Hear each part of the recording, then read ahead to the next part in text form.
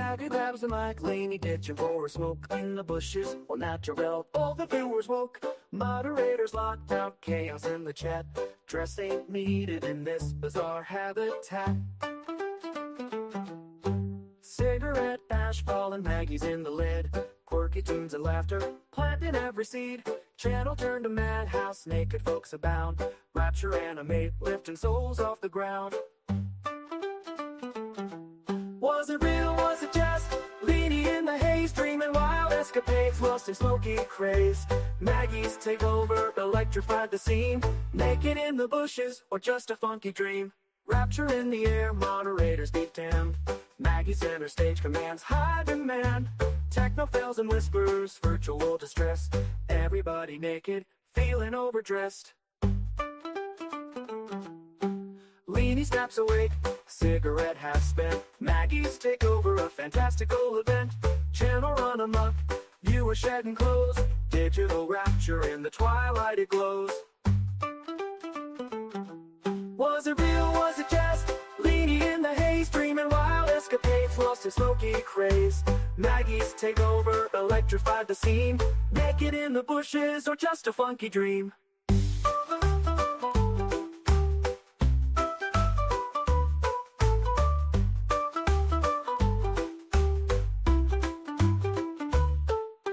Rapture in the air, moderators be damned. Maggie center stage commands high demand. Techno fails and whispers, virtual distress.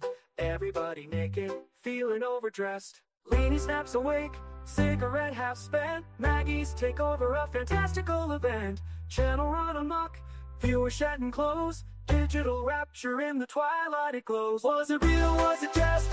Leanie in the haze, dreaming wild escapades, lost in smoky craze. Maggie's take over, electrified the scene. Naked in the bushes, or just a funky dream.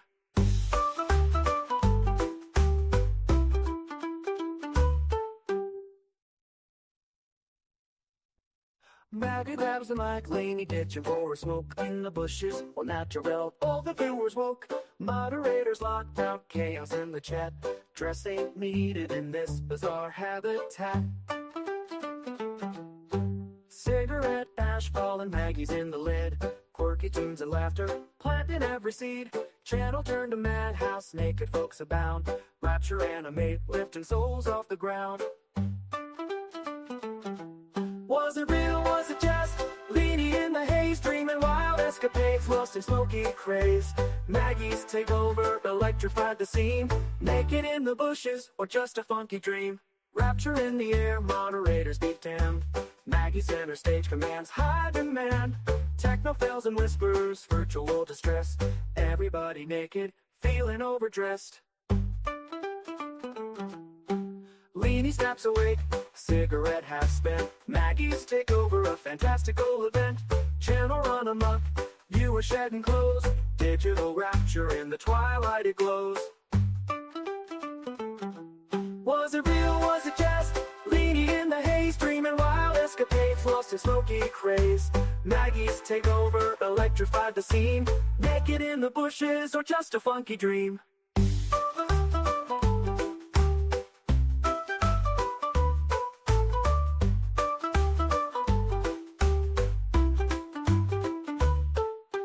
Rapture in the air, moderators be damned. Maggie center stage commands high demand. Techno fails and whispers, virtual distress. Everybody naked, feeling overdressed. Leanie snaps awake, cigarette half spent. Maggie's take over, a fantastical event. Channel run amok, viewers shedding clothes. Digital rapture in the twilight it glows. Was it real, was it just? Leanie in the haze, dreaming wild escapades, lost in smoky craze. Maggie's take over, electrified the scene. Naked in the bushes, or just a funky dream.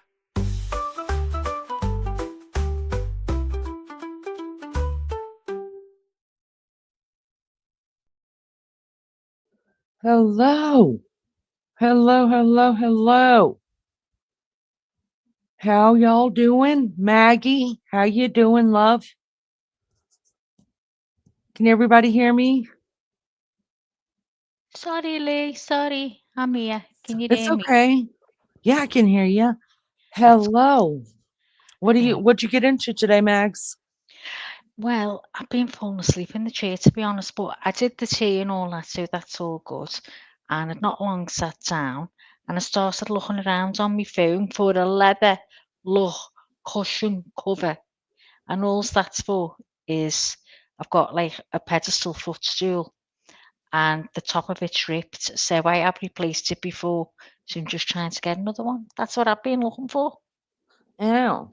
Well, But I did get some Temu stuff in, and we're gonna do a Temu haul next week. I'm telling you, Maggie, I'm displeased. I'm displeased, and we will talk about all that then. let me tell you, right, my first two, I was like, what the hell have I got? But you know, when you get used to what's shit and what's not, you'll know what to get, honestly. Well, I bet you I won't be ordering again because it's shit. It's shit. You Straight up probably know what shit. you ordered. Could have got it at the dollar store, and that's all I have to say about that. Hi, everybody. Welcome, welcome, everybody. Thank you for being here. All of our 4 people. Wow, 4 people. Maggie. Oh my I know it's God. true. Are we going to cope? You know what it is? It's probably, everybody's just overtired from all the sex scenes last night. Or they've gone out and bought them and they've been putting them to use. That's what it is. I enjoyed last night so much listening to Oh, it's Sean. funny. I didn't even know that would take place. I love it when something unexpected Yeah, happens. it's not planned. It's always better, isn't it? Oh, yeah, and he's so interesting. Who He knew? he is so interesting and he was just so nice. He was just answering Personable. so relaxed. Yeah, And it was just like you sitting talking to him on the couch at home. It was a brilliant. I really and enjoyed it. It was lovely. and sharing his homeland with us. Oh, I loved it so much. I Oh, know. we Are got you, Peggy?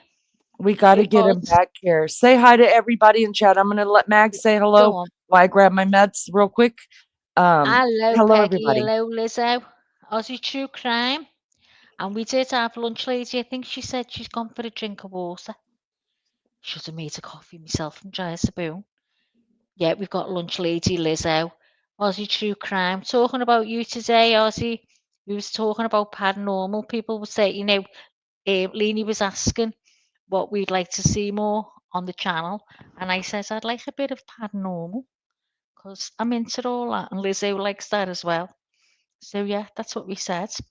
And JB was telling us a little story about when her mum stayed in supposed to be the most famous haunted hospital that she knows anyway, but she didn't want to say where it was because she ducks herself. So yeah, it was dead interesting, Ozzy. I didn't know you covered all that. You're always on when I'm not. So it's a shame, isn't it? We're all miles away from each other and we can never catch up in each other's chats, but we try. We try. Yeah, I'd love to. I'll have to go and watch the replays. I could watch the replays, but I like to get in when everyone's there and I'm chatting to each other. Do you know what I mean? We're all chatting. It's more exciting.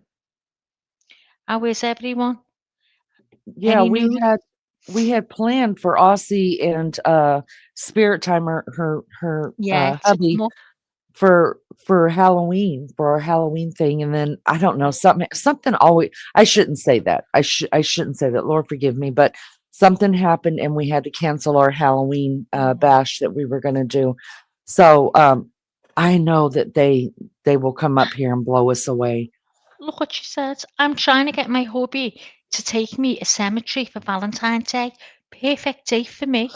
Oh, I love Could we going go to the with you? Are you cemeteries going too. Yes, live? go live from the cemeteries. In fact, I But you plan know on what, Lee? doing that when the weather It gets doesn't. warm.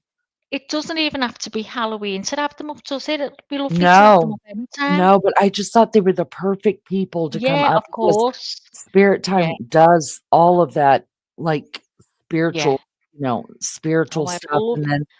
and then Aussie True Crime does all the true crimes. It just would have been magnificent and scary, and damn it. It would have been really the right setting.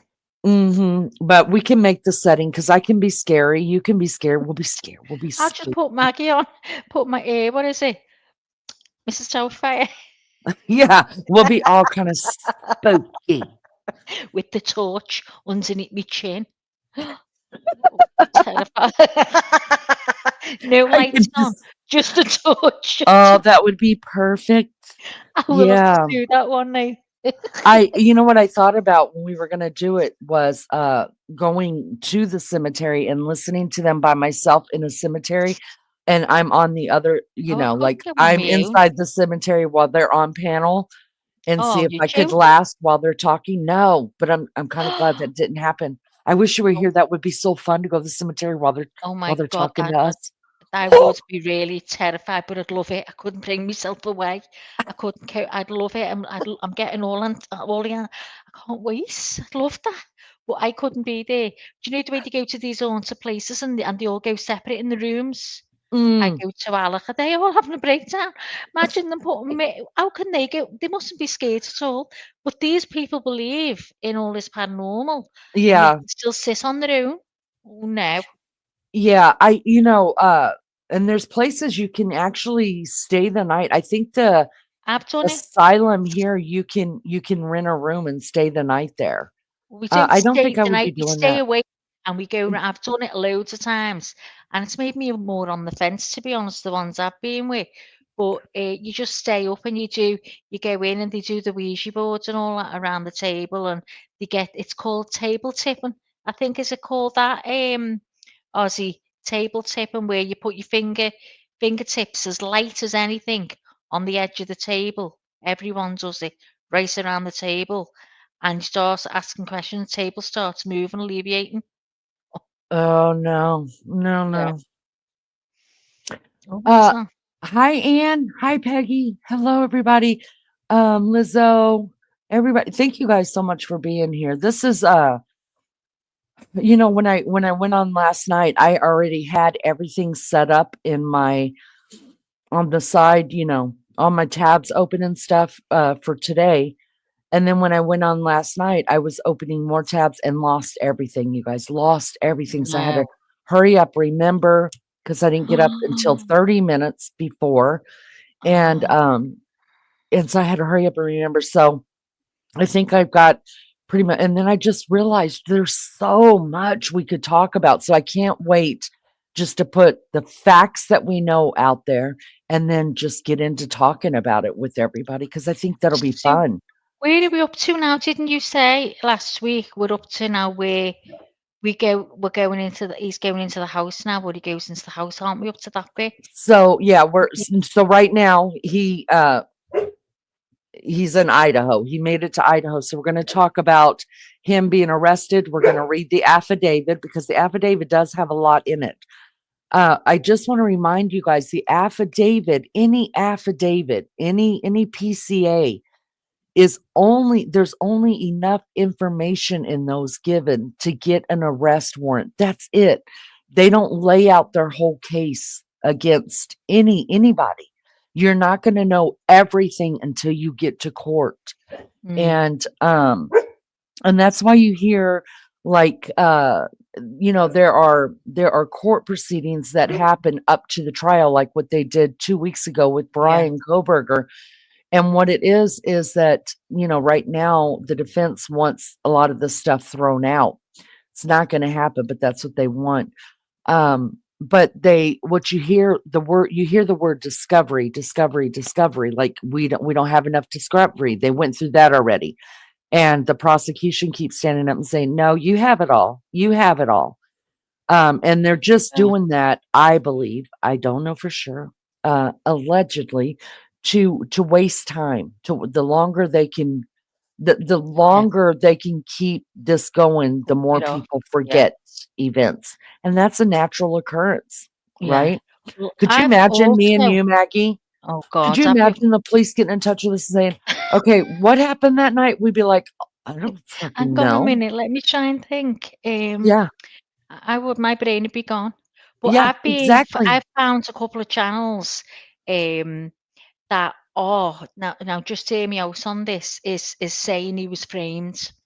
And I'll be honest, everything they were saying, I'm going, you know what I'm like? I'm going, oh my God, oh my God. I mean, I just want, if it's him, he needs to be locked away for the rest of his life, obviously. And then I'm thinking, oh my God, what if he hasn't done Mhm. it? And I get really worried, Leanie, really worried. And then Mhm. this man, oh God, I should have took the name down. He said at the end, he said, even though he was saying right along, he was pointing out he'd been framed. He'd said, but we don't know everything.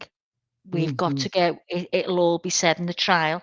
We Right. can all sit there and speculate, although I think he was framed for what I've looked at and what I believe, I think he was framed. Mm.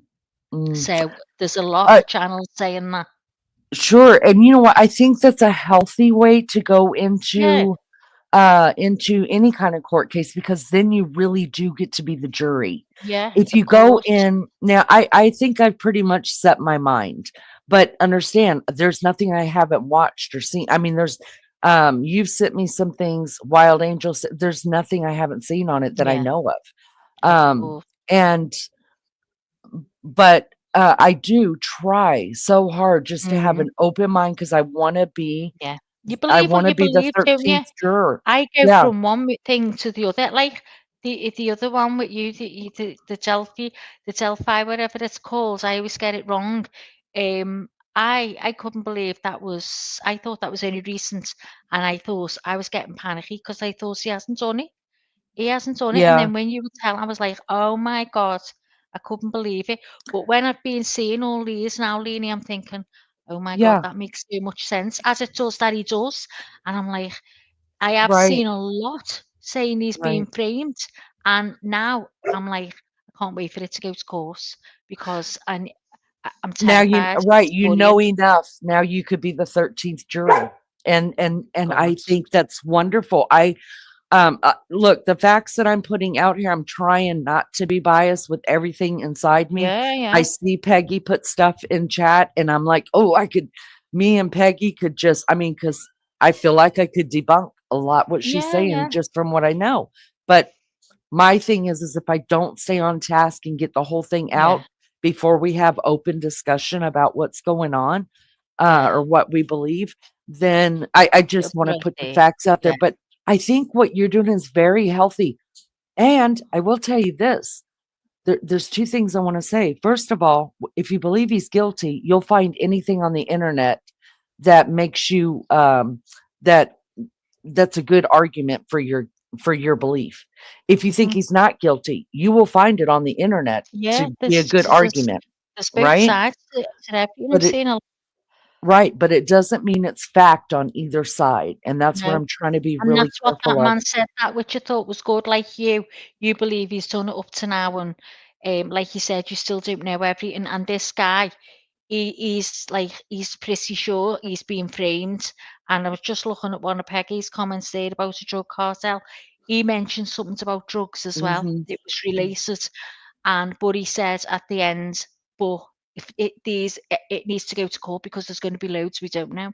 That's correct, That's and when we that's need, yeah, yeah, and I think and pretty much, I mean, I think pretty much once things go to court and things start coming out, you're just like, "Oh, I didn't know that. Oh, yeah, oh," you know what I mean? Like, even I mean, there was stuff that came out in the Delphi murders, and yeah. I Oh I God, didn't yeah. know it because it wasn't put out.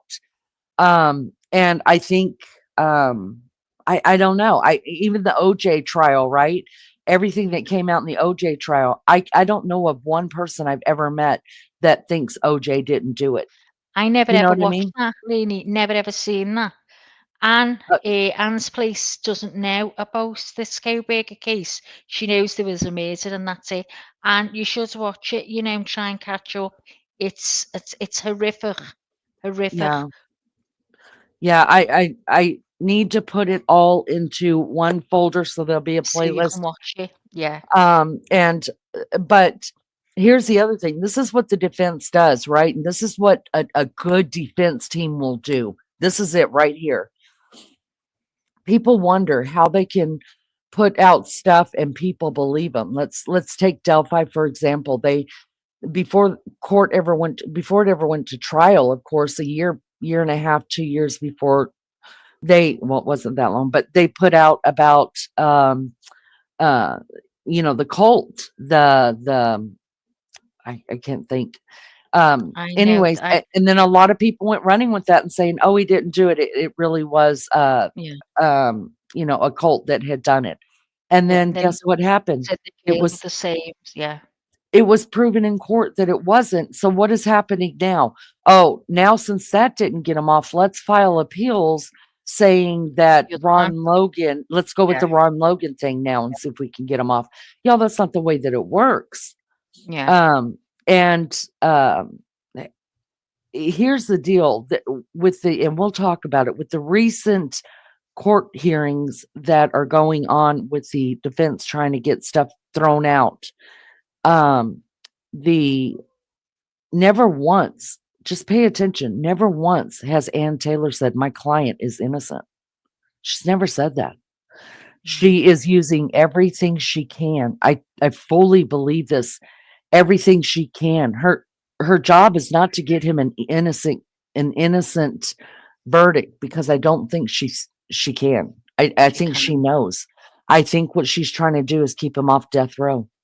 Because if you listen to her, all of her argument is, in Idaho now, they reinstated the firing squad. So he could very well be the first person killed in a long time by Oh my firing God. squad. And She's someone was trying saying who I heard that I don't know whether it was JL or Peggy now, that there's not many in this place who are on death row. So it mm, could be very soon. yeah, he would get ushered kind of right to the top, I think, because of I didn't his, know they still did that. you know, Really they firing squads. yeah, well, what Mm. happened was when the pandemic hit, somehow, some way, all of the medications that they use to put um, people to death, Yeah. there was a shortage, and so Oh, Idaho said, "Well, we don't need your medicine. We'll do it the old-fashioned way." Um, and and I have to be honest with you. I think if it were me, I've thought about it a lot, because they brought it. Ann Taylor tried to get him off. She said, "I think we should take that off the table because it's inhumane. Imagine this man having to live years on death row, knowing he's going to be put to death by firing squad." And the whole time she's saying that, I just want to go out and punch her in the throat, thinking, "What do you I think mean, those if poor it's him, kids I were wouldn't care thinking?" what way it's at. If it's proved it's him, I don't care. I don't Yeah, care it either. should be But you done. know what? If you It's think about it, horrible. though, it's more of a humane way. I mean, you're not strapped down to a table. Have you ever watched uh Oh no. eh, Oh oh, yeah. I've No, I've watched never them. seen it. They're No, I've never. lovely. They're No. lovely. I love them. But Picture's lovely. watching well, I've never watched one, like, they don't let you see the whole thing, but I have been on court TV where they show the prisoner coming in, and then they close the curtains, and then when they open the curtains back up, they're already strapped down to the table, and the IV is already inserted into their arm. Now, if you want to talk about being cruelty, that's a lot to deal with. All right, this needle's going in your arm, and one of these three medications that are going to be going in there is going to kill you. I mean, So and it takes does it like 15, put 20 them minutes. so does it like put them to sleep when you have anesthetic, or did they struggle? No, it puts them to sleep, and then it stops their heart. It's 3 different medications. So it's like when they're putting an animal to sleep. Mhm. It's yeah. One of them is nothing but I'd saline, rather go that way, and yeah. one of the drops is like a comatose one that puts you in a very Mm, deep sleep, and the other one stops your heart. okay. So it's And exactly what we do, yeah. I'd rather go that way than a firing squad. oh, not Oh, me. oh, go You're away. out. Oh, God. Boom, Oh, done. no. It's over. Oh, no. Be terrified. I mean, how Make sure many do it on the firing squad? make sure to get a headshot. I don't know. I'll Did go you go fire for the head? squad. Yeah, well, I would hope. I would Yeah, hope. Yeah. yeah. I Listen, mean, oh, God. to me, what these kids went through that night, and I mean, it yeah, I was agree. If it it's was him. pretty fast, Yeah, but especially Xana, yeah. what I believe Oh, she yeah, watched and had to yeah, deal with in those few seconds of her yeah. life, I don't care what you do to the person who killed these Listen, kids. don't get me wrong, I don't care if they slaughter, I don't care. Let the parents in, let them rip them to pieces. If it's proved it's be done, Mhm. I'm not bothered. Yeah, I'm fine with that. I just I'm always the worry, same. worry that if it's a wrong, oh, that's what I'm like. I'd be no good on that type of I'd have to say no. Yeah. I'd be terrified. I couldn't live with it, Leanie. Well, Beefcake was on one in Oklahoma. I've never been on one, pisses me It's the off. murder one. I've been on it Yeah, twice. he's been on a death penalty one, just one. And Really? he was the only one by himself that voted for the death penalty. I mean, everybody agreed the guy had killed the Yeah. kid. It was over a kid. Dave? Oh And when God. it comes to Beefcake, I mean, that's what stopped him from being, he went through all the schools to be a paramedic. And Oh, on his first job, he had to go and resuscitate a wow. baby. And after that, he said no. He walked Ah, away from it, went back to school because when it comes to kids, like that's his heart, yeah. is children. Well, my first And one I told you was pedophile. Yeah, so I didn't have a problem with that when I seen all the proof. yeah. I didn't have a problem at all. But Well, guys, yeah, there is so much to talk about. I just want to get to the facts of this, and then I want to have open discussion. So, Anne, if you want to hang out just for a few minutes, I'm going to do a timeline on it. Um, and then we're going to talk a little bit about Bryan getting arrested and what happened over there. And then at the end, I want to read the affidavit. That way, nobody has to really be at the computer. You could be up doing your dishes, making your dinner, doing whatever it is, fixing your laundry, because it's basically going to be just me reading. I couldn't find one where somebody was reading it to us. Um, but so we need to know what's in the PCA. You have to know because there are facts. The PCA has to be factual. It has to be 100. Now, the defense will go in and try to tear that PCA up.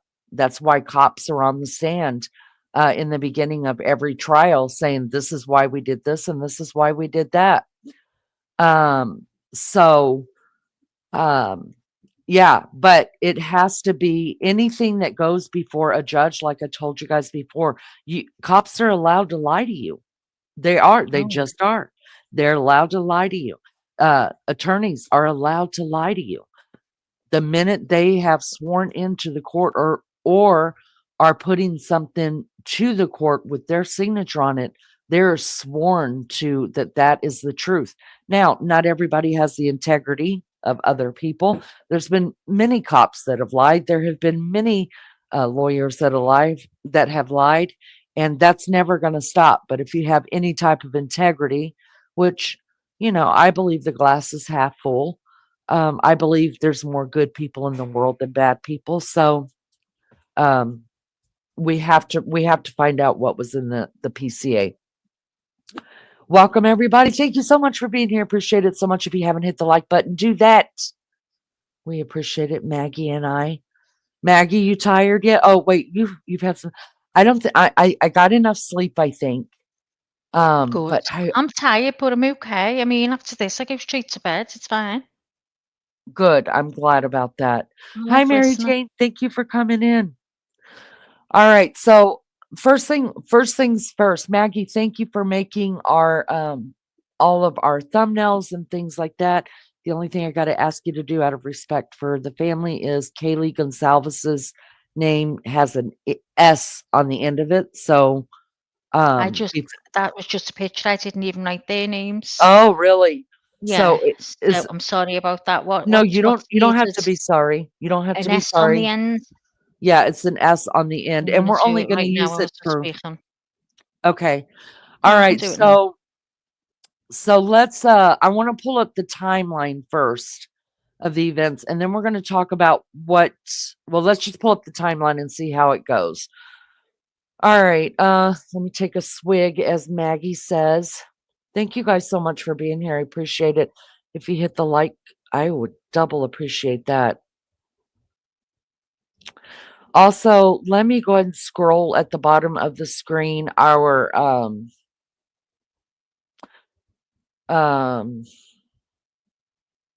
You guys, I have to scroll the ticker of the copyright. I wish I could scroll the trigger warning as well. This can be a trigger warning to some people, so please protect yourself, Well, if you protect get your own that mental in the health. chat, get that in the chat and put the trigger warning on the screen. I no, I still want that to be scrolling. That I Okay. mean, we haven't gotten in trouble at all from No. YouTube for using all the stuff that I've been using. And I just want everybody to know I did use J is for Justices. One of her things in our very first one.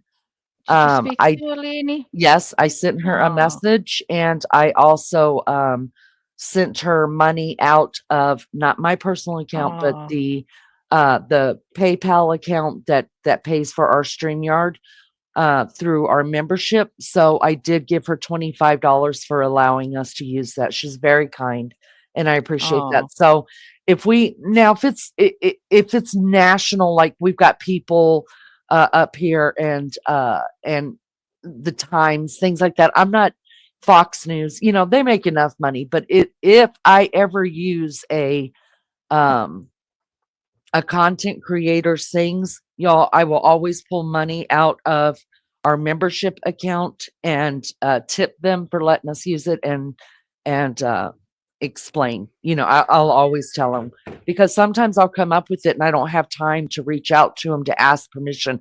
That's I'm telling you, Gray Hughes, he is one crazy motherfucker. I mean, he is condescending. I don't know about his wife. I've I just feel received bad a for her. membership. I did too. I just got another membership of Did you? his. Yeah, hmm I've only ever Um, had one. but I will tell you this. I really do believe the man is a genius when it Mm, comes to certain things. As far as being able to map out, he's got that software. He can map. He takes the PCA. He takes everything that the courts and the lawyers have put out, yeah, and he maps it for you. It's really really it's called amazing. that, Now yeah. he's an asshole. He knows he's an asshole, but I think that the way that he presents stuff, and I do like it that like he went to Moscow. Did you? um, yeah, he did, and he No? drove the scene several times and in about mapping it out, and Oh, he tells you, "This is what I know, this is what I think, and this is what maybe I don't know for sure, yeah. but this is what I think is going on." And y'all, he was right about everything Delphi. He was right on the money. Everything Um, Delphi, everything. And he didn't know no more than we did, other than, you know, he does have connections with the family. Okay, thank you so much, Lizzo, for putting that in chat. Every time we bring up something new, if you guys don't mind, if you remember, just drop the fair uses in chat. It doesn't matter how many, if you think it needs to be dropped, drop it. It just protects the channel. And I appreciate it so much. So let's go ahead and read this out. Fair use disclaimer, Copyright Act of 1976 gives allowance for this content to be used for purposes of criticism, comment, news reporting, teaching, scholarship, and research. Fair use is permitted by copyright statuses that may otherwise be infringing. Nonprofit, educational, or personal use tips the balance in favor of fair use. Please leave your DNA on the like button. Thank you so much. I appreciate it. All right, guys. Hi, Joni. Hi, Wild Angel. Gray Hughes got run off the street that the house was on. Oh, I'm sure he did. I mean, Gray is, and you know, there were people in Delphi that weren't happy he was there either. But I will tell you, he's got a knack with mapping things out. He was right on the money. Hey, Jay Badass, good to see you, love bud. Thanks, guys, for being here. Hit the like for me, and let's move on into this really quick. I just want to, for like Anne and other people who may be just coming in and didn't see the other two that we did, we're gonna do a timeline from People Magazine. Um, did a pretty good timeline of this. I wish I could use. Let me get this up here so we can see. I wish I could use Gray Hughes's stuff, you guys, because his stuff is right on it. But he will strike me as sure as my name is Leanie. I'll tell you that right now. He sure will. Um, hold on. Let me make sure this is the one that I want. Timeline. It might be this one. Oh, no, it's this one. Okay, let me stop the screen and present this one. This is the one I want. Okay, perfect.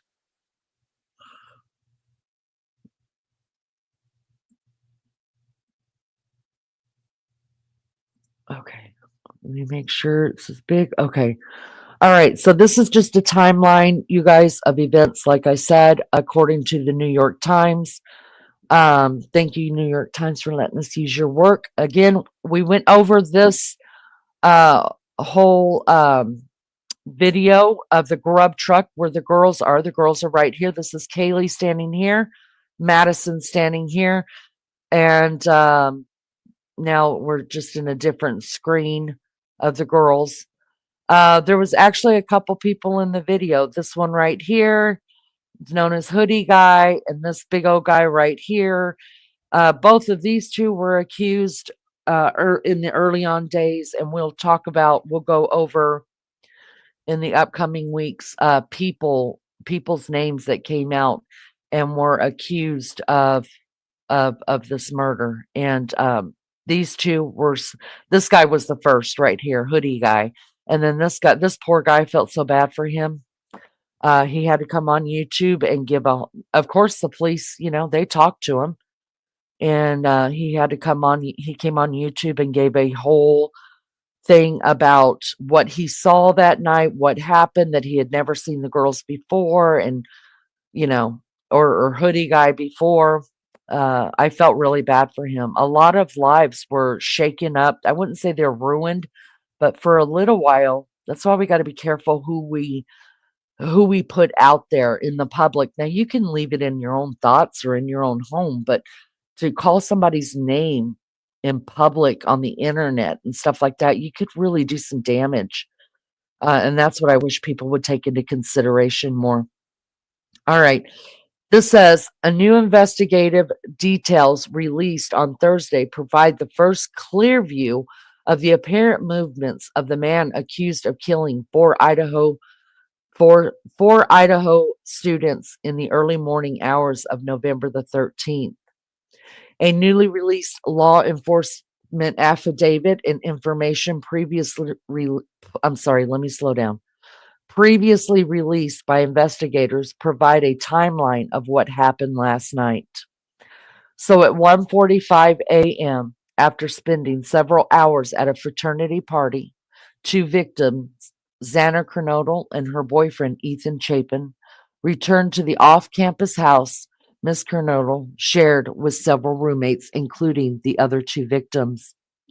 At 1:56 a.m., the other victims, Kaylee Goncalves and Madison Mogan, arrived back at the house after spending their time at a bar and grabbing food at the food truck. At 2:47 a.m., a phone belonging to suspect Bryan Kohberger stops connecting to the cell phone network in Pullman, Washington, where he lives, a short drive from the University of Idaho campus in Moscow. At 2:53, surveillance footage shows a white sedan consistent with the white Hyundai Elantra registered to Kohberger traveling towards the highway between Pullman and Moscow. At 3:29 a.m., surveillance video shows what police say is a white Hyundai Elantra in the Moscow neighborhood that includes the victim's house where the crime later occurred. The vehicle makes 3 passes by the house.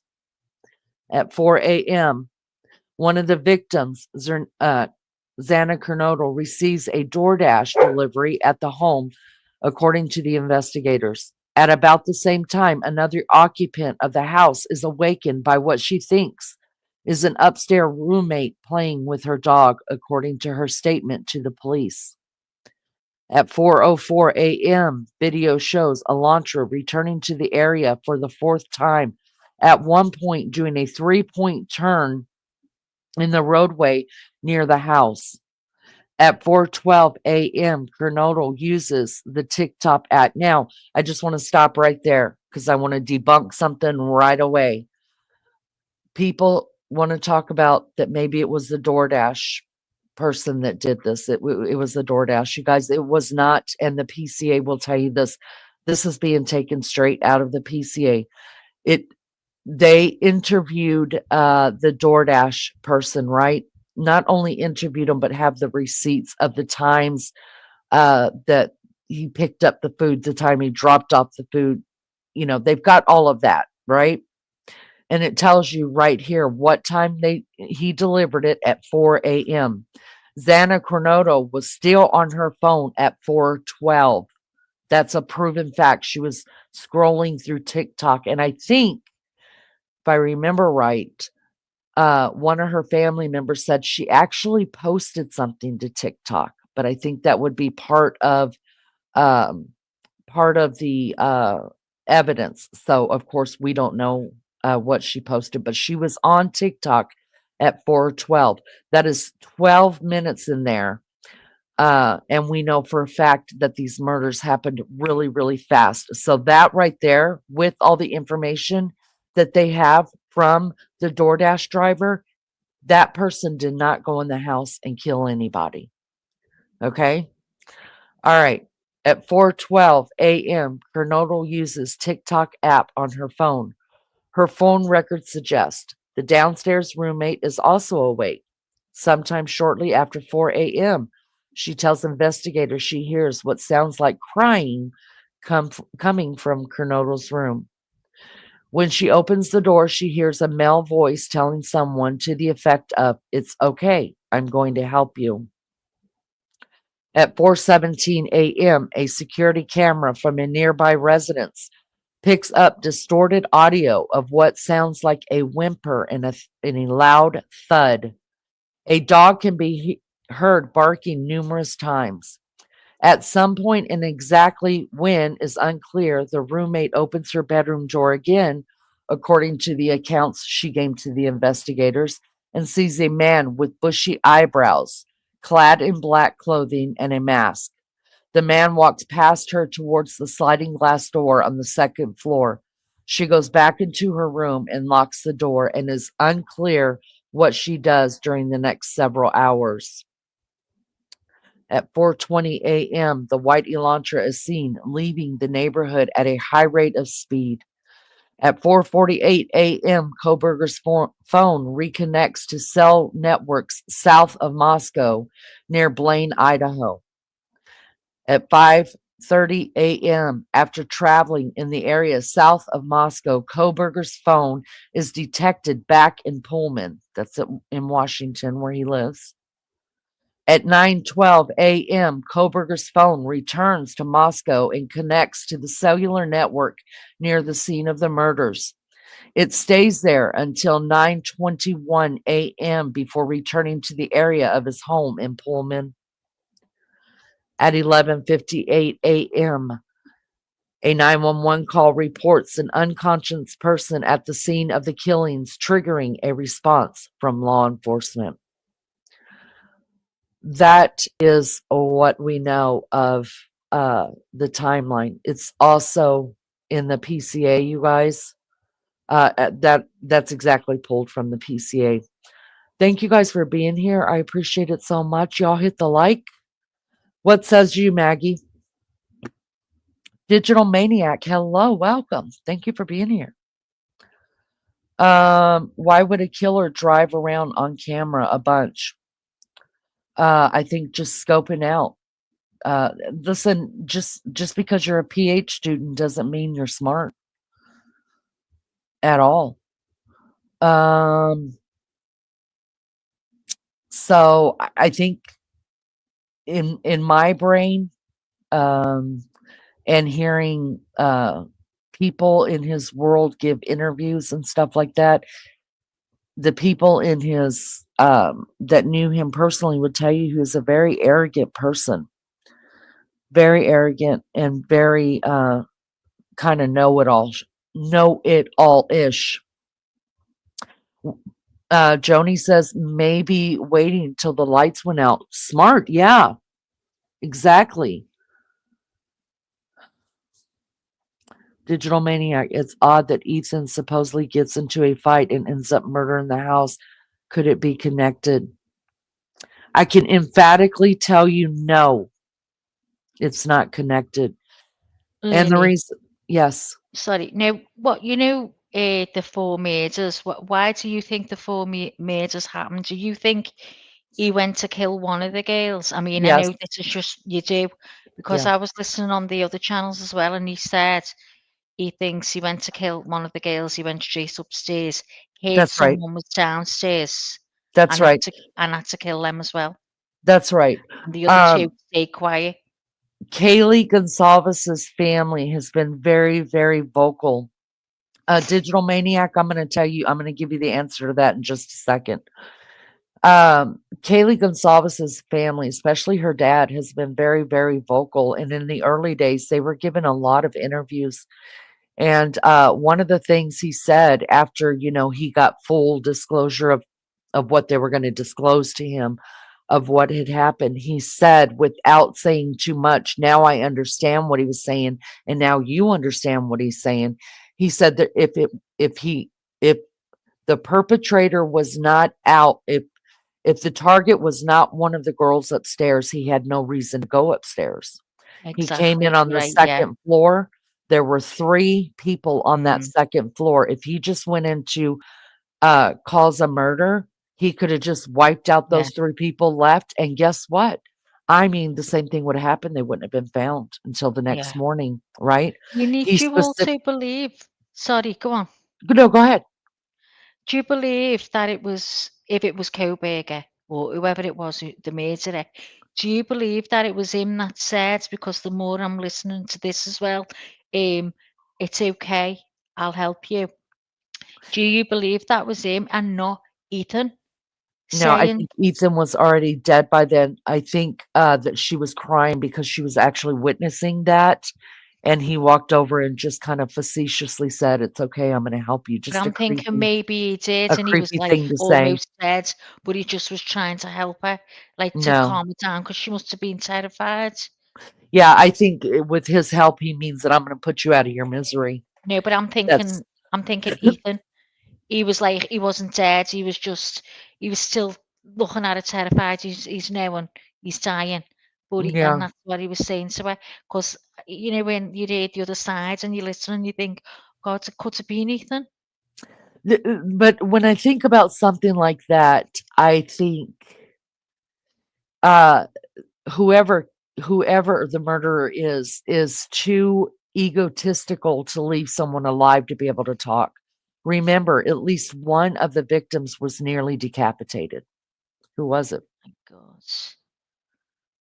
Mm. Let me answer this for Digital Maniac. I don't know if he's still here. I hope he is. That's a very good question. He says, "Is it odd that Ethan supposedly gets into a fight and ends up at a murdered house later that could be connected?" No, and here's why. I have a kid who's in a fraternity, and I called and asked him the very same things when it first happened. I was like, "Look, they're saying that the fraternity was connected possibly to this, and thank you for being here, Digital Maniac." And he said, "No." He said, and the reason why I'm saying that, not because they're brothers of mine. He said, "Where did the FBI stay? Where did all of the investigators stay whenever they came to Moscow? Where did the state police stay? They all stayed in the fraternity house." And that's a known Right. fact that that's where they stayed while they were in town. Um, you do if it was connected to the fraternity house, therefore that makes the fraternity house part of the crime scene. Yeah. No officers would be staying in there. That would be messing up another crime scene. So So also, what Peggy's just said there, if she one of the roommates heard him saying, I'll help you. Why she said she didn't hear the mazes. She just heard the dog barking when the house over the road picked up screams. So it yeah, says, listen, I'm not saying and DM Dylan Mortensen has a lot to answer for, and there's a lot of people. I mean, yeah, it we need just to looks know. totally suspicious that it took so Yeah. long to, but I think it's going to come out. I don't Yeah. know. I'm excited to find out. I think it's going to come out that she was Can't higher wait. than a kite. And Yeah. I did see that Peggy said up here, why did he leave 2 other victims in the house? Here's what I think. First of Didn't all, hear them. uh, I remember we talked about he had visual snow, Yeah. and I'm sure after killing 4 people, he was just totally spent. He was wore out. But Peggy, that And other guy I was just telling you about, he said because when he was upstairs doing what he intended to do, he heard the noise of people below, and that's how when he killed those 2. And then when he came downstairs, they were hiding. She was quiet. She was just terrified. And so he didn't hear or see them, and he was just wanting to get out quick, yeah, obviously because he'd done 2 more murders, and he was like must have been like a lunatic trying to get right. away. Right, and remember, I believe that his intended target was upstairs, and I believe it was there. It Yeah, was I believe it was Maddie. yeah, Um, he had if it was just to kill people, he would have never went upstairs or downstairs. yeah, He would have yeah, stayed on the second floor and did it. He went in the house after somebody. When he yeah. came downstairs, I think he was greeted with Ethan or Xana. And I think that's why he had to. I don't think he had any intentions of even killing Kaylee. Kaylee just happened to Yeah, be to be in there. in the bed. Yeah. And Also, I so was thinking, one of them, who was it that wasn't supposed to be there? She'd left. Kaylee, right? Right. Kaylee So I'm moved out. thinking her room, that's why they were together. Maybe because her room was all packed up and it was all gone. She never I had no bed nor anything. So that's why No, she there was was a sharing the bed. bed. There was still a bed in the room. I think they were No, but just I mean bed, and she had no bed nor anything. So yeah, she just yeah, yeah, stayed that with could be it Maddie. too. I Yeah. don't know. So But that's I why she just think was in there. I'd like to think it was just the closeness of them. Like if I go hang out with my sister and she's in bed, I just crawl up into the bed and I we would sit there do and the we talk, same. you know? Yeah, So yeah. I think it was more of maybe that situation. I'd like to think that because then there was a comforting moment there between them, you know? Like they I were think they were sisters, they good were in the together bed, they anyway. They were very close. yeah. It's Leanie, not have you nice watched to think any of. videos showing Bryan was framed? I have. I have. The problem with the videos is that, listen, like I said, you can find anything on the internet that tells you that he's guilty. You can find anything on the internet that tells you that he's not guilty. So I could sit and argue my point all day long, and you could sit and argue your point all day. It doesn't mean that any one of us are right. So I'm just trying to put the facts out. I'm just trying to also not only just put the facts out, but I'm trying not to say he did it because of this I'm trying to say, well, this makes sense. Doesn't this make sense that the reason the other 2 girls weren't killed is because the one person he was going after was upstairs. You could see the bedroom from the outside of the house where he drove around. Maybe the light went off and maybe he thought this was my time. He could sneak in while everybody was asleep and sneak back out. Nobody would know. But then Kaylee happened to be in the freaking bed, so he had to finish that. And we know Yeah. that Kaylee had the worst of the worst because she fought back. And then I think when he came downstairs to leave, he he he was encountered because remember, Xana had gotten some food, and was Xana walking back into the kitchen to put the bag and the drink up? Was she going to the bathroom and came out of the bathroom? Did Ethan go to the Mm. bathroom? Did Ethan walk in there to put her bag and her Well, food up? they were still awake till late because she took the DoorDash, didn't she? She took the So they were DoorDash still awake. and at 4:12 she was awake on TikTok. Yeah. So, you have to Been think having about a all these phone, yeah. scenarios. She paid the phone. Surely she did not just buy food for herself. Yeah. Maybe I they think, shared a fry and Ethan was like, "I'll go put it in the kitchen." And yeah. maybe he encountered because whoever the killer is, I don't Ethan was not killed in that bedroom. He was not in the bedroom. I'm telling you that right now. Ethan was not in the bedroom. Where was he? I think he was in the hallway closer to the bathroom. And what makes you say that, Lee? because of the stuff that, um, if you remember what the coroner said when she was asked, were all the kids in bed asleep? Yeah, that's right. And she said, I don't think I'm supposed to answer that. And Yeah, at first, before the PCA came out, the police did say they were asleep, but he didn't say all the kids were all of asleep, them. Yeah. because Kaylee and Maddie could have been asleep, and then Mm, Kaylee woke up and put yeah. on a Oh fight. my God. So, Yeah. and I want to tell you this too. Some people say, well, I think Xana was killed first and Ethan was killed first. You understand how that's going to be debunked, right? We will be able to know who was killed first, second, third, and fourth, depending Yeah. on what blood is on the next victim. So Yeah. on the last victim, you're going to find blood from all three of the other victims. The Mm, first person who was killed, you're not going to find their blood in their wounds. mm, Does that make sense? yeah. Yeah. So I Because it guarantee, was the I same almost thing they guarantee you, used, wasn't it?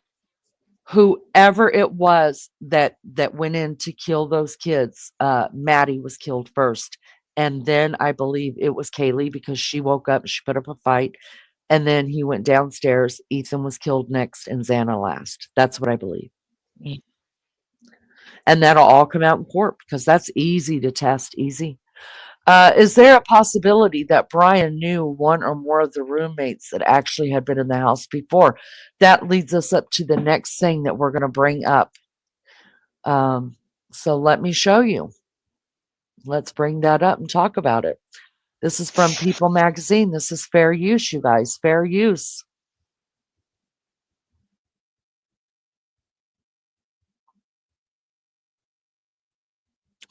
Just making sure this was.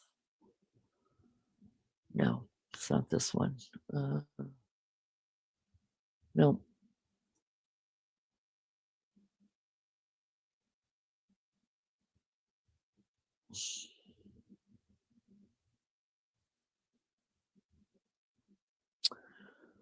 Uh, Maybe it is this one. All right, let's do this from People Magazine. Maybe this will answer that for you. Um, it's kind of another timeline, but I think it answers the questions that were posted in chat just a second ago. This is from People Magazine. Let me take a drink really quick. Idaho murders timeline. Everything you need to know about the case. Now, this one is a little bit later on. This one was done in November 13th, 2022. Okay. The brutal killings of 4 students at the University of Idaho in November 22 are in the spotlight once again. On the afternoon of November 13th, 2022, Madison Mogen, 21, Kaylee Gonsalves, 21, Xander Kernodle, 20, Ethan Chapin, 20, were all stabbed to death in the bedrooms of the second and third floor of the home in Moscow, Idaho. The killing shocked the campus and the University of Idaho, where all 4 victims attended, especially as the case began with no suspects or apparent motive. More than a month after the murders took place, suspect Bryan Kohberger was arrested in Pennsylvania in connection with the murders. The same day, a memorial was scheduled for best friend Mogen and Goncalves. It was amazing they caught him the night before their memorial. Such a blessing and a relief for all of us. Jesse Frost, a family friend of Mogen's, told People. It brought a little peace that day. In May 2023, Kohberger was indicted by the grand jury, later pleading not guilty to 4 counts. That is not true. He did not plead. A judge pleaded. He stood. He stood. The judge put in the plea for him. He stood silent. On 4 counts of murder and 1 count of felony burglary. His trial date has been delayed indefinitely, which now we know is August the 11th this year. It's supposed to start. The case has continued to play out in the media. The 3-part Paramount docuseries about the killing. Cyber Sleuths, the Idaho murders, premiered in February. There's so much, you guys, so much you could pull up on Netflix, where friends talk and give interviews about that morning and getting text messages about the girls being dead and Ethan being dead and different things and how it spread around the campus and how that doesn't make any sense. On August 22nd, 2020, Bryan Kohberger's cell phone was in the vicinity. We know that. According to the, okay, so we already know that according to the affidavit, we're going to read all that. We're going to read all that in there. Let's see. In January 2023, an investigator familiar with the case told people that Kohberger sent listen, here's the answer to the question. In January 2023, an investigator familiar with the case told People magazine that Kohberger sent a series of messages to one of the victims on Instagram. That is true. Her own, that is true. It has been Kaylee's sister. She is the one that went straight to her Instagram and pulled off everything and gave it to the police, even though the police would have found it. But she did what she did. Bryan Kohberger was following on Instagram her sister and Maddie Mogan, and he did leave messages. In late October, an account that authorities believed to belong to Bryan Kohberger sent a greeting to one of the female victims, the source said. When he didn't get a reply, he sent several more messages to her. He slid into one of the girls' DMs, private messages, several times, but she didn't respond. Is that the motive? Is that we went over what an incel is? Is that the motive? There you go. I don't know. What is he an incel? Was he upset because these girls are not interested in him? He was interested in one of these girls and he got into her messages, sent her messengers, and she wouldn't respond to him, therefore ignoring him when he's such a great catch. Do you guys remember Papa Roger? We went over that. Let's use just a little bit of common sense here. So yes, I do believe that he knew them by way of not knowing them. I believe they didn't give him the time of day. I think that bothered him. I do believe that he showed up on Facebook as Papa Roger. I do believe that he is an incel. And I believe that, in my belief, allegedly, I believe there's too much to say that he is not the right person to be going to court for this. Basically, it was just him saying, "Hey, how are you?" But he did it again and again. Y'all, all that's going to be brought up in court. You can, let me tell you something, delete whatever you want to delete off your computers, your laptops, and your phones. Y'all, nothing's ever deleted. Nothing. Authorities have not said if the victims knew Kohberger, but the suspect now deleted Instagram account, which was reviewed by People before it was removed, followed the accounts of Mogus, Goncalves, and Kernodle. Now, remember, Mogan and Kernodle, Maddie Mogan and Xana, both worked at the Mad Greek restaurant, which was a vegan or vegetarian restaurant. We know for a fact Bryan Kohberger is a vegan or vegetarian. Is that where he first saw the girls? Is that where he got fixated on one or all the girls? Maybe.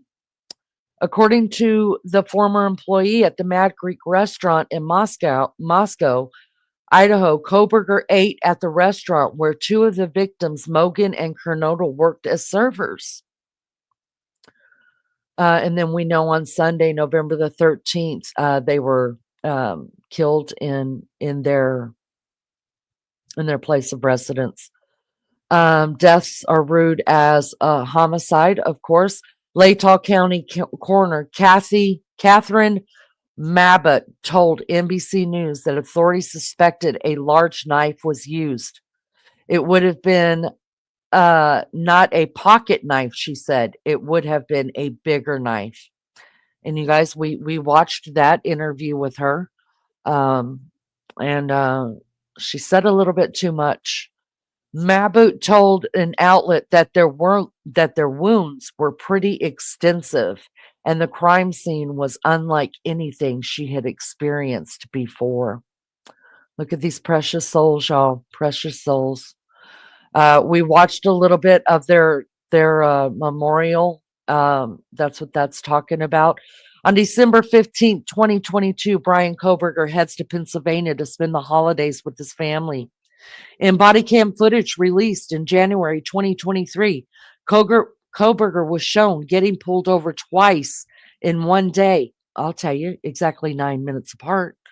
Um, while on a cross-country road trip from Washington to his home state of Pennsylvania in mid-December. The footage shows Kohberger with passenger as they stopped in Hancock County, Indiana on December 15th for following a vehicle too closely. Kohberger was driving a white Hyundai Elantra and was released with a verbal warning. I will say it again. I will always say it. The Indiana State Police came out because, the sleuths went crazy over that. The FBI was following them. They had drones in the air. The Indiana State Police came out and said, no, we were not working with the FBI. That is a lie. It's come out just since that was put out that, yes, there were drones in the air. And at one point, the drones actually lost Bryan Kohberger, ended up finding him again. One of the police helicopters did. But like I said, they're allowed to lie, and especially to protect the integrity of the case until they're sitting on that stand. So I knew when they came out and said it, I was like, you're lying. I live here in Indiana. I know what you people are doing. And it's not hard to figure out. They already suspected Bryan Kohberger. You think if there's a quadruple homicide and the person they suspect of doing it, they're just going to let him leave the area and not keep surveillance on him? Come on. Let's all work with our right brain here. On December 30th, 2022, Bryan Kohberger is arrested and charged with 4 counts of murder and 1 count of felony burglary. So does that mean he took something from the house?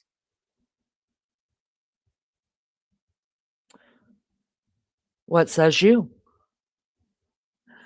Now, remember, Bryan Kohberger's apartment. Well, that's what I was just going to say. I watched some of that as well. Where there Yeah. was things they said was in the apartment. They also said they couldn't say, obviously everything. Mm-hmm. But, oh God, I Right. can't wait for this trial. So by it being 1 count of felony burglary, it makes, because they did do a search of his apartment right after his arrest. And there's a list of stuff. They had to put out a list of everything that they retrieved. Now, I don't know for sure that they have to put everything on the list that they took from the apartment. I don't know if they have to release that or if it just has to be handed over to all the officials of the court. I don't know. But there is a list of things out there that they did take. But it just makes me wonder, there are a lot of criminals out there that take stuff from the scene. Trophies, isn't it? It's A trophy, right. Right, which is just disgusting. During a press conference on Friday, December the 30th, 2022, Moscow Police Chief James Fry confirmed that Bryan Kohberger was arrested in Pennsylvania and connected with the murders of Chapin, Kernodle, Mogan, and Gonzalez. Latah County Prosecutor Bill Thompson confirmed during a press conference that Kohberger was charged. Chapin's family later released a statement about the arrest saying, "We are relieved that this chapter is over. It provides a form of closure. However, it doesn't alter the outcome or alleviate the pain. We miss Ethan and our family is forever changed." Oh God, that just grips me right in the heart. Kohberger's family breaks its silence on January the 2nd, 2023. They said, "First and foremost, we care deeply for the 4 families who have lost their precious children," wrote the suspect's father, Michael Kohberger, his mother, Marianne Kohberger, and his sister, Amanda. They added, "There are no words that can adequately express the sadness we feel, and we pray each day for them. We will continue to let the legal process unfold, and as a family, we will love and support our son and brother." They continued, "We have fully cooperated with law enforcement agencies in the attempt to seek the truth and promote his presumption of innocence rather than judge unknown facts and make erroneous assumptions. We respect privacy in this matter, as our family and families suffering loss can move forward through the legal process." On January 3rd, Bryan Kohberger waives his extradition, which means let's go, let's get back to Idaho. He appeared in a court. This is the first time, this day, January 3rd, 2023, is the first day that the public was able to put their eyes on him, where he appeared in a Pennsylvania courtroom and waived his extradition to Idaho, which means let's go, we're ready to go. January 4th, Kohberger is transported to Idaho. You guys, I got in on my flight aware. We figured, because it's not a commercial jet, it was an FBI plane, I think.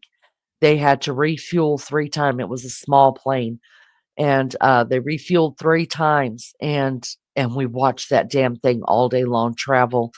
And they didn't stop. The airports that they stopped to refuel at was not these big commercial airports. They were small airports along the way. And what they would do is there's, other people in there that, pilots are in there that have their own planes parked there and things like that. They would clear the airport, which are just these small little buildings, small little runways, small little areas. And they would clear it of everybody, including the people that worked there. They would bring him in, let him use the bathroom, and then put him back on the plane, and they would take off again. It was so interesting. There is some footage out there, because once YouTubers figured out what airplane we were watching with him, there were people waiting at those airports, figuring out, they've got about this much fuel to get here. There's a small airport right here. We think this is where, and sure enough, so there are YouTubers that got footage of him. It's kind of cool. Probable cause affidavit is released on January the 5th. We're going to go through that. A police source tells people Bryan Kohberger spoke about Idaho students during his extradition. So while he was in flight, he talked about it. While he was being extradited from his home in Pennsylvania and booked into the Latah County Jail, a police source told people that Kohberger made small talk with officers, including making mention of Idaho students who were killed. He seemed really nervous. A police source who was involved in the process told people he was narrating to himself everything that was happening. At one point, he was saying something to himself like, "I'm fine, this is okay." Like he was reassuring himself that this whole thing wasn't awful. Kohberger was read his Miranda rights during his arrest and cannot be questioned about the case without an attorney present. He didn't speak directly to officers about the case, but the police source said that he did make an offhanded comment he did say, "It's really sad what happened to them," but he didn't say anything more, the source said. He's smarter than that. On January 18, 2023, authorities detailed the items they seized from Bryan Kohberger's residence. We will go over that as well. Bryan Kohberger is indicted on May 17th by a grand jury.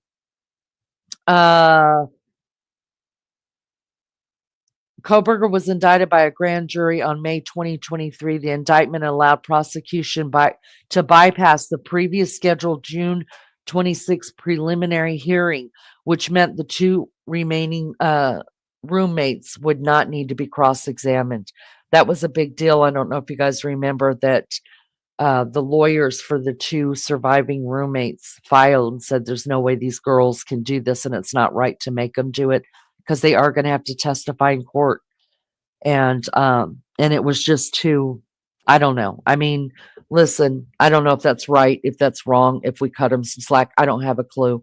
What I do know is that there are parents of slain victims that have been through, very awful tragedies that have sat in preliminary court hearings. So I kind of almost think while it was fresh on their minds, because this was only 6 months almost to the day after their murders, uh, maybe they should have put them on the stand in preliminary hearings.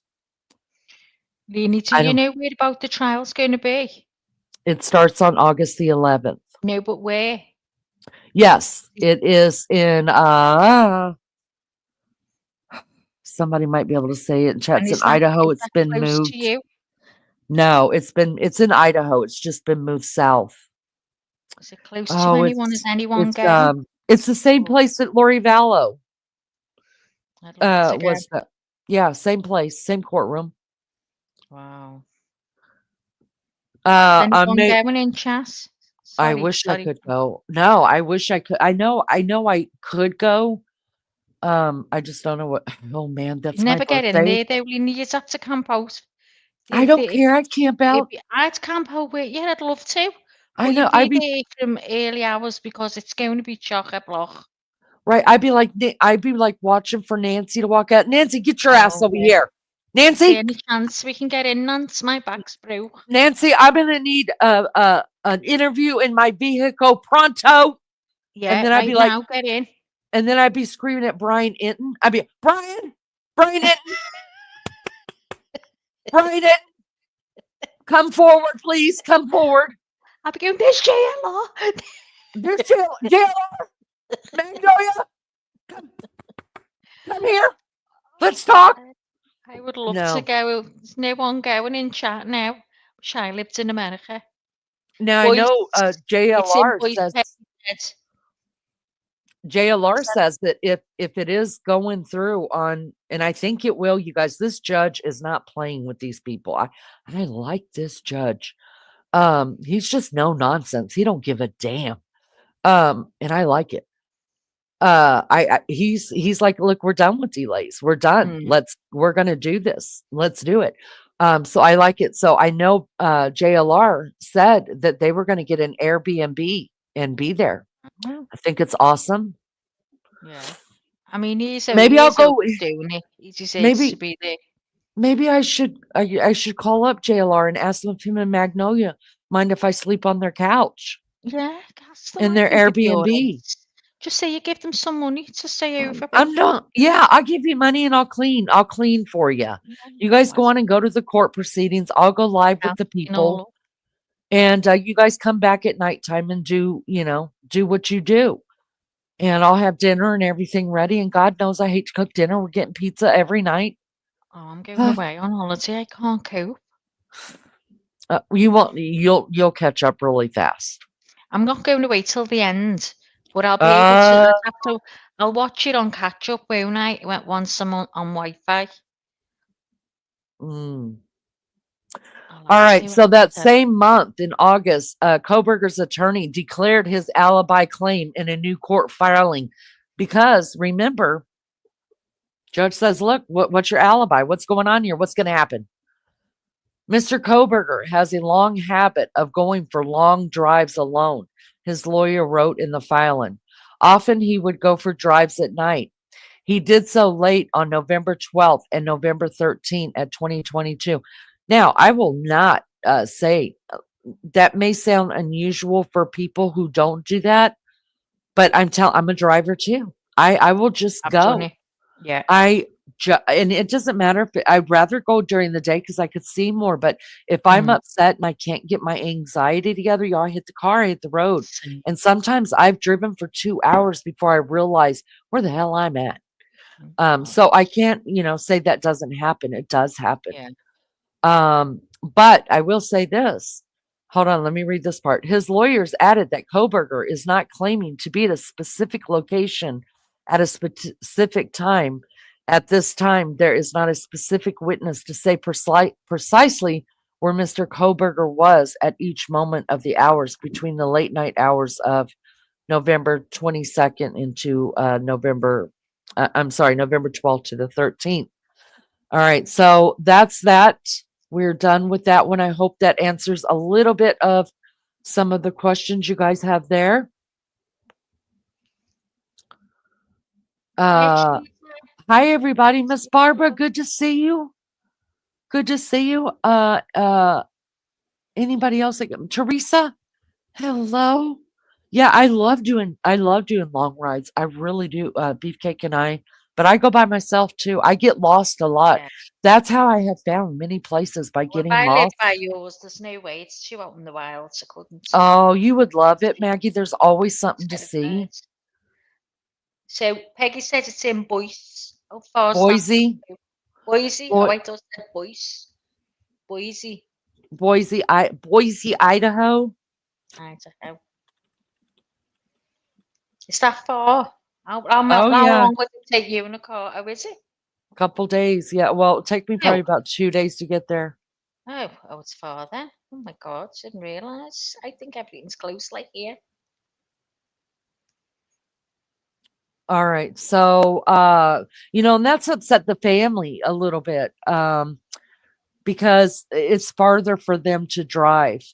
They wanted it kept in Latah County, but the deal was they didn't think they could get anybody in it's very small community, and they were worried that they wouldn't get anybody around there that hadn't heard about it, to be jurors.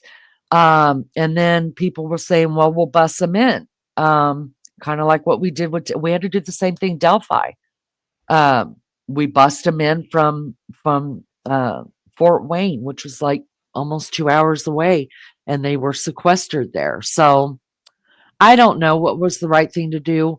Listen, there was probably not enough room for the families to sit in that tiny courtroom in Latah. It's tiny, like 3 rows of seats. That's it. These are 4 victims. Now the Chapin family. Big. This court big. This court's pretty big, yeah. Yeah. But the Chapin family has said they are not attending court. No. They said now the mother is pretty much being the spokesperson for the family. We've yet to hear one of the triplets talk. I don't know that we will anytime. They seem like a very, very private family, and they also seem like what mom says goes. Yeah. But I think that if my mom said, guys, we're not going to go to court, I would be like hell. Yeah, I'm going to court. So maybe, unless the surviving triplets are much like their parents and just say, what is it going to change by us being there and having to hear it and witness what's going on? Maybe there are people out there that just don't want to do it. They just want to get on. But for me, I'd be there every damn day staring at him, staring. Yes, At the back of his head. I just want to know. So the back of his head gets real hot because he knows I'm staring at him. Evil eyes. Looking at him, side-eyeing him. Side-eye. So Peggy said it's 1,800 miles from you. 28-hour drive. Oh my God. Oh, that's about, yeah, we could do that easily in a day and a half. Yeah. Oh God. Yeah. Twiggy's not put out, are you, by miles? No. No, we love it. Lizzo, I'm glad you're feeling a little bit better. I hate it that you have to take the pain meds, though, dear. If it gets too bad, get back to the hospital and get you some of that other drug. Did they say how long it'd last, Lizzo, this pain?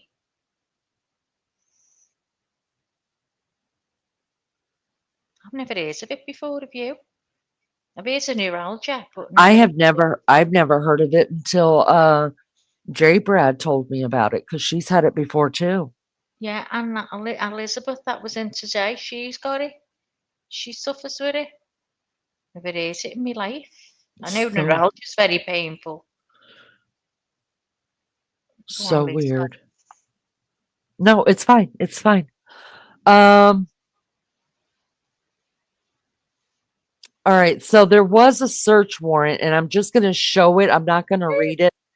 Because some people okay, so one of the things that was brought up in court 2 weeks ago now was the fact that they want all of the items that was seized in Pennsylvania to be thrown out, because here's why. I can't believe this dumb bitch. I don't like Ann Taylor. I can't believe she actually said this. This was her thing. Was that the SWAT, the the big guys that went in and went into the house after Bryan Kohberger. They didn't knock on the door, I guess, and wait for a formal invite. Now that's me being facetious. Like about She did say that they didn't knock on the door. Let me tell you something. If SWAT is going in, if any FBI agents or anything like that, y'all, they're not coming there for tea. They're not going to knock on the door and wait for you. No, no, no. When they're coming, they're coming. They did hold so they came in, you guys. They came in. They went through the sliding glass door. And I'm not talking about opening the door. They went through the sliding glass door. They went through the living room door. But here's the deal. They didn't at least I heard one guy say he's a retired FBI agent. He said they're very lucky they even had a door still. A lot of times when they go through those doors, like the back door, he said the door's thrown off the hinges. They mean business when they're going in. They're not going there to have a discussion. They mean what they're doing. They were out, and you guys, they surveyed that. Now, mind you, we know that the FBI, now this crossed state lines, right?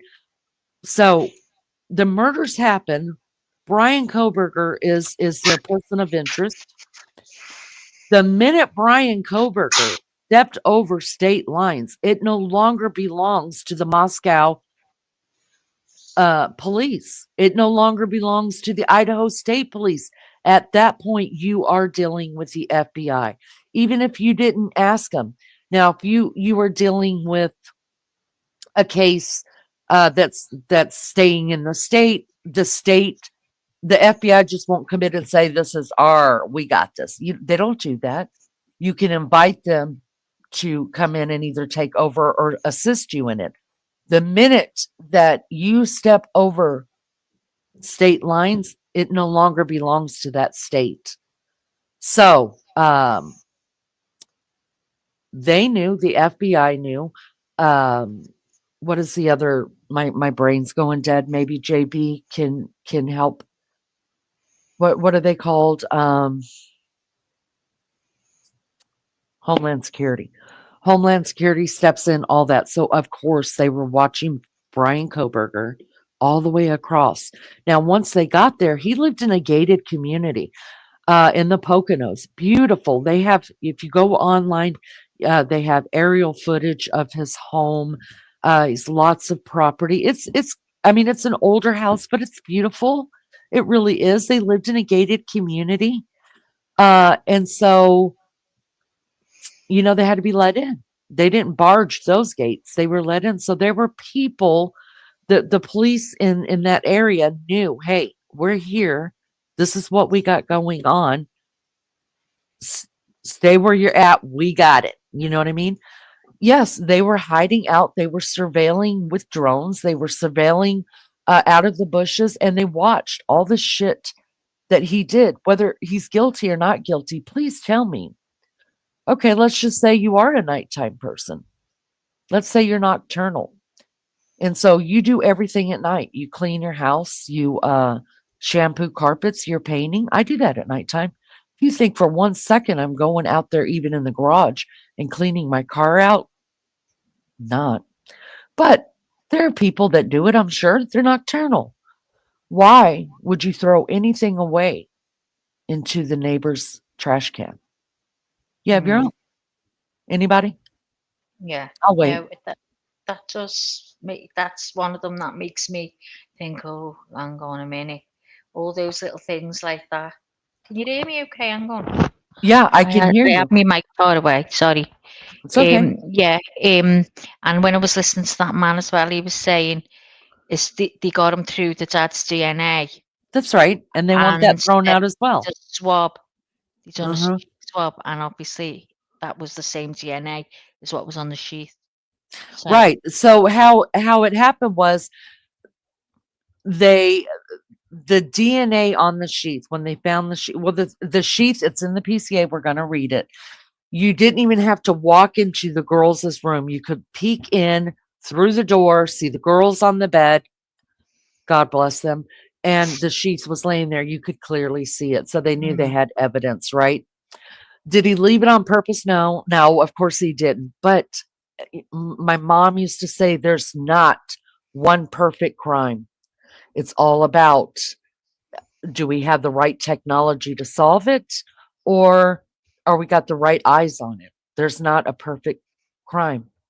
So here's the deal. Peggy, I want to talk about that touch DNA easily planted. How would they know? So what you're telling me is the second that the murders happened, they were like, yeah, we'll charge this guy Bryan Kohberger over here. Because when the police got called, they went right through there and they saw the sheath. So who would have planted it with Bryan Kohberger's? Nobody even knew Bryan Kohberger. The police knew about Bryan Kohberger because he did apply to be on the not the police force, but he did apply for a job with the Latah County Police, and he got turned down for that job. For what reason, we don't know, but we're going to find out. And we don't know if he didn't have any injuries.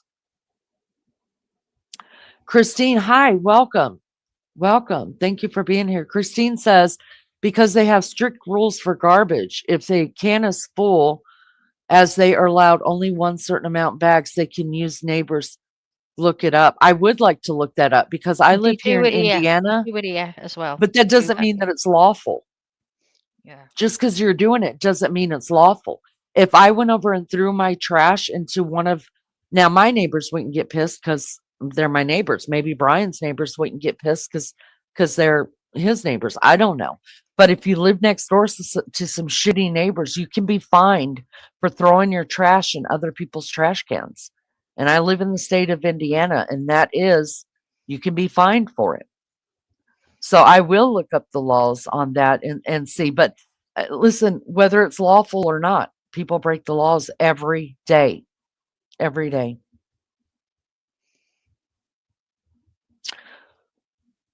So they had the DNA from the knife sheet, right? They put that through the IgG.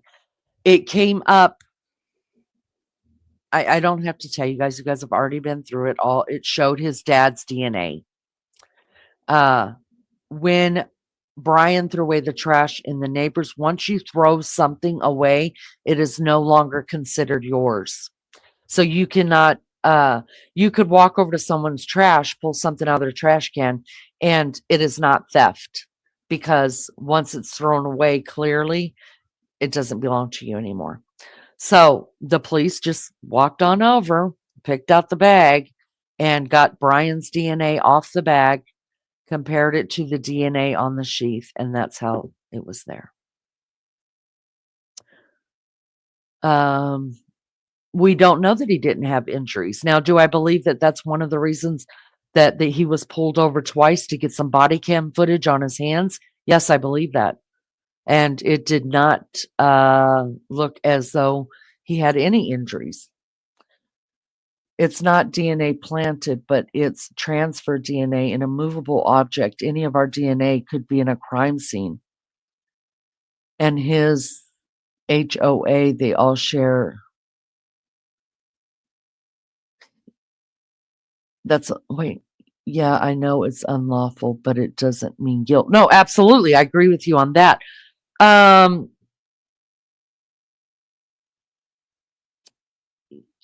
We're going to have to get it. We'll get into the DNA stuff because there's a lot to talk about there. There's a whole lot to talk about there. Of course, there was other DNA, but there was DNA all over that house. That's why when they're like, there were 2 other male DNA, there's all kind of DNA all over that house. The minute you walked in, you've left your DNA. Um, and of course, there was other DNA on the knife sheath because I do believe that he bought it from Amazon. It's going to have the Packers DNA, the manufacturers. Who knows what all it has on it? I don't know. So tell me, how come it had his dad's DNA on it? That's what I want to know.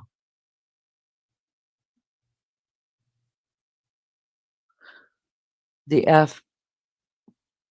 lie had a garbage man collect garbage. They got it from the garbage man. Sorry, not too good at typing fast. That's fine.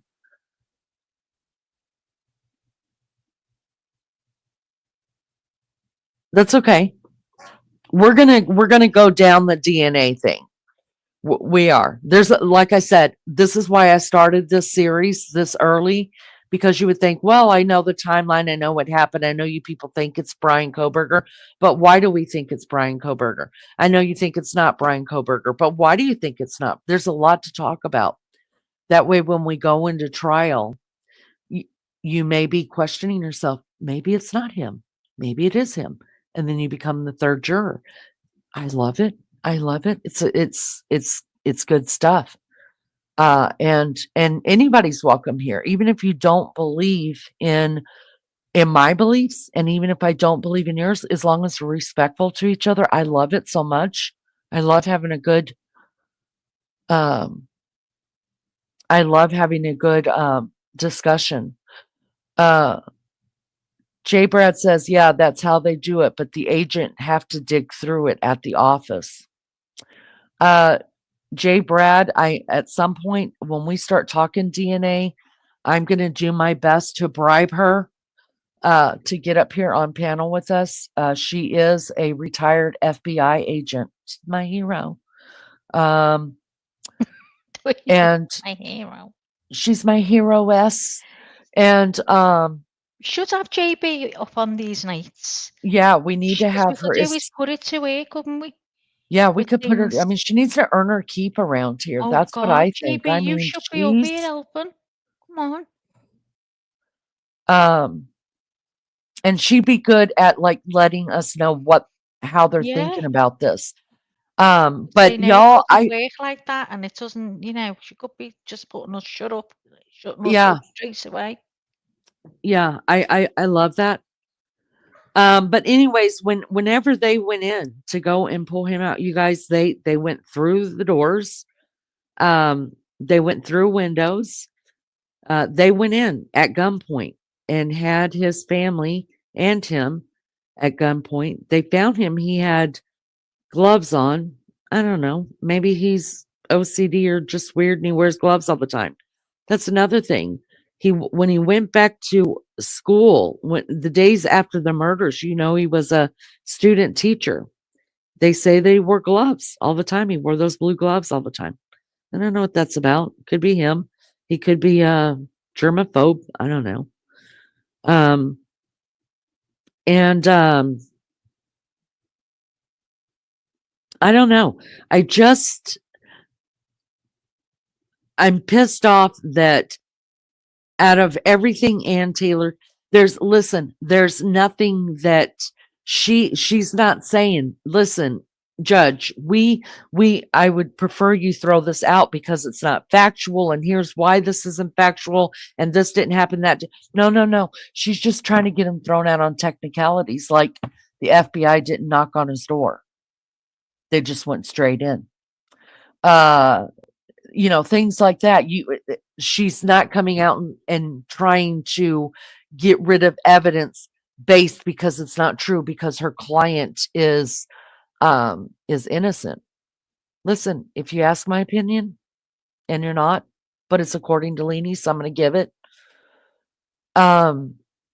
She knows she can't get him off, you guys. She can't. I think that this is the way I see it, and I could be wrong, and I'm willing to be wrong, and I'm willing to say I'm wrong after it's all said and done. I think it's a slam dunk case against him. I think you have to use common sense in things, and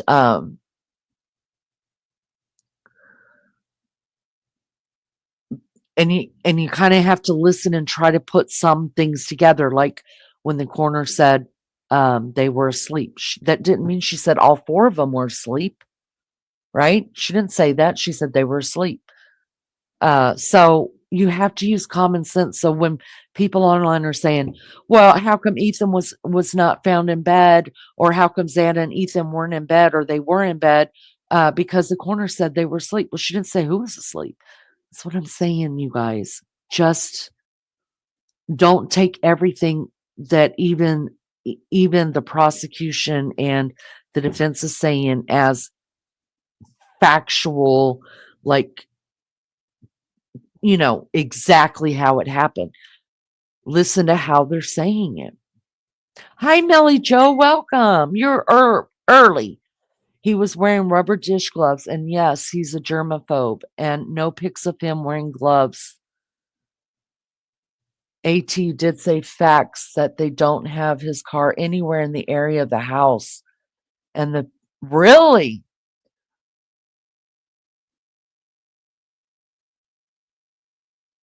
And the pic they do have is going opposite. Really? Wow, Christine. We're probably going to have to talk about where all the cams are. There are many cameras that caught the white Elantra, and I guarantee you, it's going to come out in court that they have his license plate on one of those cams. There are cameras everywhere that shows him on the streets around the house. Also, they also have his GPS that's showing him around the house. And they also have, so it doesn't even, let's just throw the car out. Let's throw the car out. Let's say the car never happened, even though it's on cameras, many cameras, not just one. Let's throw that out. Are you telling me that whoever the killer was had his phone and was in front of the house a couple hours after the murders? Or how about the 12 times prior to the murders? So he's loaning his phone out to a killer.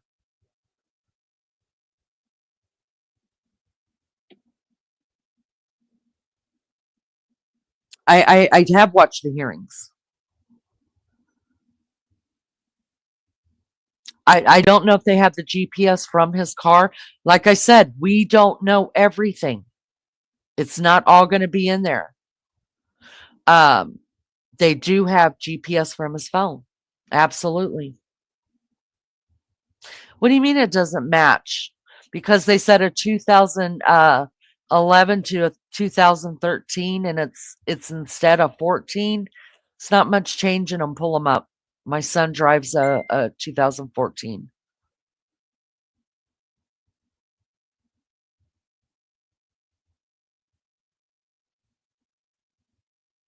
All right, guys, let's do this. Y'all keep chatting in there. I absolutely love this. I appreciate you guys being here so much. Do me a favor, hit the like. Let me see what this is real quick.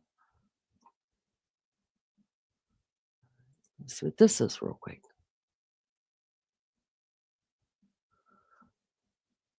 Now we're going to read what's in the affidavit.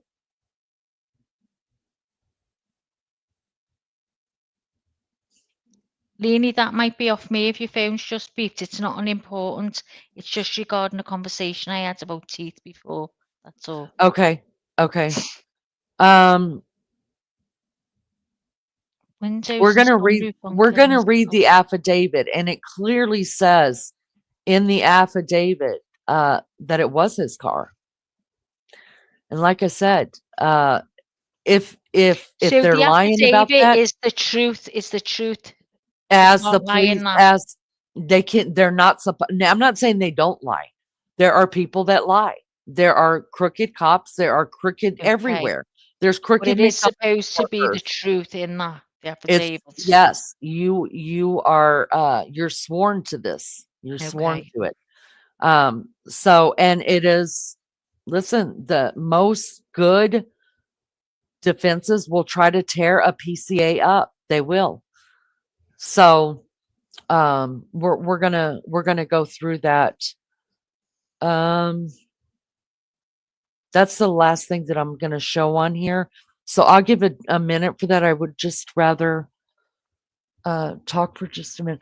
No, she stated in court he was never at the house, nor did he go idle in front.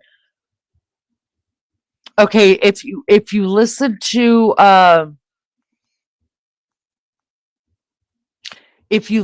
the first, did you listen to all of the court hearings? In the first court hearing, she admitted he was in Moscow.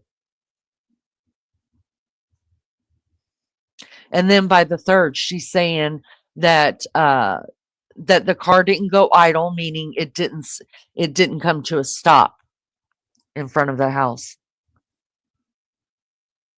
Have you spoken on the DNA found on the two unidentified males at the scene? What's your take on it? Good question, Digital Maniac. Yes, I have spoken a little bit on it. We're going to get more into the DNA and stuff. Basically, I'm just giving a timeline of what happened. We're going to go into the PCA, and then we can. I'll open up panel. I'll be happy to host people on panel to have a discussion about it.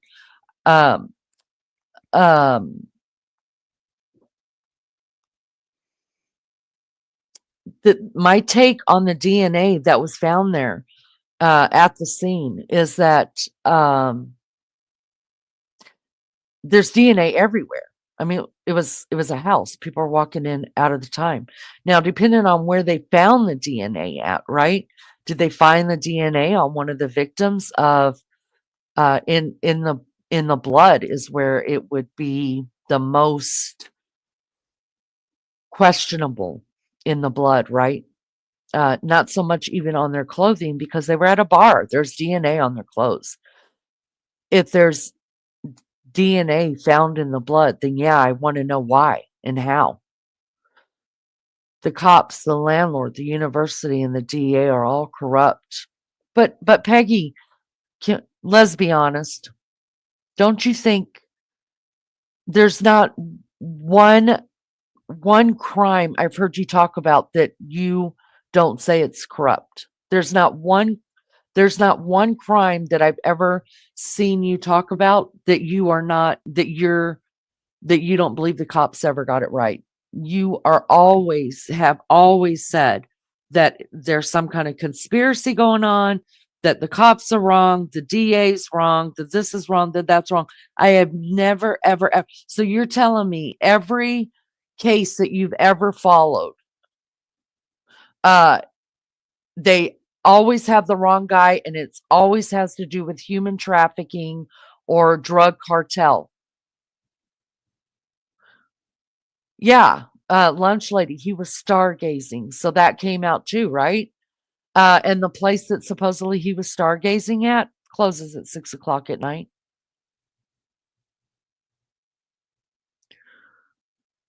Good night, Ann. Love you so much. See you in the morning. Can't trust the police, in my opinion. I know a lot of people feel that way. And especially people that have been given reason to. And my answer to that is everybody hates a cop till they need a cop.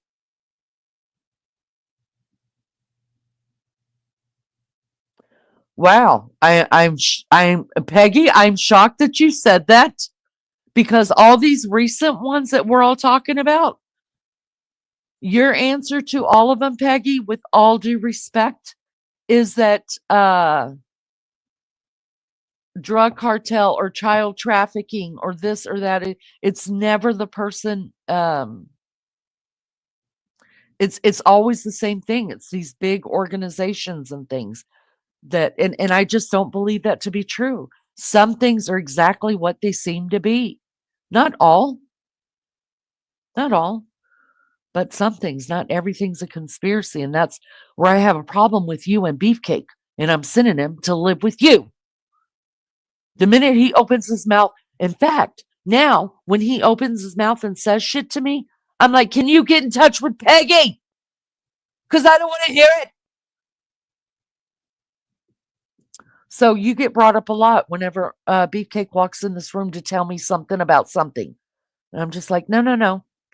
Go find Peggy, and you guys, you need to have someone who can have an intelligent conversation with you about aliens. Go do it. Go do it.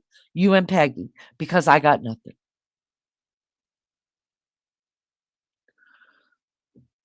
No, it closes at 10 p.m., but the gates aren't shut, and he wasn't stargazing. He was on a drive. She said he goes to the park at night to establish his night movements. We're going to have to look that up. Christine, I would love to have you on panel when we start talking about that. I would love to. Thank you so much, Christine. We just celebrated last night our 1-year anniversary. So thank you for finding us. nice. This is Maggie. She's my co-host from England. Hi, Christine. Welcome. I wish Peggy would come on panel. Peggy does not do panels, and that's fine. But Christine, I would love to host you. I have a lot of knowledge to the other side of it, and I think we could have a great conversation. Would you come up on panel, Christine? Do you want to come up? I would love to have you. Peggy, you should come up as well, I know. Peggy, just get a voice synthesizer and come up. Nobody's going to know it's you. What's a voice synthesizer? A voice where it changes your voice, like, I don't know. I don't think they're good, I think they're supposed to sound like Donald Duck or something. Well, who cares? Then we won't know that it's Peggy. Peggy will sound like Donald Duck. Oh my God, it'll be great. Oh, Peggy, it's easy. Digital Maniac, you get up. Digital Maniac, you get up. Listen, I'll walk you right through it. Christine, this is talking on panel is so easy, and there's been so many people that have been new to this channel and their first time on panel is right here, and it excites me. We'll talk you through it. I'll drop a link. Just click the link, and it's like talking on the phone. It's so easy. It's so just easy. listen to what you're being told and what to click, and you'll be fine. No one will see your face. You don't have to cam up or nothing. It's just like it's just like having your phone on mic, on a microphone, and talking out loud. That's it. Interesting. Yeah. But next show. Okay. Yeah, we don't do true crime. I want to be a true crime person. I'm not very good at being a true crime person, but I am interested in it. We do everything here. There's nothing off limits. We do everything. But we would love to have you up here. That would be so nice. And I'm telling you, after the first 2 minutes, you'll be like, I'm at home. I'm going to come up on your panel all the time. I'm serious. We would love it. You too, Digital Maniac. Digital Maniac says, I just don't understand how the police is speaking on two unidentified male DNA. I understand it was a party house, but to talk about two male DNA must mean they believe it's more connected to the crimes. Well, we're going to have, I mean, it's definitely something to talk about the next couple. I want to get into the DNA and all that. And like I said, the police didn't come out and say where the DNA was. They haven't come out and said that. If it's in the blood, then somebody has some answering to do. And I'll pull up, I'll find it. where the police do come out and talk about the two, because Peggy's mentioned that as well, about the two other unidentified male DNA. I would love to bring that up. Unmute. Jesse's having a mad half hour. Bless. Hi, Key with Jackie Boy. Hi, Kevin. How are you? It's so good to see you. Can you guys let's take a little pee break. Let's take us a pee break, get a coffee break. My mouth is just feels like I've got cotton balls stuffed down my throat. And a smoke break. Can we do that real quick? And then we're going to come back and let's read this PCA and talk more about it. Can we do I'm that? going to go and spend a penny. She's and going I'll to be back in spend a minute. penny before it turns to 5 cents because inflation's going up. Poor Maggie. I've held this in that long. I think I've got to pay more than a penny. Go on. See you in a minute. Okay. Christine says, Pope. She said, gosh, I can't believe how friggin' nice you both are. Really think you are awesome and love that we disagree, but you're not bad. No way. Never bash you for it. We're allowed to have our own opinions. Absolutely. And I don't get into those channels that do that.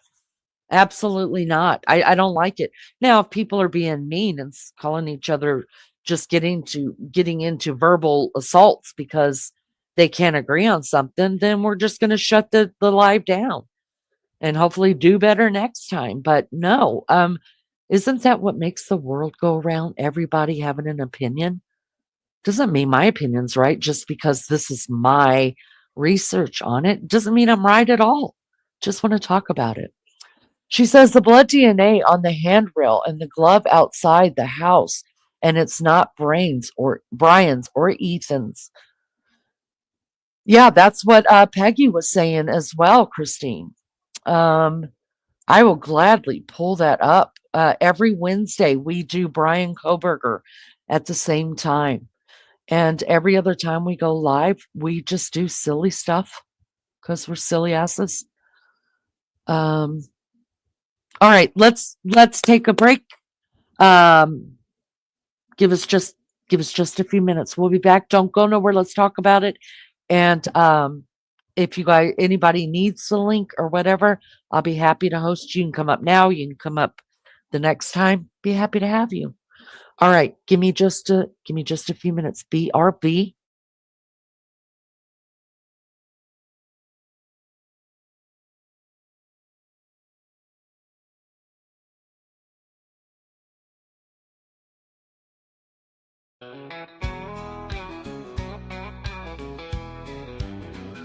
Leanie leans back, puffing slow in the sunspots glow. Mad mods in the comments, jokers throw a cyber blow. Subscribers flipping birds, saying girl don't you know. Break saying welcome here, content should forever flow. She rolls her eyes, says y'all ain't got a clue. She'll load on, drag deep like barbecue. And Team Maggie swoops in, cape and a lasso. Gotta laugh cause she's saving Leanie from this asshole. Cigarette Leanie, rapture ain't here yet.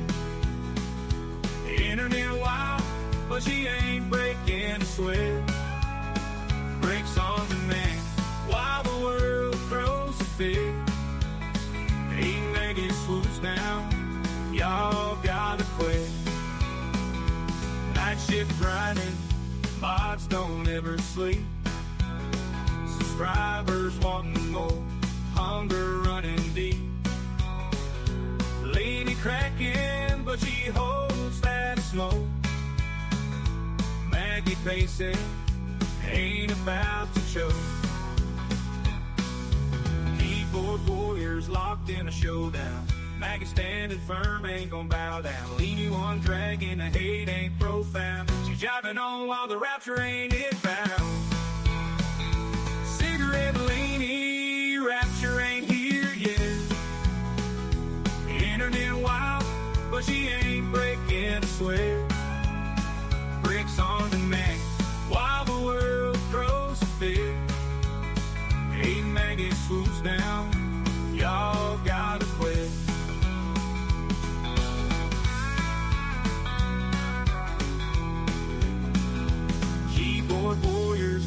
in a showdown. Maggie standing firm, ain't gon' bow down. Leaning one dragon, the hate ain't profound. She's jobbing on while the rapture ain't inbound. Cigarette Laney, rapture ain't here yet. Internet wild, but she ain't breaking the sweat. Breaks on demand while the world throws a fit. Hey, Maggie swoops down, y'all gotta quit.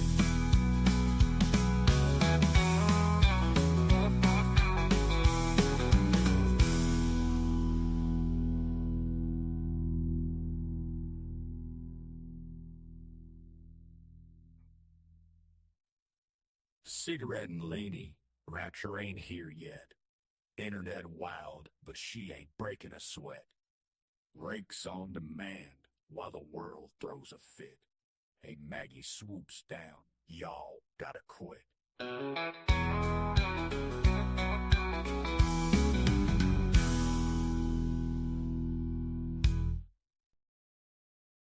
All right. Welcome back, everybody. Hit the like if you haven't yet. Let me jump in chat really quick, see what's going on here. Everybody okay? It's people's right to stay anonymous on the internet. I think we all get that. Peggy, they tested both. I thought that's how they know it's 2 males, but that they didn't go any further once they didn't show up in CODIS. If I'm wrong, sorry, but I thought this was what I understand. It's confusing. I can bring that up.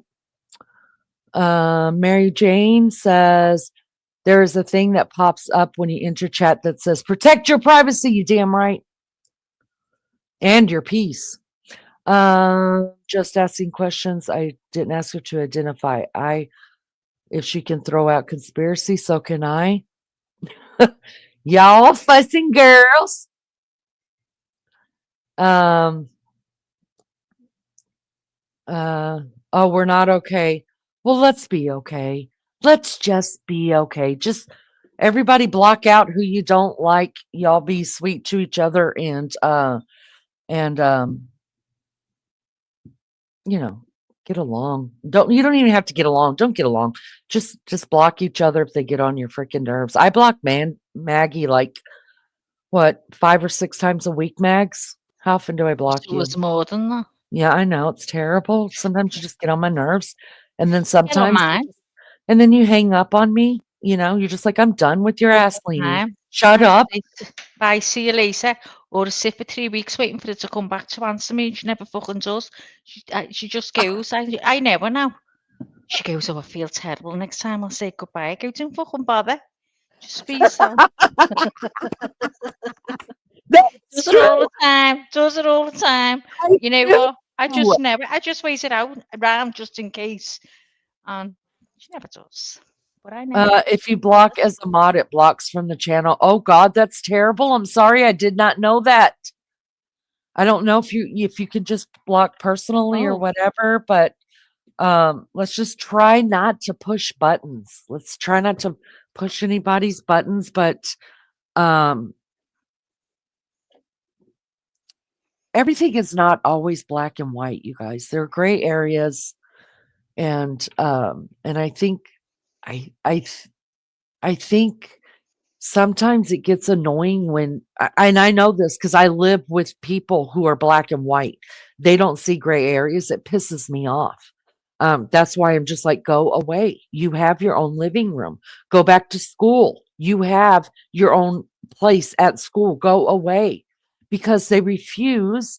It's like, I know what and I guess I'm that way, like when it comes to biblical stuff, but like stuff like this, I have to keep an open mind. I'm still drawn to a certain conclusion. But if I'm wrong, please just prove to me I'm wrong. And I'm not.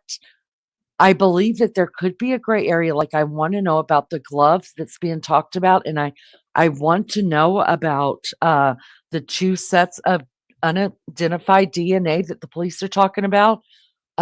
Because if I'm wrong, damn, I don't want somebody sitting in jail that hasn't done something wrong. And I damn sure don't want somebody out free that has. So I'm willing to be wrong if I'm wrong. But everything that I'm seeing and my research of it, I don't think I'm wrong. But I want to learn why you think that I could be wrong. And maybe we could change each other's mind or come to something. Who knows? Who knows, you guys? I mean, he could be found guilty and still people be saying, ah, he's innocent. He could be found innocent and people would still be like, ah, he's guilty, he got off. You know what I mean? What says you, Mags? What says I you about I that? agree. I agree. My mind changes all the time because I hear different things, and I don't just like you say. I don't just think, yeah, he's done it. Yeah, he's done it. Unless there's something in me telling me. But if I really thought that he was 100%, it was him, then nothing else would change my mind. But because I'm unsure, Mm, it's all coming to me, and I just can't wait for the trial.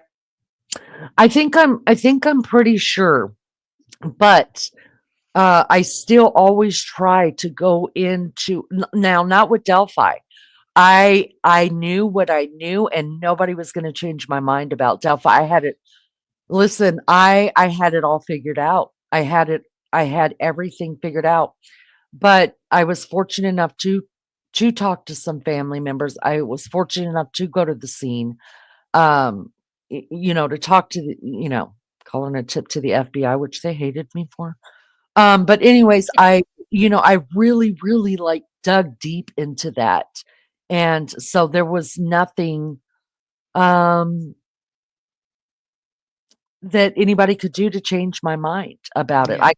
I could give you an answer for everything that you could come up with that would make him that you would think why he's not guilty. I knew it that I knew it like the back of my hand. Yeah, well, Now, if you're doing a panel like this, then you've got to expect people are going to come on and disagree with you. That's how it goes, and you want that because you learn from each other.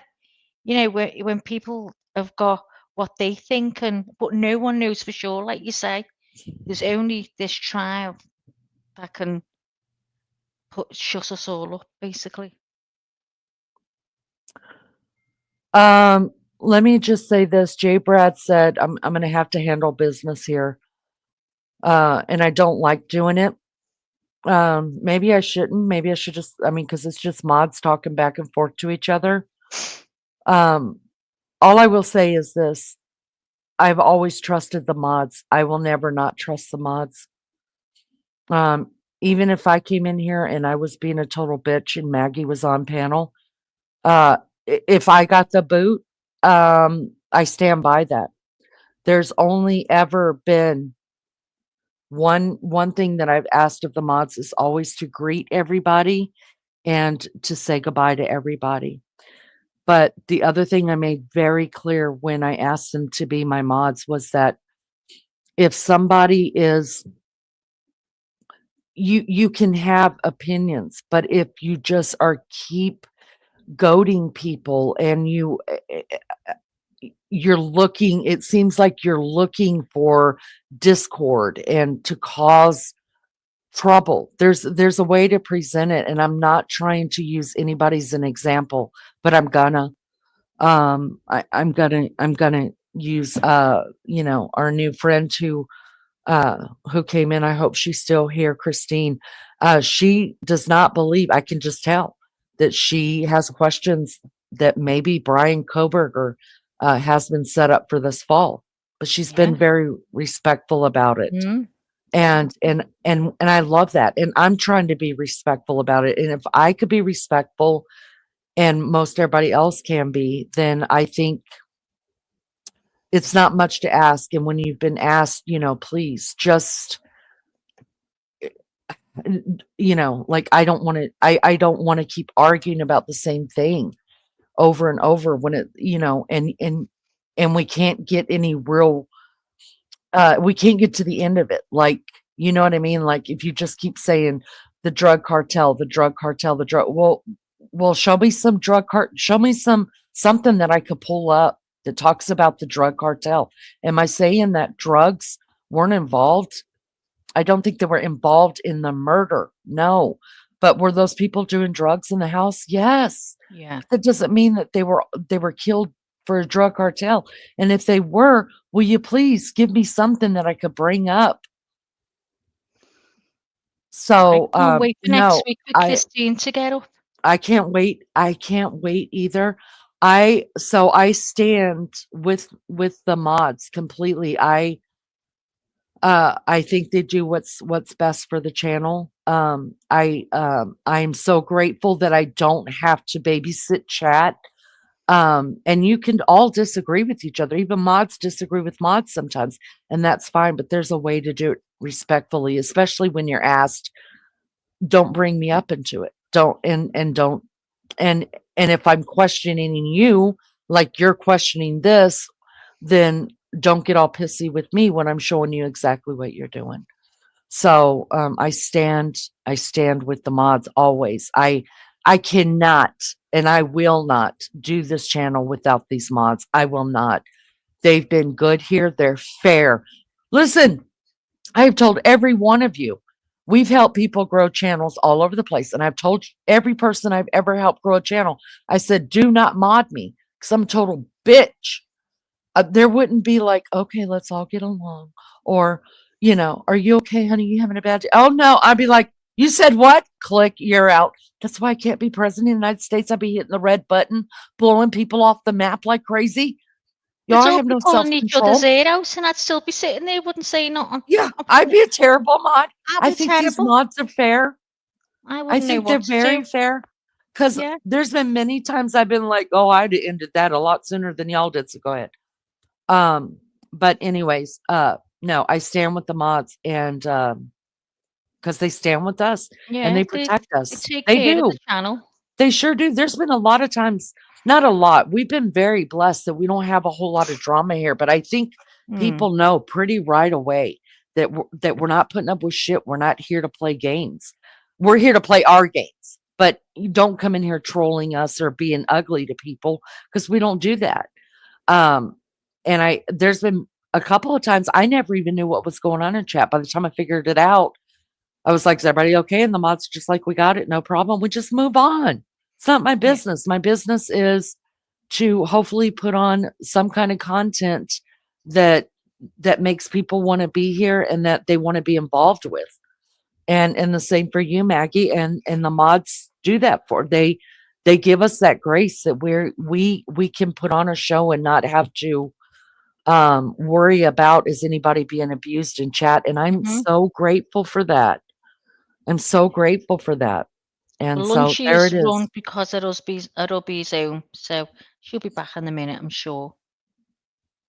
So all right. The appetite, come on, let's have it.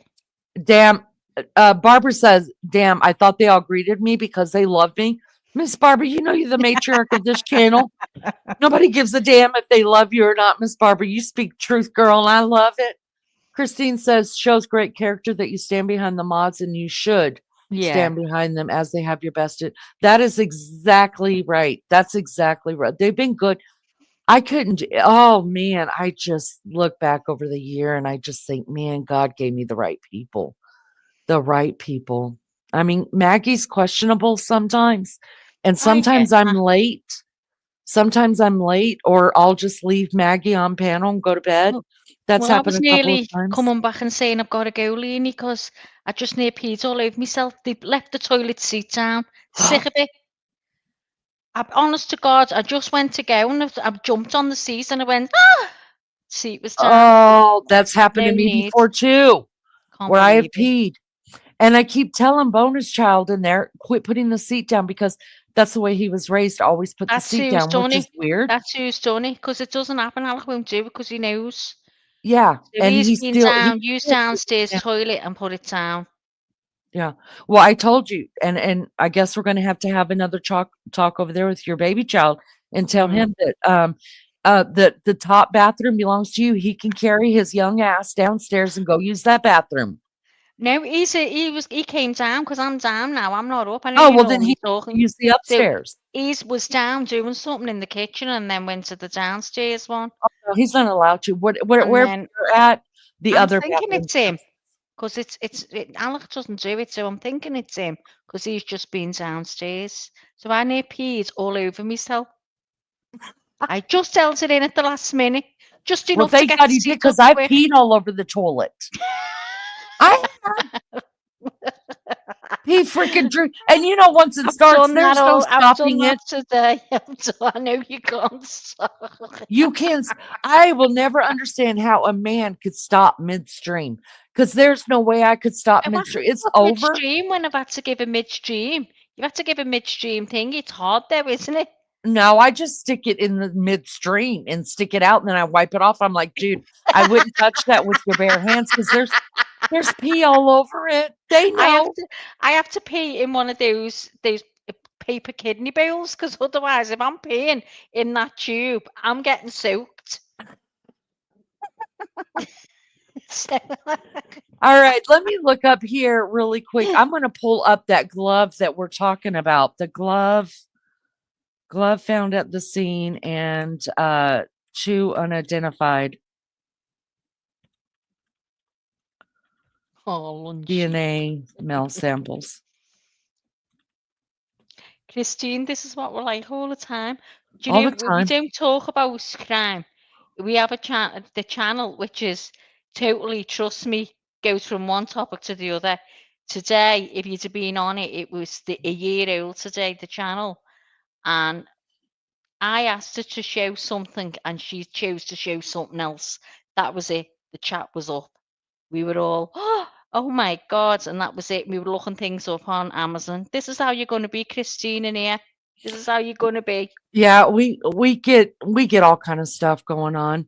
Aussie True Crime KK, I have to leave the bushes to go into class. I left it very clean. Thank you so much for that, Aussie True Crime. And I'll rewatch the end tonight. Love you, Aussie. Love you, Ross.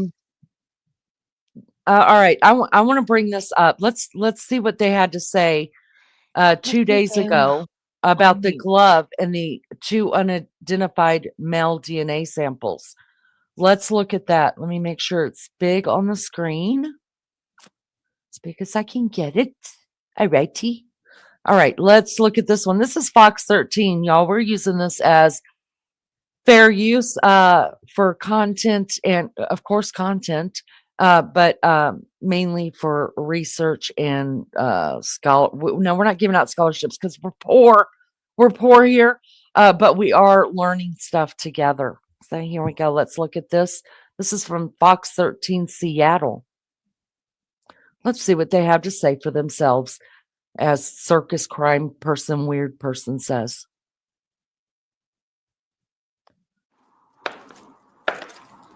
Oh, this is an episode. Wait, nobody's got time for that. I'll read it. I remember the day. We'll stop that. That would be interesting to watch, though. All right, let me just read it. The brief. Bryan Kohberger's defense team raised concerns about 2 unidentified male DNA samples found at the crime scene, suggesting that Kohberger may not be connected to the murders. Point 2. Despite the defense argument, the judge appeared skeptical, highlighting the DNA matched between Kohberger and the knife sheath found at the scene, which he deemed strong probable cause. And point 3, Kohberger's defense plans to argue that the unidentified DNA could belong to another potential suspects, creating reasonable doubt, though they have faced challenges in their motions to exclude certain evidence. So let's read on and see what it says. Quadruple murderer suspect Bryan Kohberger's defense team brought up 2 DNA samples from unidentified males at the King Road home where he is accused of killing 4 Idaho students, undergrads, as part of their efforts to have his arrest warrants thrown out. The 2 unidentified male blood samples, one on the handrail and one on a glove outside, were recovered by investigators after the stabbing deaths of Madison Mogan, 21, Kaylee Gonsalves, 21, Xana Kernodle, 20, and Ethan Chapin, 20. Neither matched Kohberger, and they came from different subjects. With the sources of both in question, defense attorney Ann Taylor told out-of-court Judge Stephen Hippler, don't y'all love that name? Hippler? The Hippler. At the hearing last month that it could mean Kohberger 30 is not related to the crime at all. What they're saying is this was an interesting piece of information. Boise-based attorney Edwina Elcox told Fox Digital News, I think the defense tries to raise the issue and muddy the waters with it. Oh. Prosecutors get Bryan Kohberger's mental health records as he fights the death penalty. But the pretrial stage, the judge seemed unconvinced that the presence of 2 other DNA samples would be reason to throw out the probable cause for Kohberger's arrest. Detectives made another damning find: a K-bar knife sheath under Mogen's body. His DNA is on the knife sheath, though. Hippler told Taylor in court. That's the problem, counsel. Taylor argued that the detective has misled Latah County Magistrate Judge Megan Marshall with a probable cause affidavit by leaving out details about the other blood. Hippler drilled home that the connection between the suspect and the DNA found under Mogen's body. How does that, even if disclosed, precluding a finding of probable cause when there's DNA matching between the DNA on the sheath and Mr. Kohberger? Isn't that probable cause every day and twice on Sunday? Well, isn't it? Regardless of if there was a bloody glove found and a bloody palm print, does that disclude that there's a knife sheath with Bryan Kohberger's DNA on it under one of the victim's bodies? That's what the judge is saying here. So there's no reason to throw the affidavit out, because the affidavit isn't wanting to arrest Bryan Kohberger based on the evidence of a bloody glove and a bloody palm print. The affidavit wants the arrest, or wanted the arrest, and got the arrest, obtained the arrest, because his DNA was found on a sheath underneath one of the victim's bodies. Does that make sense? So you can't discredit that. And so using that as a reason to have the probable cause thrown out, it doesn't negate that fact. Taylor argued, not in this context. In pretrial motion, she unsuccessfully attacked the FBI's investigation genetic genealogy work, which generated a lead that led police to Kohberger. She plans to further dissect the investigated method in trial. Investigatory. I'm excited about seeing that. What does the knife sheath at the scene mean? Taylor posited. That's going to be the ultimate question. If you're killed by a knife, it probably means a lot, Hippler replied. Probable cause is not the proof beyond a reasonable doubt standard. It's a probable cause to think that the person might have done it. And I'm not sure that direct DNA connection to a sheath found on or near a victim doesn't close the book on anything on a probable cause after that. But the samples could create reasonable doubt. That is right. So the probable cause, look, sir, we found the knife sheath laying next to one of the victim's body. This is the DNA's on it. We need this guy in jail, as he could be bad for society, right? He could be a bad dude. They're not saying, what happened with the glove or what happened to the bloody palm print. You know what I mean? They're just saying this guy right here, this dude, he was at the scene. So he needs to go to jail. Remember, Now let's think here. Let's go. Let's get these wheels turning.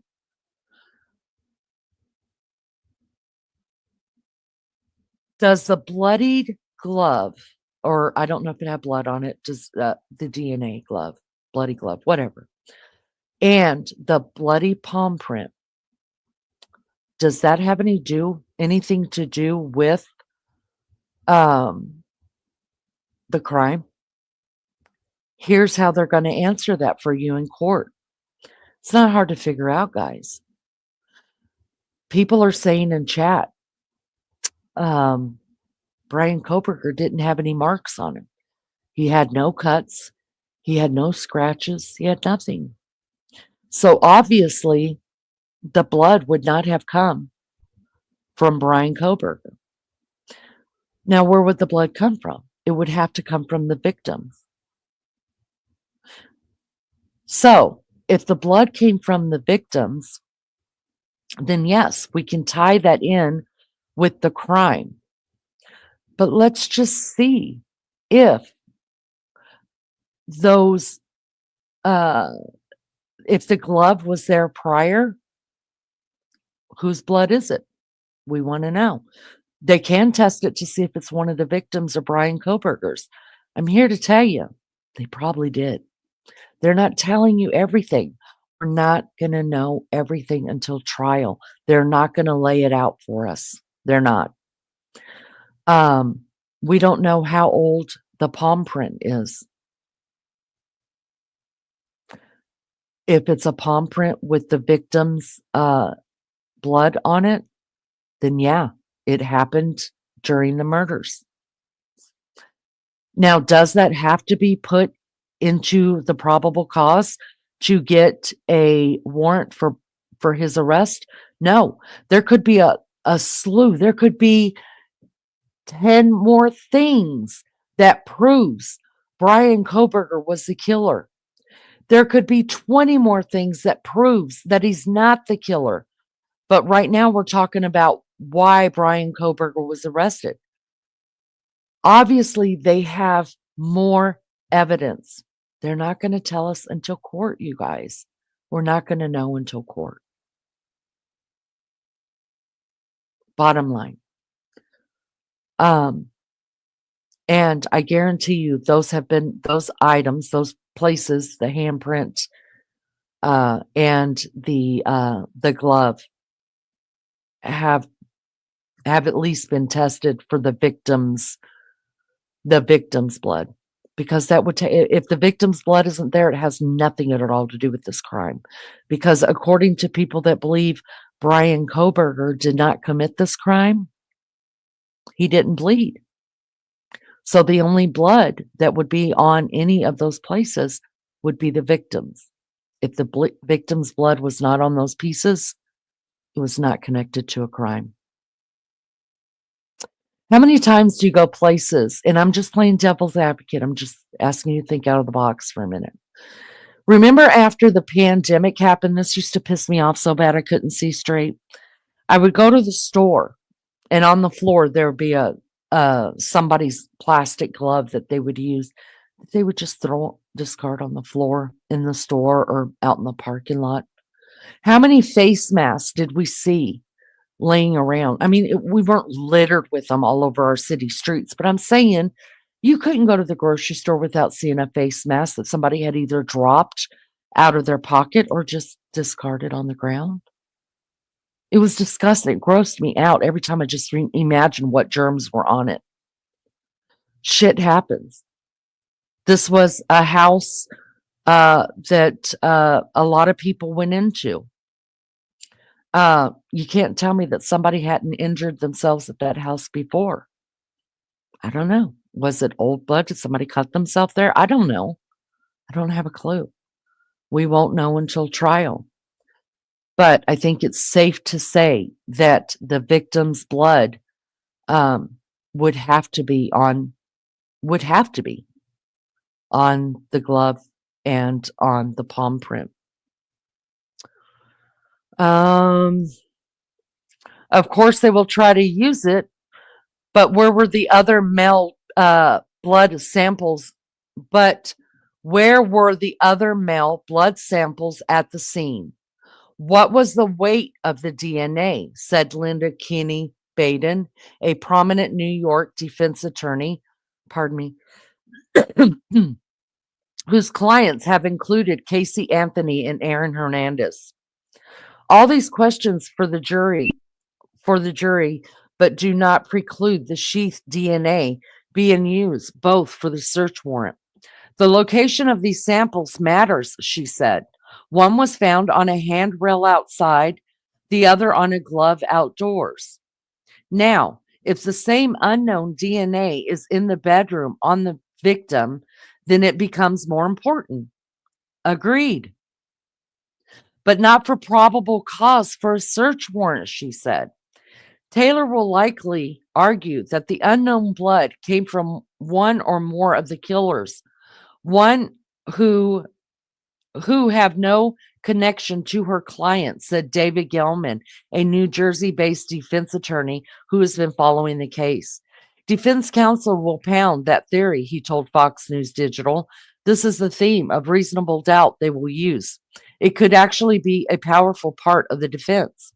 After the hearing, Hippler said that he had not yet decided whether defense will receive a Franks hearing, which would allow Kohberger's team to attack the warrants in the court.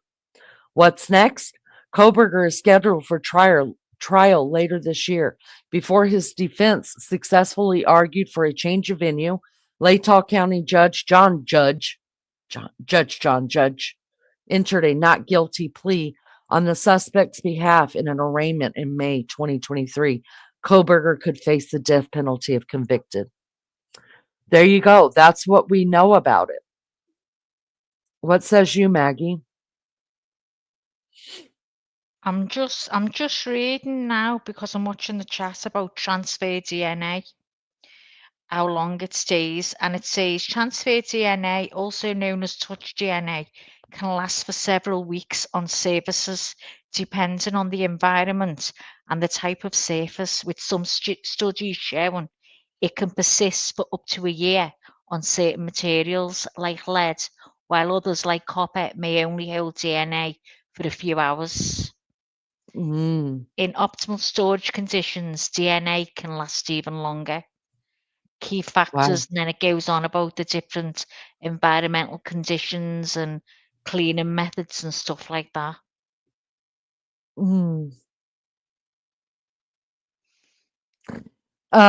So what did you say about the transfer? How long does it stay on there? I'm sorry, say that. Can you read that one more time?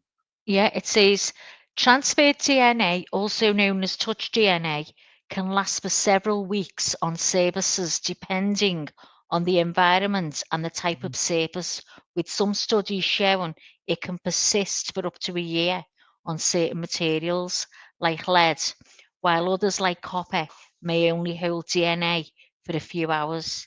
In optimal storage conditions, DNA can last even longer. Well, I mean, I guess we're just going to have to see. The deal is that obviously they've already tested it, right? Because we know that it has two unidentified. So they've already tested it against Bryan Kohberger, and listen, that wasn't even brought out. It wasn't brought out. So that's what I'm telling you. You're going to start finding out little by little with each court hearing different things that we didn't know about the case, because up until this, we didn't know about that. We knew about the glove because Chris McDonough, focus, Chris McDonough. That's our best Nancy Grace voice. Say it, Maggie. Maggie, you say it. Whoa! Hold on. What did you say? What did you just say, Chris McDonough? Chris McDonough? Whoa, Chris! Whoa! And her hands are both out in front of her. Can y'all picture it? Hold on. No. Start from the beginning. I love Nancy Grace.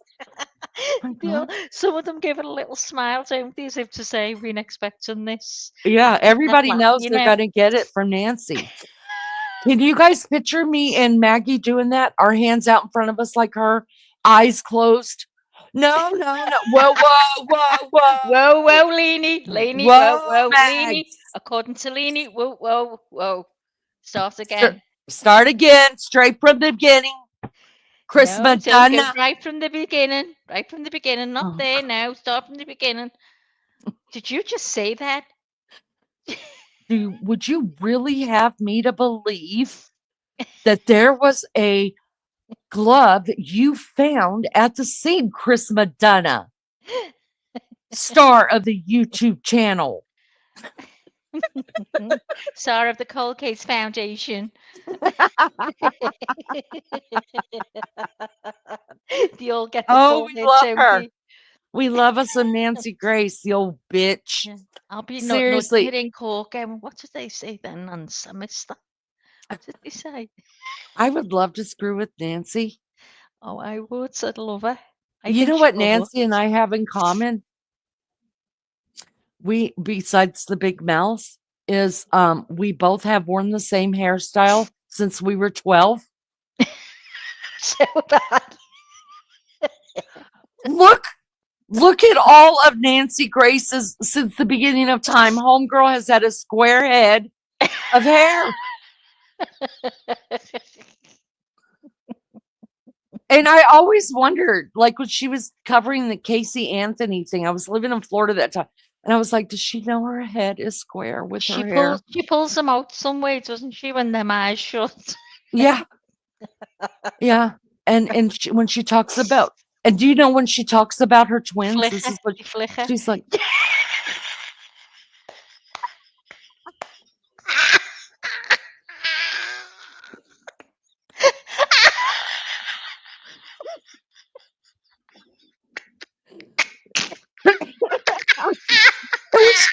You guys, Nancy will be yelling at Chris Madonna, right? Chris Madonna! Whoa! Leanie, you've got to get a clip of it. You've got to. We've got to get one. We'll get one. And then she'll be yelling at Chris Madonna, and then the very next second, she's talking about her twins, and she goes, "And my twins, Lucy, and the twins, Lucy, I couldn't imagine." I almost died having my twins. I'm the same. I swear to God, I think I picked up the same. Nancy, shut the hell up, girl. Nobody cares. That's yesterday's news, girl. We heard. When I first heard her talking about a boyfriend getting murdered, I was like, oh my God, I thought it was recent. How long ago? I don't need to laugh at her misfortune, and that's horrible because really her fiance did get murdered. Oh, yeah, I know. Terrible. But at the same time, I'm like, Nancy, say it one more time. Say it one more time, Nancy. I'm going to throat punch you, okay? Talk about the twins and you almost dying. One more time, Nancy. I'm over it. Now, Chris Madonna, whoa. Don't mention your kids. Let's just stick to the facts.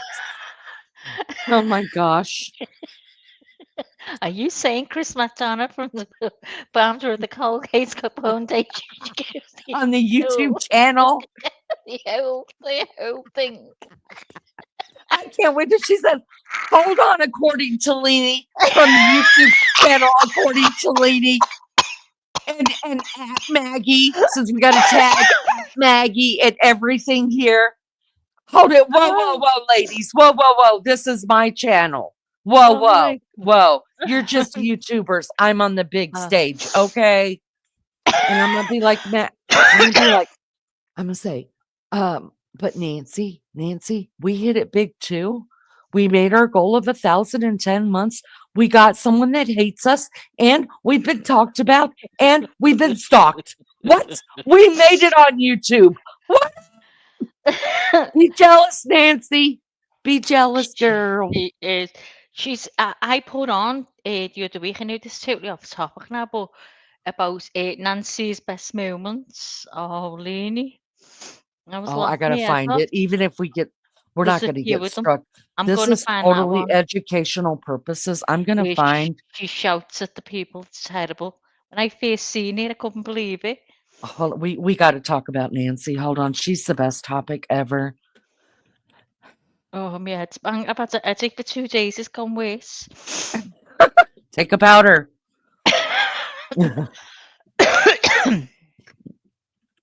Sorry, All guys. right, let's When we see. talk about Nancy, we go mad.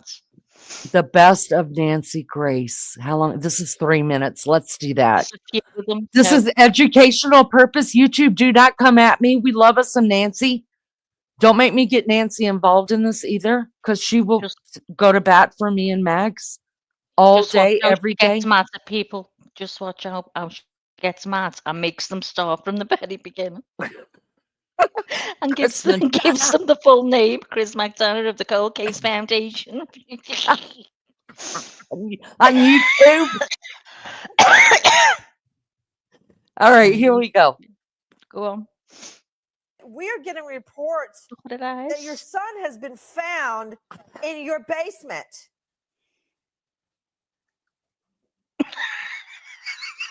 So, Mr. Bothell, are you?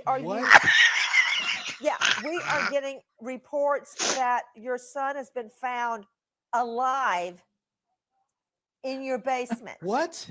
How could your son be alive in your basement? Look at her face. She's like, you dumb fuck.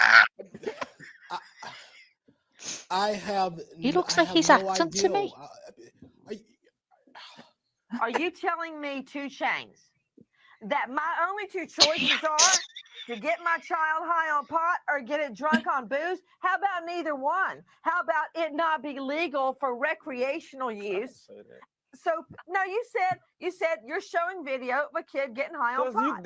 That's kind of what you're using, Nancy. I can't help. That's all really you got. You using this one example, and I'm trying to tell you that you you just find the whole community. A problem. As successful as you are, as rich as you are, as famous as you are, with this smoking California weed with California whores.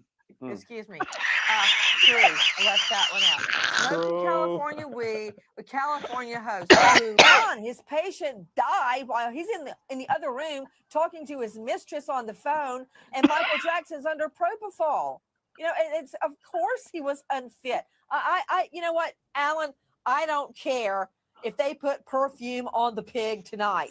I think the reality is they're not going to give the Jackson family money. And to say that Conrad Murray, the guy who let Jackson die, being found guilty of manslaughter criminally, is fit. She brings them on and won't let them wait. Tell me you're not that gullible. You really think that's what happened? What a dichotomy.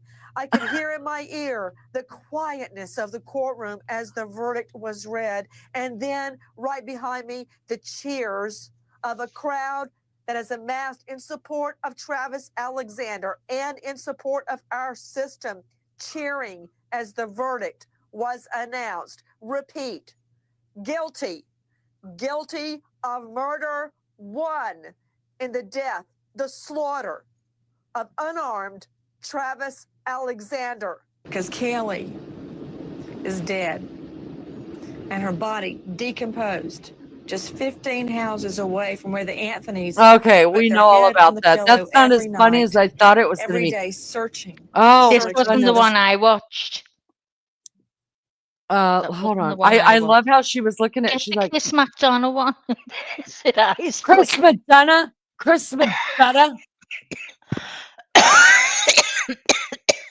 The only time they get to say hello is when they first go on. She goes, "Hi, this is Chris McDonough of the Cold Case Foundation. What do you say, Chris?" And Chris goes, "Hi, Nancy." She goes, "Yeah, but hold on. Start from the beginning.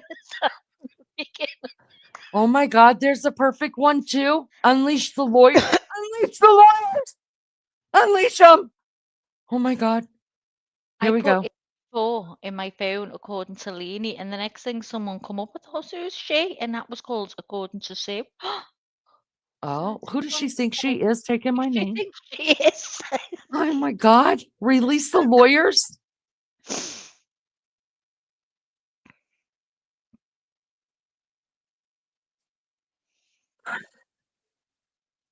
Mary Jane's out. They must think that you already know about crochet to get one of those. Because when you don't know about crochet, you only do a chain. So they probably just Go ahead. They probably just think that, crochet, yeah. I can't wait to say this to Maggie. I can't wait. Go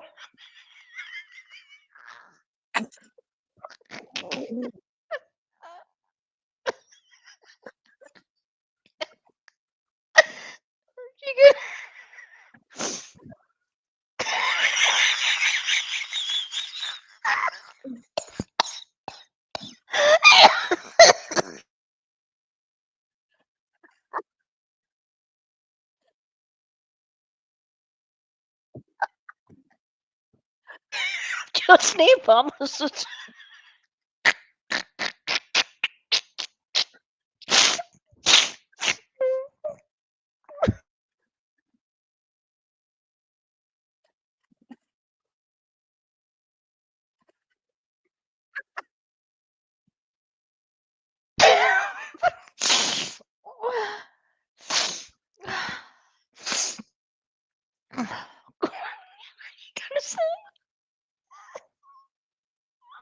You're giving that to a baby, you fucking idiot. You should be he should have been arrested on set. Good night, friend. Good night, friend. Listen, I can't believe she didn't bring up her twins once. You've got to put the recent ones on.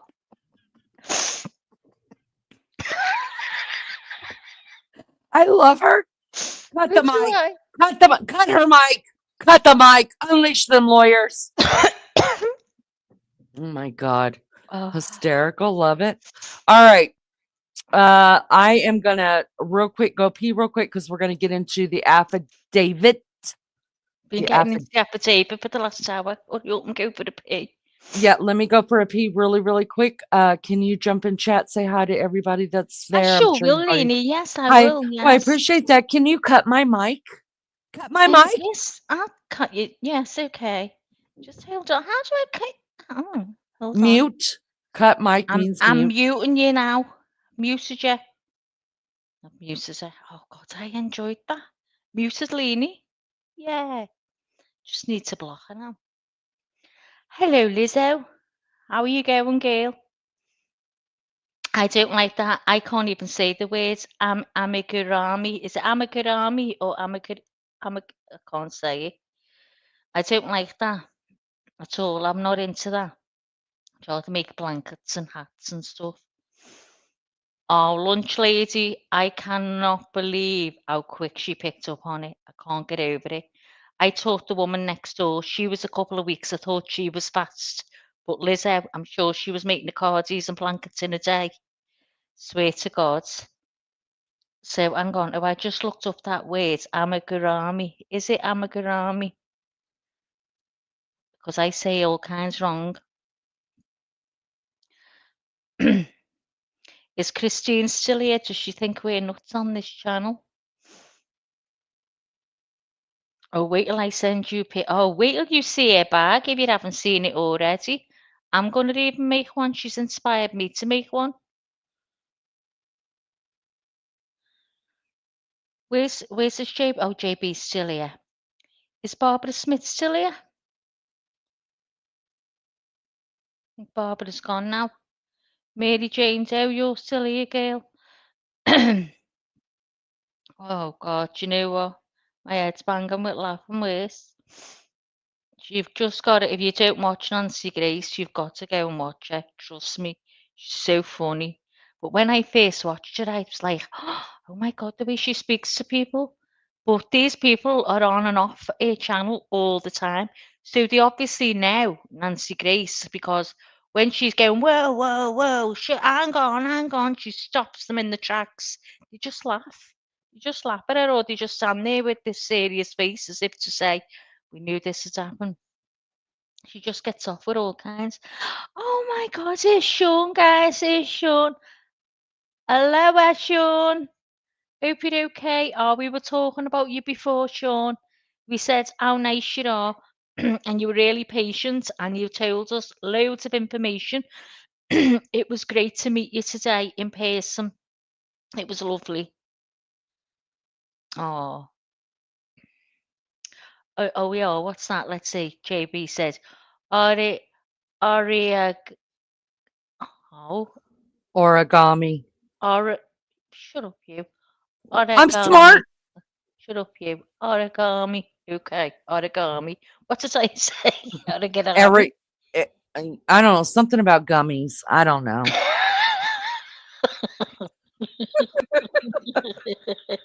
Be like about a gummy. Hi, Sean. Aloha. We sure enjoyed it last night. We love you.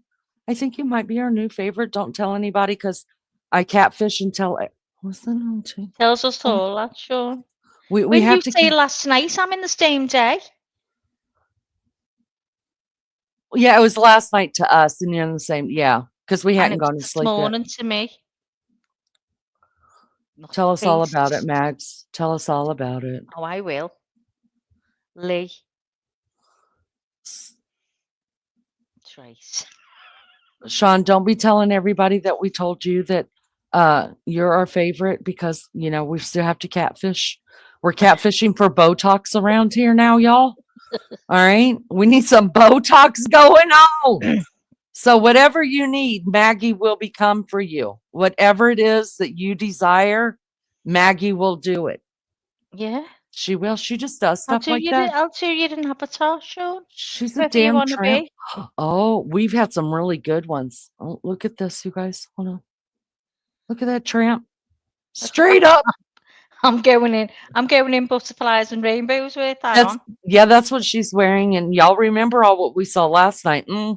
Homegirl done bought her one of them rocking chairs. And I ain't talking about the granny rocking chair either. Mum's the words, he said. Mum's the words. All right, let's finish this up, guys, because I know everybody's got something to do. And I've been on here for 3 hours. And I'm sorry I've taken up so much of your time. I love you guys so much. It's a like for me. We're going to, I'm going to read the affidavit. So there's nothing really to see here, folks. Okay. So cook your dinners, eat your dinner, do what you got to do. I have to stop and drink every now and then through it. I wish Maggie could read it because Maggie has such a, Maggie, you could read it. You want. Go on, yeah, let's do that because if it's got hard words, you're just going to have to go with me and make it up in your own mind. Go on. Sean, we know it's hard to pick, but we all know who your favorite is. Wink, wink. All right, let's bring this up, and yeah, we'll take turns reading page by page. This is the affidavit, you guys, the PAC that was. Let me bring it back up here. Let me make it bigger now. When I'm out to do this. Oh yeah, I've done it. Put it on screen so by I can't itself. See chat now.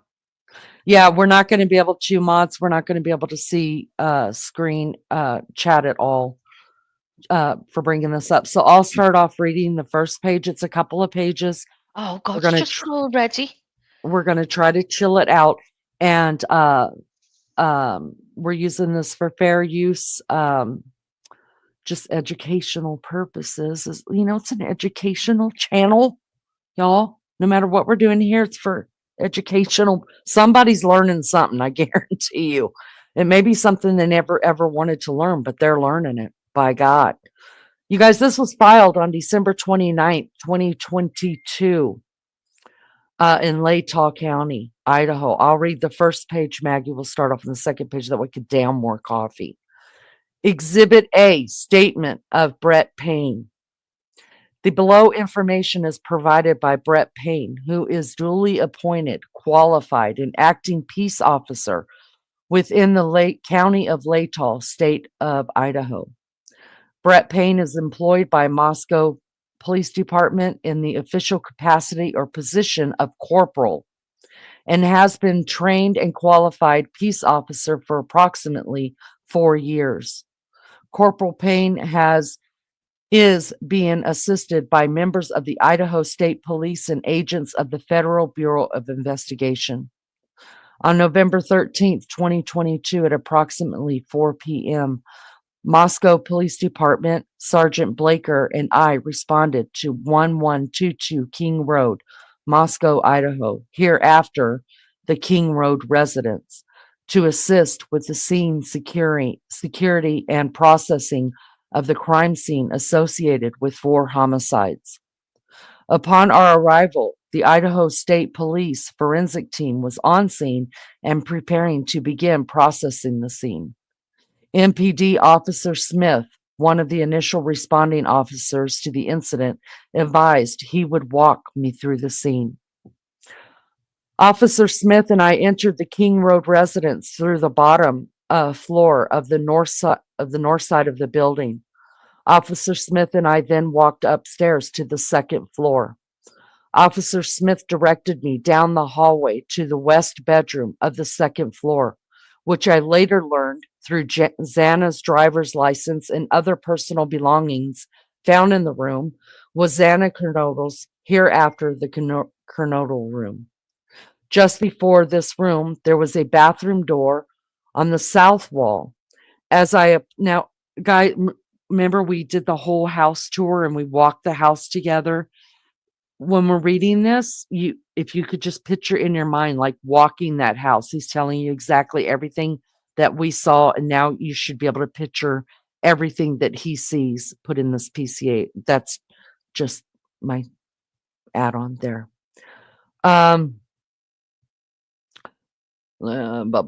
Okay, just before this room, there was a bathroom on the south wall of the hallway. As I approached the room, I could see a body, later identified as Kernodle's, laying on the floor. Kernodle was deceased with wounds which appeared to be caused by an edged weapon. Also in the room was a male, later identified as Ethan Chapin, hereafter Chapin. Chapin was also deceased with wounds later determined autopsy report. And I think, so this whole page, you guys, is redacted, which means that they're not going to because it's obviously autopsy things and stuff like that. We're not going to find anything out about that until court. Now, I told you guys, I thought that Ethan was found out in the hallway. The PCA says that he was in the room. Here you go, Maggie, you're on next. It's Then I Followed. That one right there.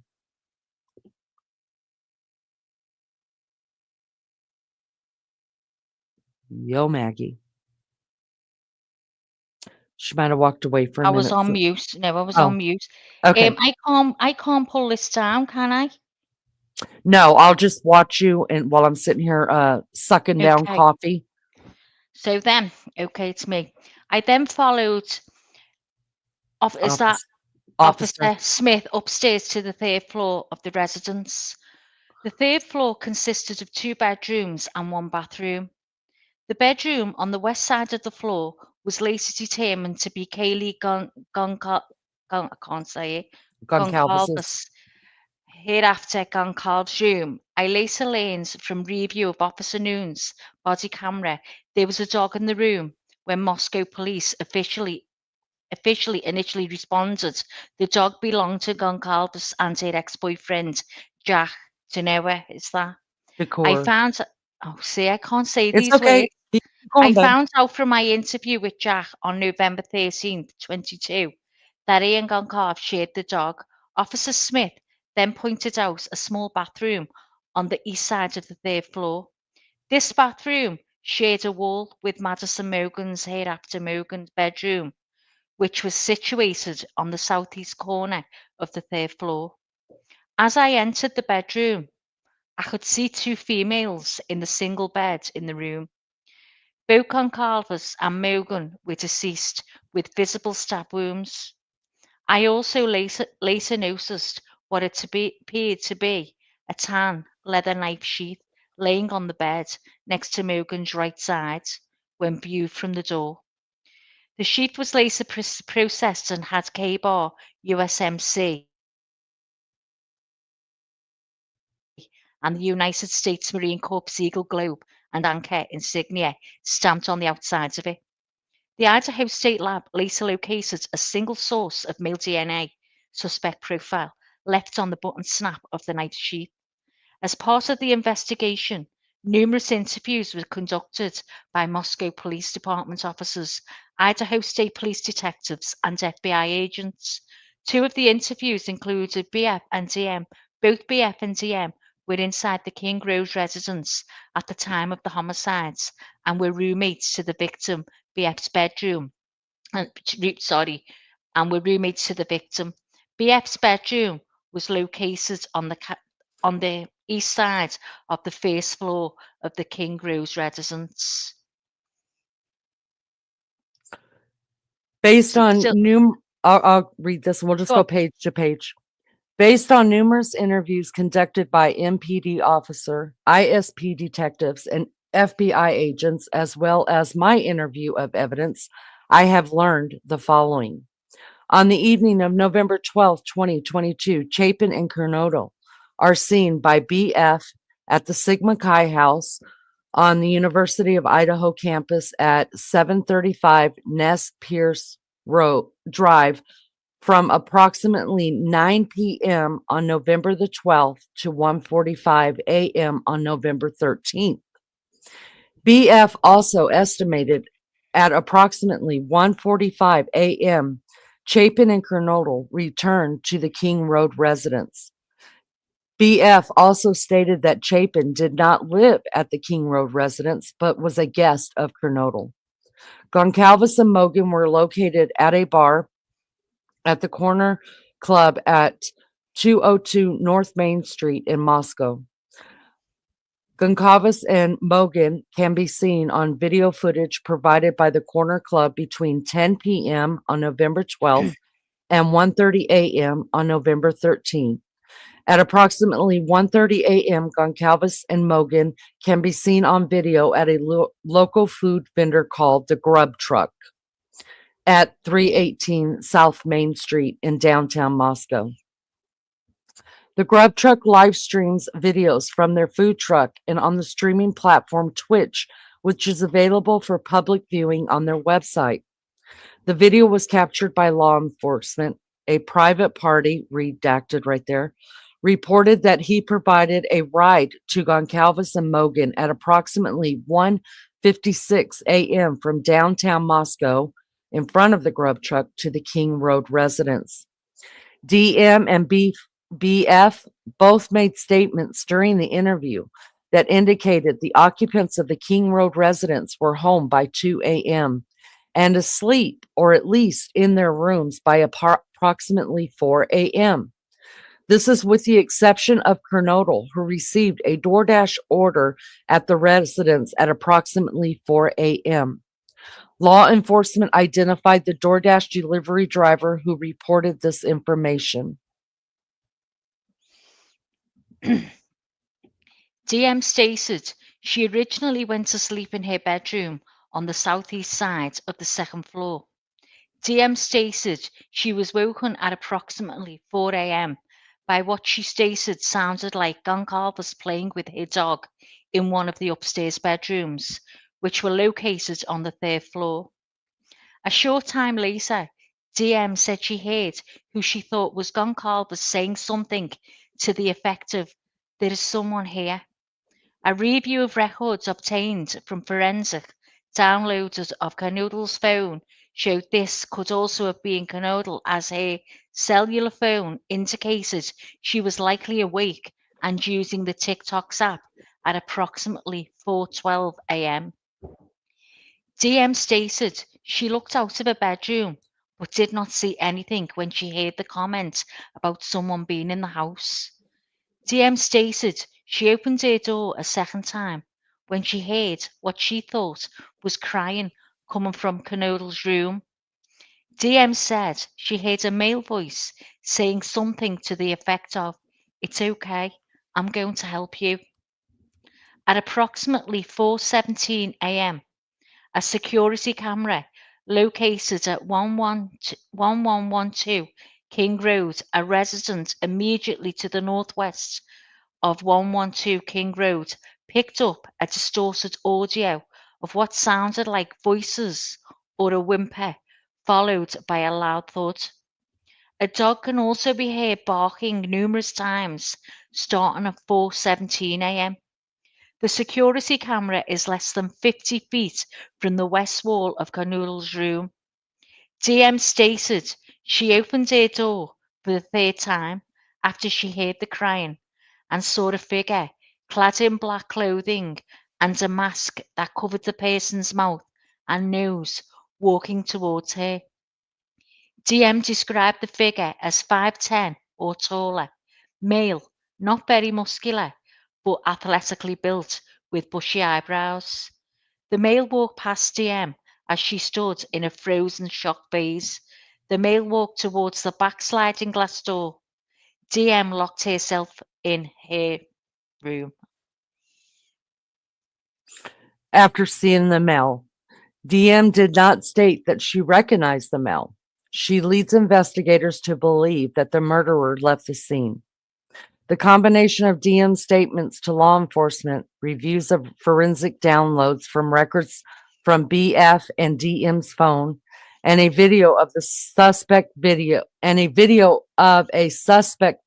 as described below leads investigators to believe the homicides occurred between 4 a.m. and 4:25 a.m. During the process of the crime scene, investigators found a latent shoe print. This was located during the second processing of the crime scene by ISP forensics teams by first using a presumptive blood test and then amnio-black, a protein stain that detects the presence of cellular material. The detected shoe print showed a diamond-shaped pattern similar to the pattern of Van shoe type shoe sole just outside of DM's bedroom, located on the second floor. This is consistent with DM's statement regarding the suspect's path of travel. As part of the investigation, an extensive search, commonly referred to in law enforcement as video canvas, was conducted in the area of the King Road residence. This video canvas was to obtain any footage from the early morning hours of November 13, 22, in the area of the King Road residence and surrounding neighborhoods in effort to locate the suspect or suspects' vehicles traveling to or leaving from the King Road residence. This video canvas resulted in the collection of numerous surveillance videos from the area around both residence and business addresses. I have reviewed numerous videos that were collected and have had conversations with other MPD officers, ISP detectives, and FBI agents that are similar reviewing footage that was obtained. A review of the camera footage indicated that a white sedan, hereafter suspect vehicle 1, was observed traveling westbound in the 700 block of Indian Hills Drive in Moscow at approximately 3:26 a.m. and westbound on Steiner Avenue at Idaho State Highway 95 in Moscow at approximately 3:28 a.m. On this video, it appeared suspect's vehicle I was not displaying a front license plate or was not displaying a front license plate. A review of footage from multiple videos obtained from the King Road neighborhood showed multiple sightings of suspect vehicle 1 starting at 3:29 a.m. and ending at 4:20 a.m. These sightings showed suspect vehicle 1 makes an initial 3 passes by the 112 King Road residence and then leave via Wallenter Drive. Based off of my experience as patrol officer, this is a residential neighborhood with a very limited number of vehicles that travel in the area during the early morning hours. Upon review of this video, there are only a few cars that enter and exit the area during this time frame. Suspect vehicle 1 can be seen entering the area on a fourth time at approximately 4:04 a.m. It can be seen driving eastbound on King Road, stopping and turning around in front of 500 Queen Road, number 52, and then driving back westbound on King Road. When suspect vehicle 1 is in front of the King Road residence, it appeared to unsuccessfully attempt to park or turn around in the road. The vehicle then continued to the intersection of Queen Road and King Road, where it can be seen completing a 3-point turn and then driving eastbound again down Queen Road. Suspect vehicle 1 is next seen departing the area of King Road residence at approximately 4:20 a.m. at a high rate of speed. Suspect 1 vehicle is next observed travelling southbound on Wellington Drive. Based on my knowledge of the area and review of camera footage in the neighbourhood, that does not show suspect vehicle 1 during that time frame. I believe that suspect vehicle 1 likely exited the neighbourhood at Palush River Drive and Conestoga Drive. Palush River Drive is a southern edge of Moscow and proceeds into Whitman County, Washington. Eventually, the road leads to Pullman, Washington. Pullman, Washington is approximately 10 miles from Moscow, Idaho. Both Pullman and Moscow are small college towns and people commonly travel back and forth between them. Law enforcement officers provided video footage of suspect vehicle 1 to forensic examiners with the Federal Bureau of Investigation that regularly utilizes surveillance footage to identify the year, make, and model of an unknown vehicle that is observed by one or more cameras during the commission of a criminal offense.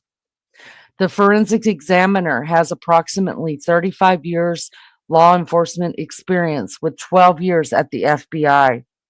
His specific training includes identifying unique characteristics of vehicles, and he uses a database that gives visual clues of vehicles across the states to identify differences between vehicles. After reviewing the numerous observations of suspect vehicle 1, the forensic examiner initially believed that suspect vehicle 1 was a 2011 to 2013 Hyundai Elantra. Upon further review, he indicated it could possibly also be a 2011 to 2016. See, people forget that part, Maggie. They forget that. They just solely go with, he said 2011 to 2013. That's that. It was a 2014 or 15, whatever it was. But later, after he keeps reviewing it, he says, wait a second, it could be even older or newer. As a result, investigators have been reviewing information on persons in possession of vehicle that is a 2011 to 2016 white Hyundai Elantra. Investigators were given access to video footage on the Washington State University WSU campus located in Pullman, Washington. A review of that video indicated that approximately 2:44 a.m. on November 13, 2022, a white sedan, which was consistent with the description of the white Elantra, known as suspect vehicle 1, was observed on WSU surveillance cameras traveling northbound on Southeast Nevada Street at Northeast Stadium Way. At approximately 2:53 a.m., a white sedan, which is consistent with the description of the white Elantra, known as Suspect 1, was observed traveling southeast on Nevada Street in Pullman, Washington, towards State Road 270. State Road 270 connects Pullman, Washington to Moscow, Idaho. This camera footage from Pullman, WA was provided to the same FBI forensic examiner. The forensic examiner identified the vehicle observed in Pullman, WA, as being a 2014 to 2016 Hyundai Elantra. At approximately 5:25 a.m., a white sedan, which was consistent with the description of suspect vehicle 1, was observed on 5 cameras in Pullman. WA and WSU campus cameras. The first camera that recorded the white sedan was located at 1300 Johnson Road in Pullman. The white sedan was observed travelling northbound on Johnson Road. Johnson Road leads directly back to West Palouse River Drive in Moscow, which intersects with Konstoga Drive. The white sedan was then observed turning north on Bishop Boulevard and northwest on SR 270 at approximately 5:27 a.m. The white Elantra was observed on cameras travelling northbound at Stadium Way on Nevada Street, Stadium Way at Grimes Way, Stadium Drive and Wilson Road, and Stadium Way at Cougar Way. Depictions show Moscow at Pullman. So they even submitted the pictures in the affidavit, and it's hard to see on here, guys, but the picture shows exactly where all the cameras are at and the path of travel that the car is being seen of. So that's just that. It's on both of these. I think it's really cool if you could pull it up and really look at it, because everything is marked like in the green. It says is where the white Elantra seen leaving WSU. The red is the white Elantra seen leaving the campus. It's got all different. I think it's brilliant how it's done. Do you know how to take screenshots from on your laptop? I could actually pull it up. How to do that, you can crop it. Yeah. I could probably crop it up and pull it up bigger, but we could do that on the next one because we still have a couple of pages to go. Let's get through this, and then maybe next week we'll pull it up, or whenever people talk about the path of travel, we'll have it. It's 6:48, so it's almost midnight there. 10 to midnight, yeah. On November 25th, 2022, MPD asked area law enforcement agencies to be on the lookout for white Hyundai Elantras in the area. On November 29th, 2022, at approximately 12:28 a.m., Washington State University WSU police officer Daniel Tiengo queried white Elantras registered at WSU. As a result of the query, he located a 2015 white Elantra with Pennsylvania license plate, yada, yada. The vehicle was registered to a Bryan Kohberger, hereafter Kohberger, residing at, and it gives his address. At the same day, at approximately 12:58 a.m., WSU officer Chris Whitman was looking for a white Hyundai Elantra located a 2015 white Hyundai Elantra at 1630 Northeast Valley Road in Pullman in the parking lot. 1630 Northeast Valley Road is an apartment complex that houses WSU students. Officer Whiteman also ran the car, and it returned to Kohberger with a Washington tag. I review Kohberger's WA state driver license information and photograph. This license indicates that Kohberger is a white male with a height of 6 feet and weighs 185 pounds. Additionally, the photograph of Kohberger shows that he has bushy eyebrows. Kohberger's physical description is consistent with the description of the male DM saw inside the King Rose residence on November 13th.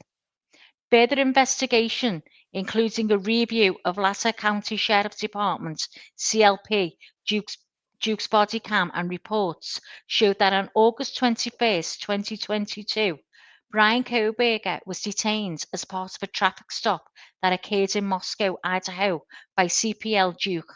At the time, Kohberger, who was the sole occupant, was driving a white 2015 Hyundai Elantra with a Pennsylvania plate, which was set to expire on November 30th, 2022.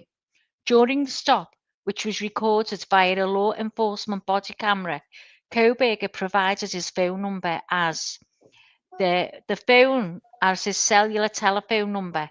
Investigators conducted electronic database queries and learned that the 8458 phone is a number issued by AT&T.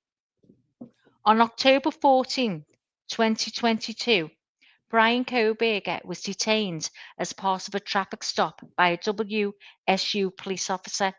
Upon review of that body cam and report of the stop, Kohberger was the sole occupant and was driving a white 215 Hyundai Elantra with Pennsylvania plate.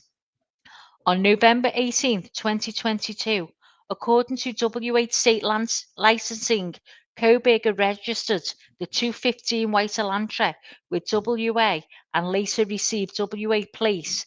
Prior to this time, the 2015 white Elantra was registered in Pennsylvania, which does not require a front license plate to be displayed. This was learned through communications with a Pennsylvania officer who is currently certified in the state of Pennsylvania based on my own experience and communication with Washington law enforcement. I know that Idaho and Washington require front and back license plates to be displayed. Investigators believe that Kohberger is still driving the 2015 white Elantra because his vehicle was captured on December 13, 2022 by a license plate reader in Loma, Colorado.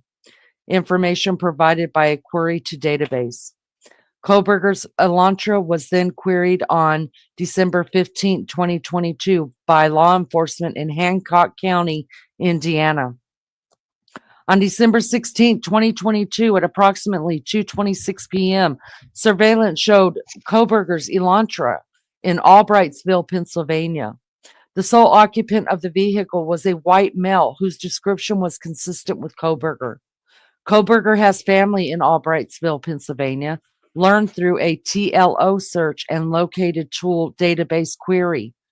Based on information provided by the WSU website, Kohberger is currently a PhD student in criminology at Washington State University. Pursuant to records provided by a member of the interview panel for the Pullman Police Department, we learned that Kohberger's past education included undergraduate degrees in psychology and cloud-based forensics. These records also showed Kohberger wrote an essay when he applied for an internship with the Pullman Police Department in the fall of 2022. Kohberger wrote in his essay that he had interest assisting rural law enforcement agencies with how to better collect and analyze technical data in public safety operations. Kohberger also posted a Reddit survey, which can be found by an open source internet search. The survey asked for participants to provide information to understand how emotions and psychological traits influence decision making when committing a crime.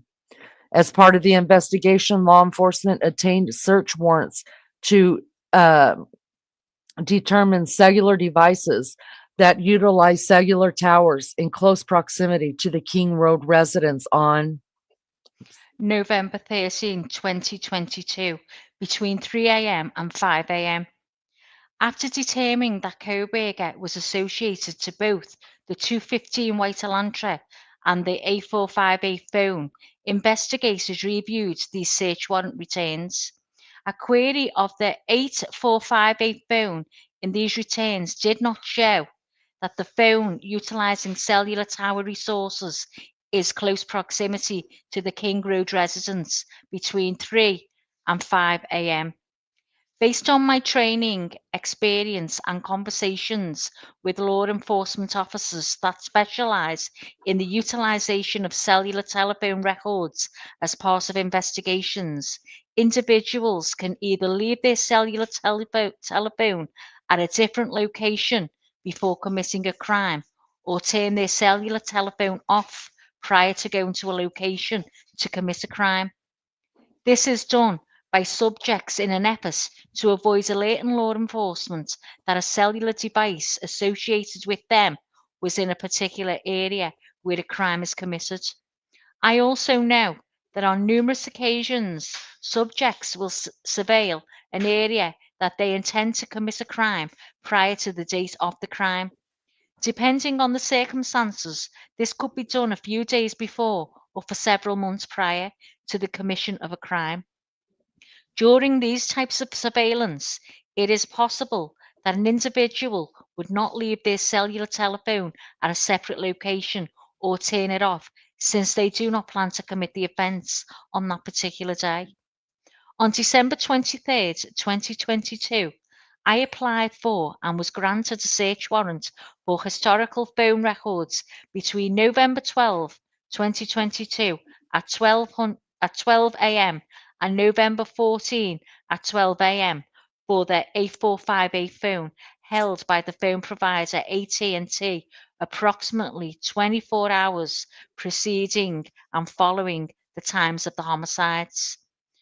On December 23rd, 2022, pursuant to that search warrant, I received records for the 8458 phone from AT&T. These records indicated that the phone number is subscribed to Bryan Kohberger at an address in Albertsville, Pennsylvania, and the account has been open since June 23rd, 2022. These records also indicate historical cell site location information, which is CSLI, for the 8458 phone. After receiving this information, I consulted with FBI special agent that is certified as a member of the Cellular Analysis Survey Team, member of CAST, that are certified with FBI to provide expert testimony in the field of historical CSLI,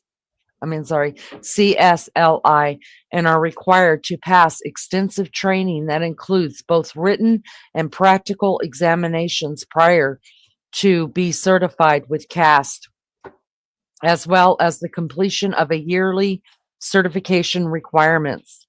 Additionally, the FBI CAST SA that I consulted with has over 15 years of federal law enforcement experience, which includes 6 years with the FBI. From information provided by CAST, I was able to determine the locations for the 8458 phone from November the 12th, 2022 to November 13, 2022, the time period authorized by the court. On November 13, 2022, at approximately 2:42 a.m., the 8458 phone was utilizing cellular resources that provided coverage to 1630 Northeast Valley Road, apartment G201, Pullman, Washington, hereafter the Kohberger residence. At approximately 2:47 a.m., the 8458 phone utilized cellular resources that provided coverage southeast to the Kohberger residence, consistent with the 8458 phone leaving the Kohberger residence and traveling south through Pullman, Washington. This is consistent with the movement of the white Elantra. Approximately at 2:47 a.m. at the 8458 phone stops reporting to the network, which is consistent with either the phone being in the area without cellular coverage, the connection to the network is disabled, such as putting the phone in airplane mode, or the phone is turned off. The 8458 phone does not report to the network again until approximately 4:48 a.m., at which time it utilized cellular resources, provided coverage to Idaho State Highway 95, south of Moscow, Idaho, near Blaine, Idaho, south of Genesee. Between 4:50 a.m. and 5:26 a.m., the phone utilizes cellular resources that are consistent with the 8458 phone traveling south on Idaho State 95 to Genesee, Idaho, then traveling west towards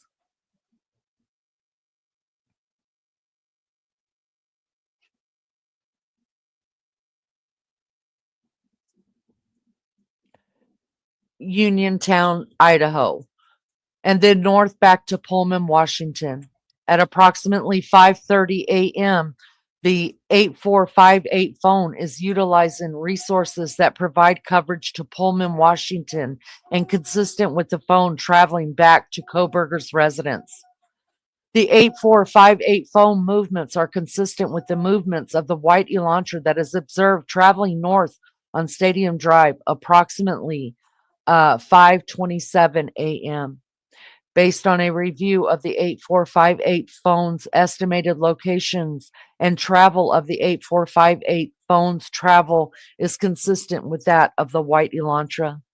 Further review indicates that the 8458 phone utilized cellular resources on November 13th, 2022 that are consistent with the 8458 phone leaving the area of the Kohberger residence at approximately 9 a.m. and traveling to Moscow, Idaho. Specifically, the 8458 phone utilized cellular resources that would provide coverage to the King Road residents between 9:12 a.m. and 9:21 a.m. The 8458 phone next utilized cellular resources that are consistent with the 8458 phone traveling back to the area of the Kohberger residence and arriving in the area at approximately 9:32. Below is a depiction, not to scale, of the public route taken based on the locations. So here we have another, they used cameras and things, and GPS to basically map out how he was going. Again, when this comes up in chat, I will have this saved to the computer so we could bring it up and talk about it. Go ahead, Sorry, next. Lainey, I was It's on okay. mute. I'm It's reading okay. away. It's okay. Investigators found that the phone did connect to a cell phone tower that provides service to Moscow on November 14, 2022. But investigators do not believe that the phone was in Moscow on that date. The phone has not connected to any towers that provide service to Moscow since that date. Based on my training experience and the facts of the investigation this far, I believe that Kohberger, the user of the phone, was likely the driver of the white Elantra that is observed depart on Pullman, WA, and that this vehicle is likely suspect vehicle 1. Additionally, the route of travel of the phone during the early morning hours of November 13, 2022, and the lack of the phone reporting to AT and AT between 2:47 a.m. and 4:48 a.m. is consistent with Kohberger's attempting to conceal his location during the quadruple homicide that occurred at the King Rose residence. On December 23rd, 2022, I was granted a search warrant for Kohberger's historical SCLI from June 23rd, 2022 to current. Prospective locations, information, and PIN registration or trap and trace on the phone to aid in efforts to determine if Kohberger stalked any of the victims in this case prior to the offense. Conducted surveillance on the King Road residence, was in contact with any of the victims associated before or after the alleged offense. Any locations that contained evidence of the murders that occurred on November 13th, 2022. The location of the white Elantra registered to Kohberger, as well as the location of Kohberger. On December 23rd, 2022, pursuant of that search warrant, I received historical records for the phone from AT&T. From the time the account was opened in June 2022, after consulting with Cast SA, I was able to determine estimated locations for the phone from June 2022 to present, the time period authorized by the court. The records for the phone show that the phone, utilizing cellular resources that provided coverage to the area of 1122 King Road on at least 12 occasions prior to November 13, 2022. All of these occasions, except for one, occurred in the late evening, early morning hours of their respective days. One of these occasions, on August 21st, 2022, the 8145 phone utilized cellular resources, providing coverage to the King Rose resident, was approximately 10:34 p.m. to 11:35 p.m. At approximately 11:37 p.m., Kohberger was stopped by Latah County Sheriff deputy, Corporal Duke, as mentioned above.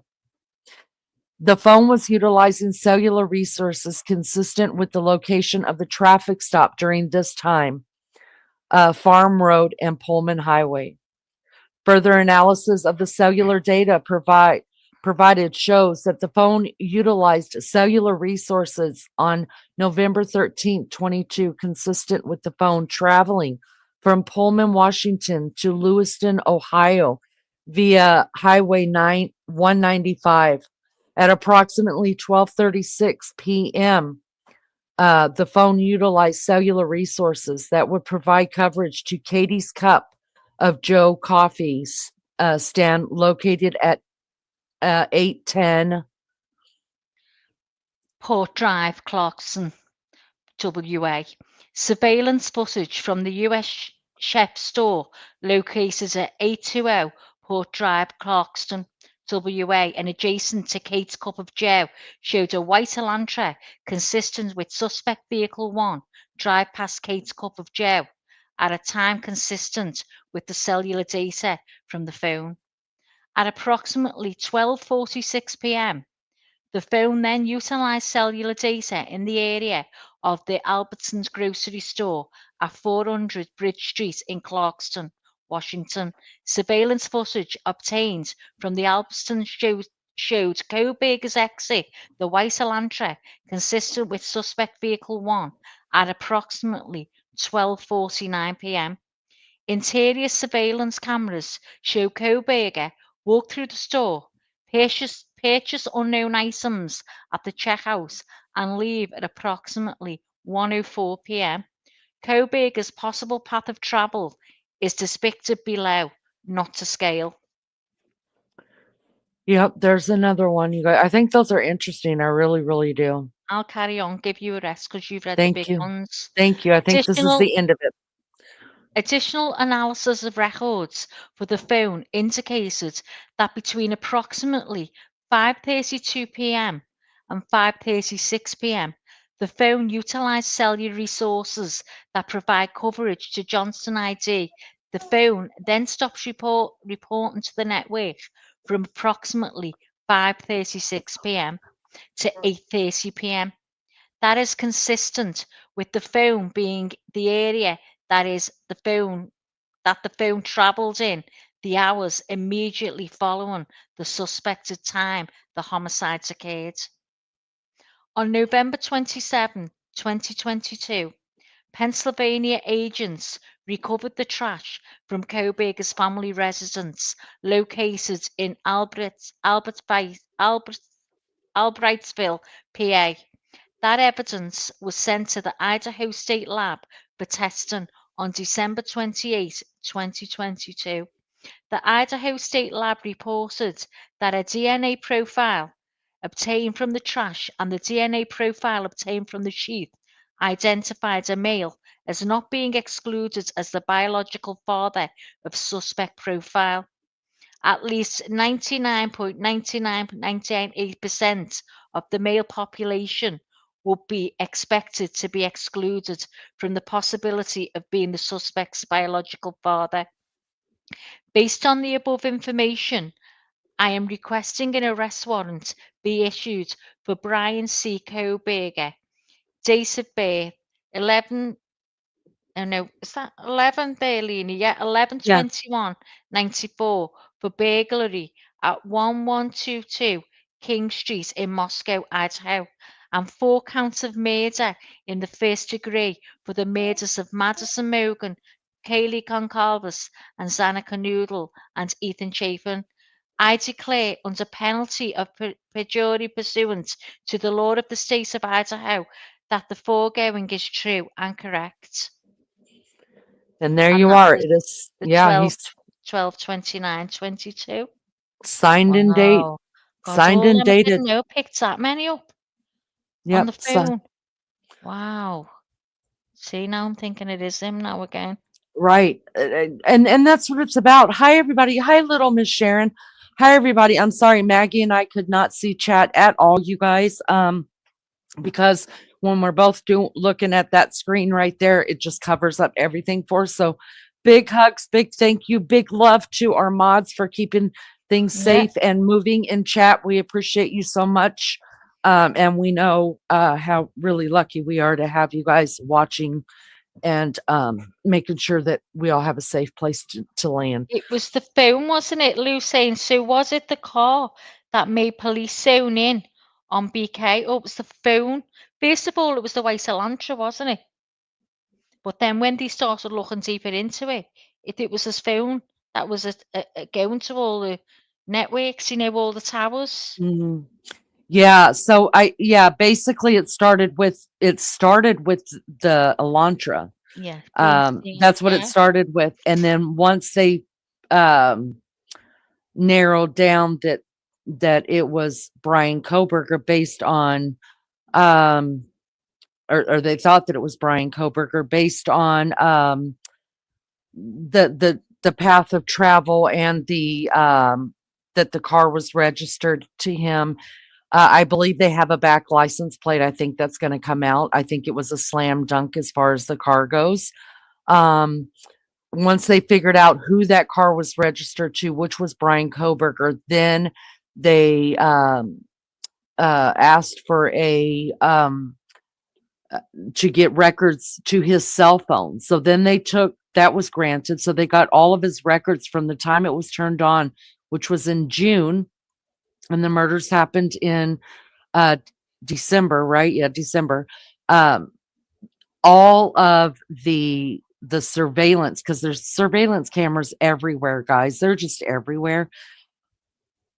All of the surveillance cameras seeing the phone pass at certain times totally lined up with where the phone was at that time, which happened to be in that car. And the phone was given, that was assigned to Bryan, and that was Bryan's car. So, as Nancy Grace would say, if it walks like a duck, if it waddles like a duck, if it eats like a duck, it's a fucking duck. Oh, some go there with it again. So JB said, they wouldn't know to check his phone without the tag. Yeah, and did you guys catch that in the affidavit too, you guys? Because they said that this, they were over in Idaho, and it is required in Idaho to have a front tag and a back tag. They knew for a fact that car did not have a front tag. I'm telling you, they got the back tag, and then come to find out it was registered in Pennsylvania, and in Pennsylvania, you're not required to have a front tag. So bada bing, bada bang. His car circling around the house. Yes. Yes. Let's scroll up and see what people are saying. I mean, I hope you guys were able to, I hope we did justice to it, Maggie, with our reading. That you guys, oh God, all my words I mix up, guys. You all know me by now, I hope. I think you read beautifully. That's why I like having you read I too. love listening to you read. But you know what? When I'm reading, it's hard for me to retain. If I'm being read too, I'm like, you can take it more. Yeah. And that's why to me, it was so important to show the layout of the house and then have us walk through the house. Yeah. That was a big love deal reading to me. House. I just worry because I can't say words. I get it all mixed up. But I love to read. There will be more evidence in court with more camera angles and more evidence. Oh, yes. If God spares me, please, God spares me till I have to see this trial. I want to see this trial so bad. Me too.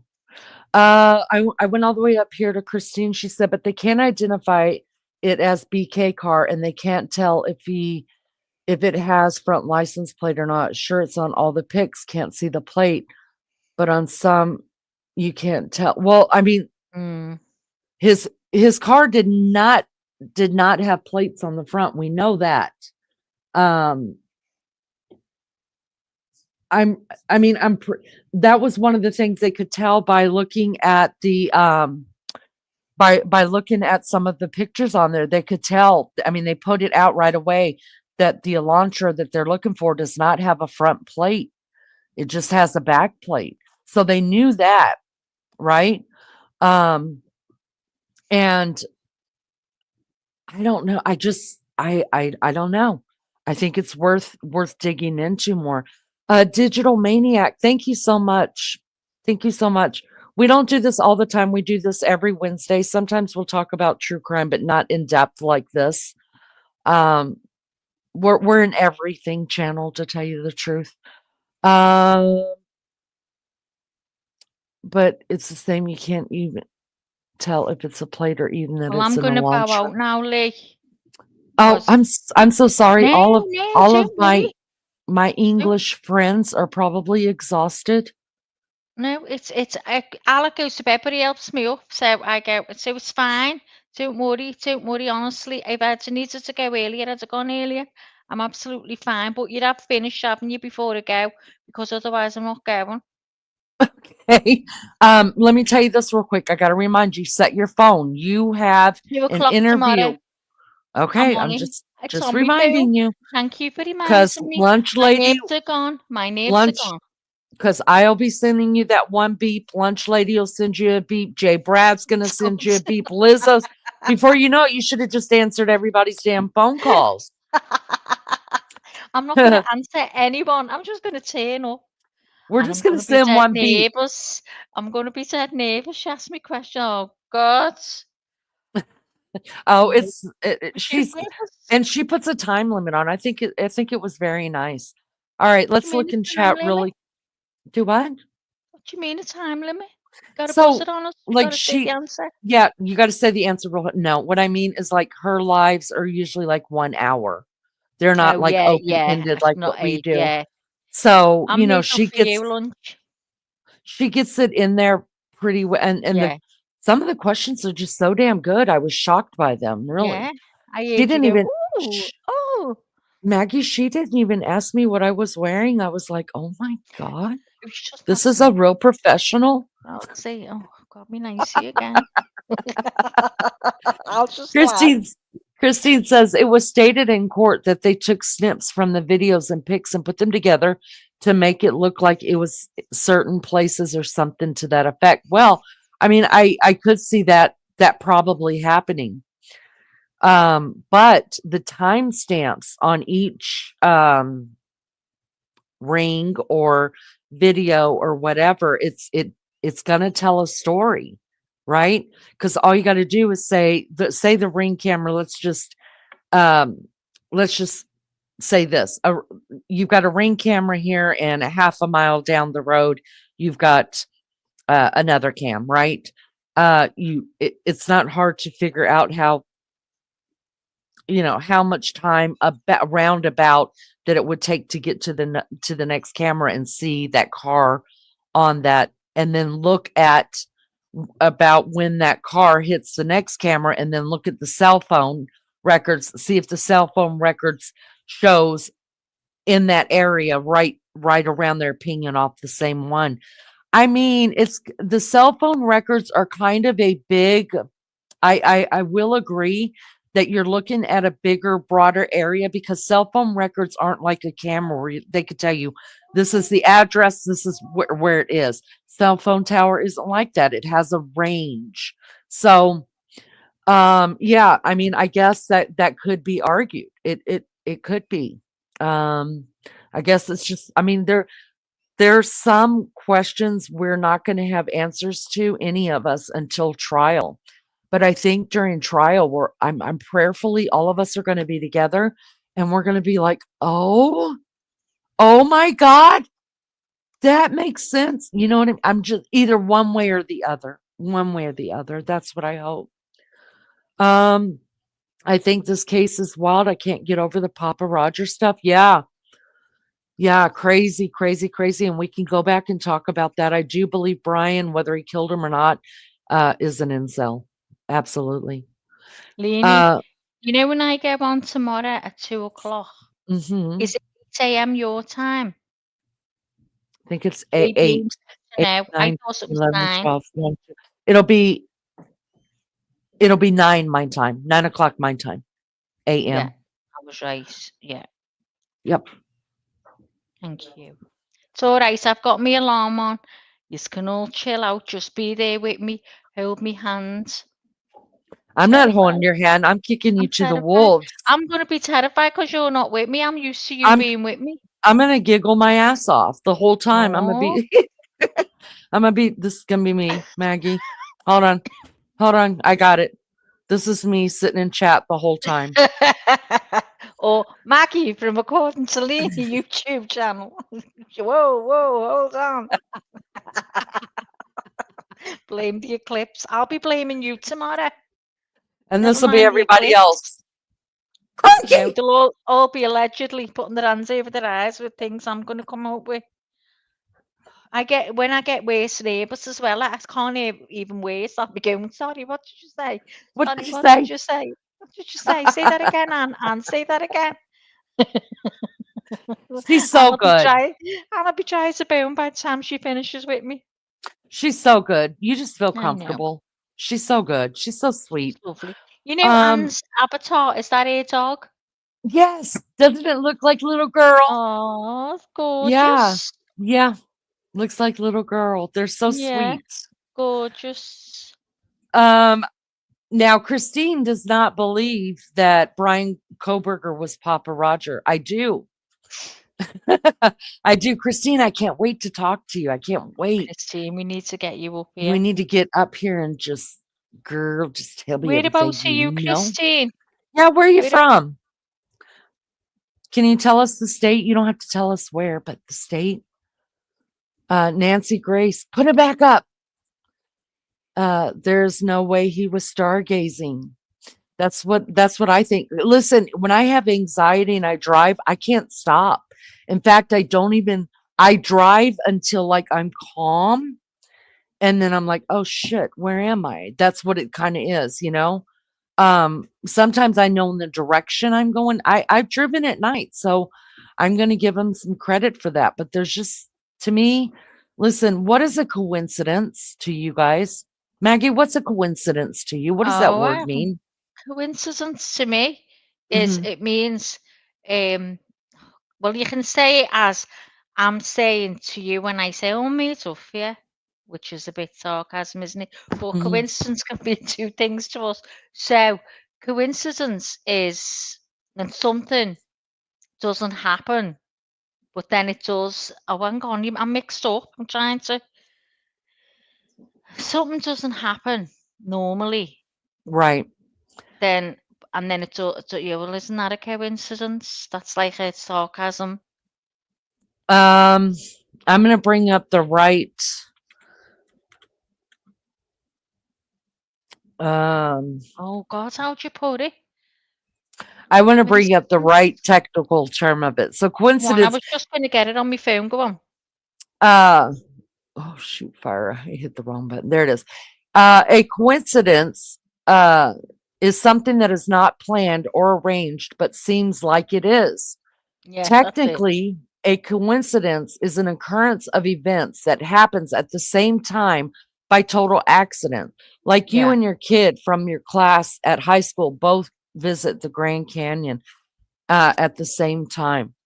But here's the deal. How often does a coincidence happen? It just says that it's not planned or whatever. Coincidences don't happen that often. You know what I mean? Like not back to back to back to back in the same even 12-hour span of time that this many coincidences happen with the same person, the same car, in the same house. It just doesn't happen. And that's also where I have a problem with it. So people, you know, is it coincidental that he was out driving and ended up on the same tower as the house in that vicinity? Maybe, but 12 times or twice in a 24. We know of more than twice. He passed the house 4 times. And then he came back, right? At 9:12, 9:30, something. I don't remember. In the 9th hour, he came back to the house, right? And sat out there for a little while. Listen, that's not what a coincidence is. It just doesn't happen that way. Oh, mercy. You guys listen, to me, something happens when you're thinking about or expect it to happen. Right. I just got a delivery. It's a box of Smells Divine. It's addressed to Lulu. Anyone here know anything about this? Should I open it now or Sunday? If it's addressed to Open it Lulu, Sunday. not It's till nothing to do with Sunday. me, but you don't open it till Sunday. Sunday's your birthday. You can wait. Sean says coincidence happens like a destined time and is rare. Yes, agreed. Me and JB texting each other the same exact thing at the exact same time 5 times today was a coincidence. Well, you two think just alike, and you two are always together, so that doesn't surprise me. Sergeant Joe says it's from him. It's a kitten. Congratulations. Name it Leanie. Call it Maggie. Oh, I said it first. All right, guys, we're going to have to end this one. Maggie has got to get to bed. We've been on here for 4 hours. Beefcake came home. I got to go be all domestic and shit. Alex said you're banned next Wednesday. He said, doesn't know what time you're calling this. 12:20. Who do you think she is? He said. You tell honey I said to shut the hell up. She's Nancy Grace, why? That's right. He doesn't tell me. One day a week dealing with Leanie. I don't think watch and said, who she thinks she is, the hour. He should know who I am. I will read him his rights and you let him know. I'm kidding you. Just causing you to have a fight with him. I love him. I do love him, but he, if he, I know I should have known he would have never said that about me because he adores me. He does. Well, he does. He adores me. Said you're the best bitch he ever known in his life. We all are. We're all weirdos, and we know it. Yes, we do know it. Little Miss Sharon says, "Did they find animal hair and small amount of blood on his pillow slip? So it will be interesting. And if the hair turns out to be Murphy's, wouldn't that be interesting, Sharon?" Oh, yeah, because they haven't said what the brown stains on his pillow was, or if what did they find on his keyboard? What did they they took quite a bit out of the house. There's a lot to talk about. You were also talking about what happened to that other dog a couple of months before. Mm-hmm. And see, that's and then somebody had said in chat last week that he's never had an arrest record, or he's never got any record, and we're just like, well, we don't know that. And it doesn't matter. When Ted Bundy started, his first victim was his first victim. Everybody has a first victim. Now, I will tell you this, what I found out today. Some of you probably already know this. Actually, he did have he does have a record. He stole from his sister. His sister was going to press charges against him and did press charges against him, but he didn't do any time in jail. He was. So we don't know. We don't know. And just because we haven't heard his family come out and say, well, yeah, he was mean to animals and he's a psychopath or sociopath, and that doesn't mean that it hasn't happened. You guys, his dad is going on the stand. His dad's going on that stand. And I'm going to look around. They're being awfully quiet. Did you guys? Oh, there's so much to talk about. Maggie has to go to bed, but listen, who was he graduated from DeSales University, right? And who was one of his professors there? Do you guys think she's going on the stand? The same woman who wrote the book and worked with BTK for his book. She's a professor at DeSales, and that was one of his professors that he was going to college for. And somebody said, now I don't remember if it was one of his students or one of his friends that used to run with him and stuff like that back in the Poconos, but they said that he was very interested in BTK. So did he take her class on purpose? He also put surveillance on a girl, right, Sharon? That's what I say about that's what we could bring up the interview with one of the girls that met him on a dating site and actually went to dinner with him and he went back to the apartment. He asked her if she wanted to watch a movie.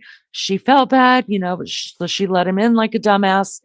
And she said that she just got vibes and he was creeping her out. So she acted like she was sick and went in the bathroom and was acting like she was puking and told him to let himself out, that she was too sick.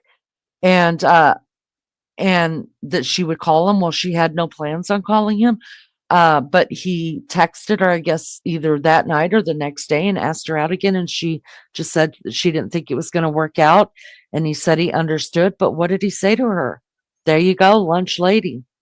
That's right. He said that she had perfect birthing hips. Now, please tell me who says that. You have perfect birthing hips. Oh, that's a turn on. I'm going to date you. Oh, gosh. Nobody says that. You tell me I got perfect birthing hips. I can't wait to get to this trial waist. I'm going to punch you in the throat for calling me fat. The hell does perfect birthing hips mean? Means you got badunk back there? You call me fat like that. Does it make me waist sorted a little, yeah? So in other words, I'm saying you got a fat ass, you got perfect birthing hips. How pleasant.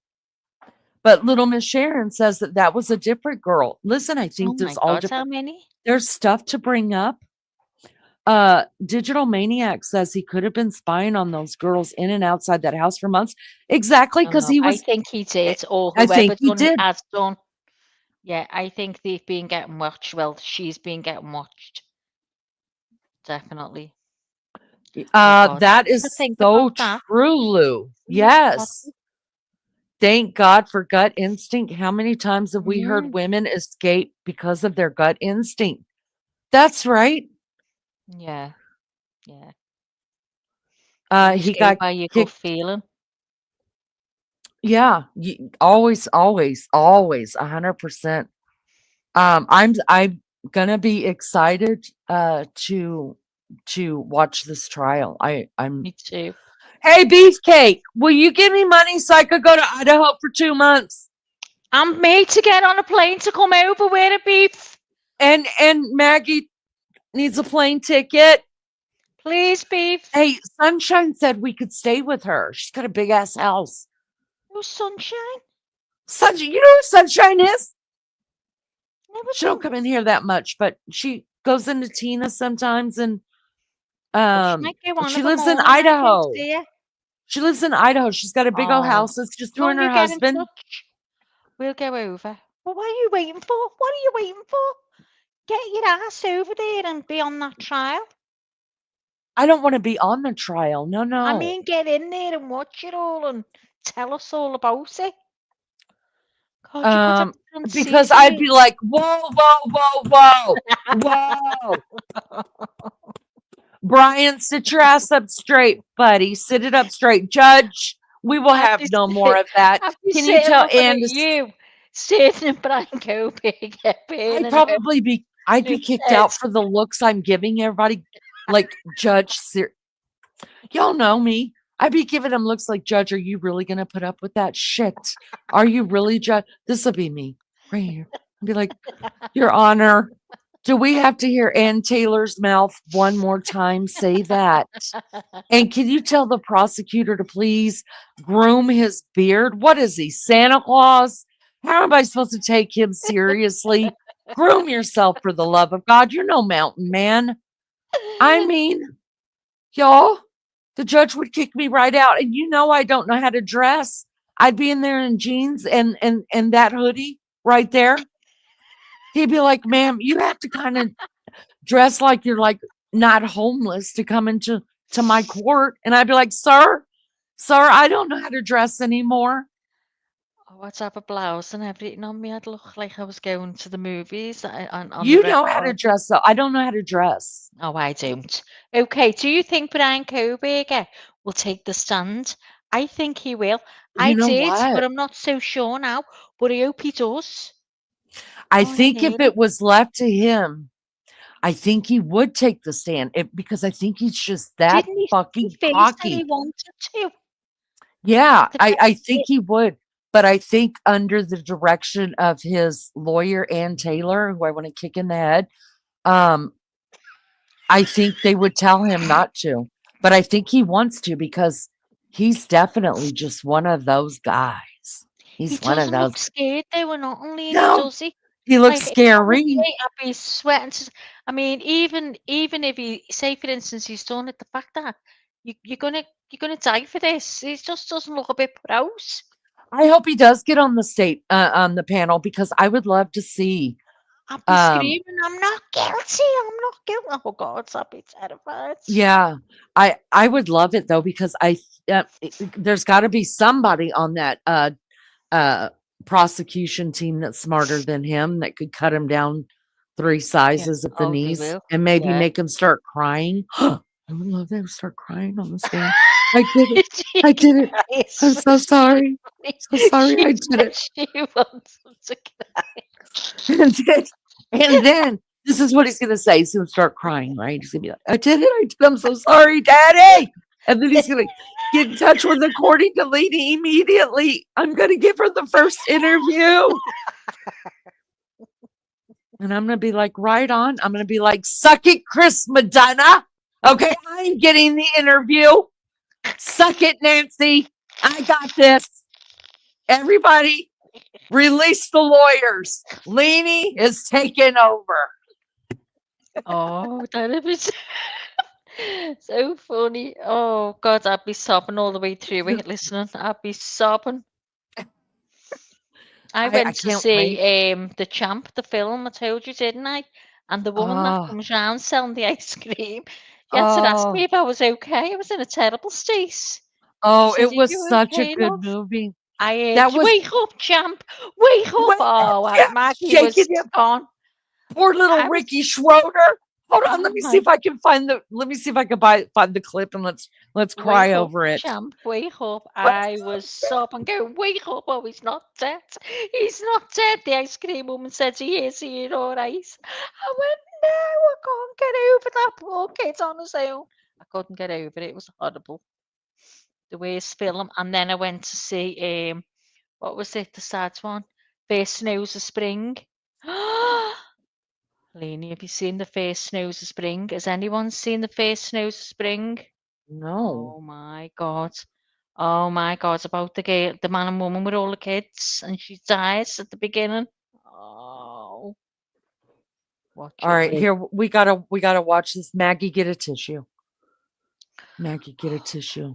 Go on, I don't think I could see it get to me anymore like it's it, but go on.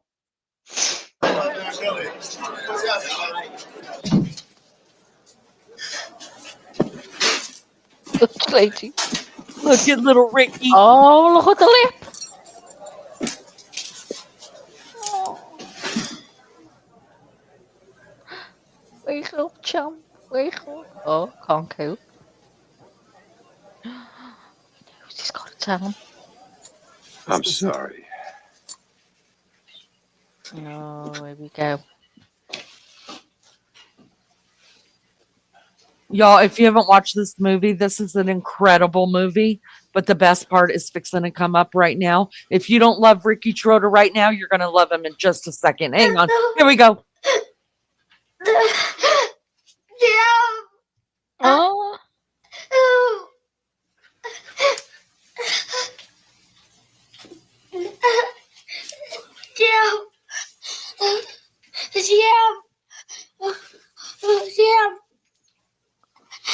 Oh, what is wrong, Jim?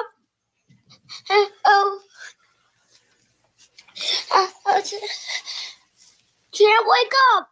No. Wake up! No way! Wake up! Jim, wake up, Jim. Don't sleep now. You gotta go home. Gotta go home, Champ.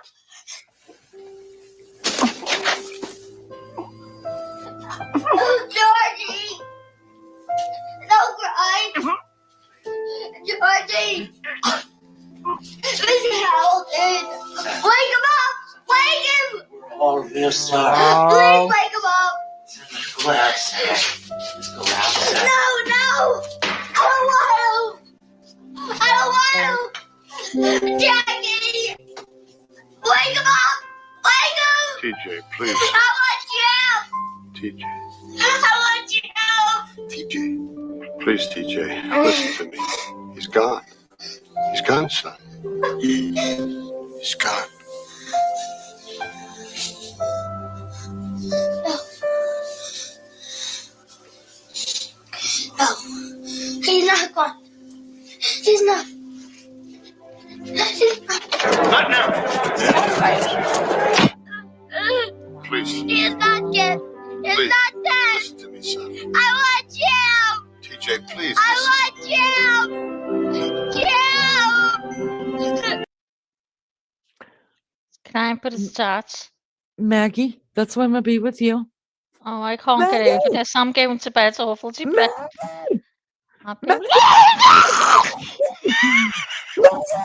And then honey and baby child's gonna be like, it's okay. I'm gonna be like, it's right. I'm gonna slap you in the face as freaking hard as I can. I'm gonna slap the hell out of you. And then I'm gonna jump on top of your little body, and I'm gonna straddle you. I'm gonna choke you, and I'm gonna be like, shaking you, slap you on one side of the face, and you on the other side of. You told me to make sure you're good and dead. I'm gonna. I said, you make sure you kick me all around that room because I'm terrified. Oh. Guys, the way she screams. The way she screams. Oh, you listen, really, it's a movie, guys. He lived. That was John Voight. That's actually Angelina Jolie's daddy. Y'all didn't know that. And they don't get along. They hate each other. And Ricky Schroeder, you guys, he left Hollywood. I know, because I looked him up because I had a crush on him. He left Hollywood. He became a born-again Christian. I think he's a preacher. He holds Cowboy Church. He lives out on a ranch. And I still would like to sleep with him. That's the truth. I want to go and look it up, see his face now. I want to see, is the champ dead in real life now? John Voight. I don't think John Voight is dead I'm yet. going to look it up because I want to see him and I want to see the kids as well now grown up. So I'll sleep tonight. I'm going to look it up when I get in bed. All right. I'm going to say goodnight as well. Maggie, I love you. It's always a pleasure. I love you, 100%. Lainey. It's always a pleasure, even more. And lunch lady, I made it for you. We made that for you. Ta-ra, guys, everyone in chat. Melly, Joe, Lou, Lizzo, the lot of you, Sean. Can't get over you, Sean. Can't get over it. Feel like I know you even more now. Baby, don't get hooked on Maggie.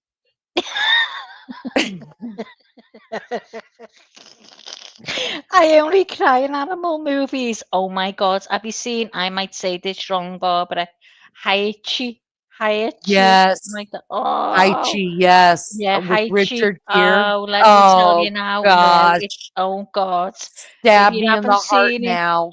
Yeah, if you haven't seen it, Barbara, oh my God, that's all I'm going to say. It's a true story. It's a true story. It is.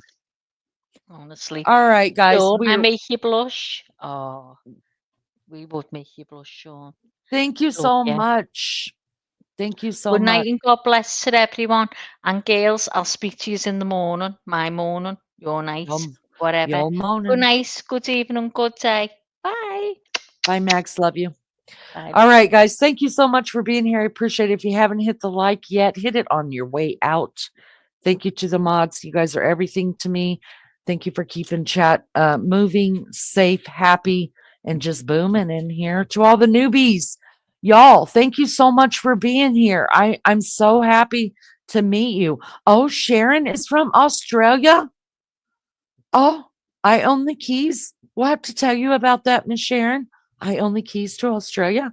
Lulu's from Australia. So is Melly Joe. And yeah, so welcome. Thank you guys so much, Digital Maniac. We have enjoyed having you. Different takes on different stuff.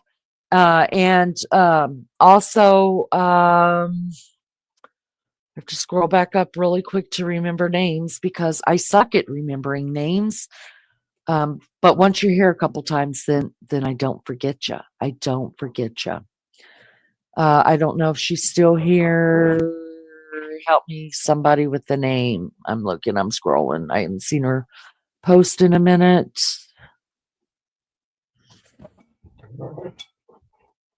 My dogs are going crazy. I need to feed them.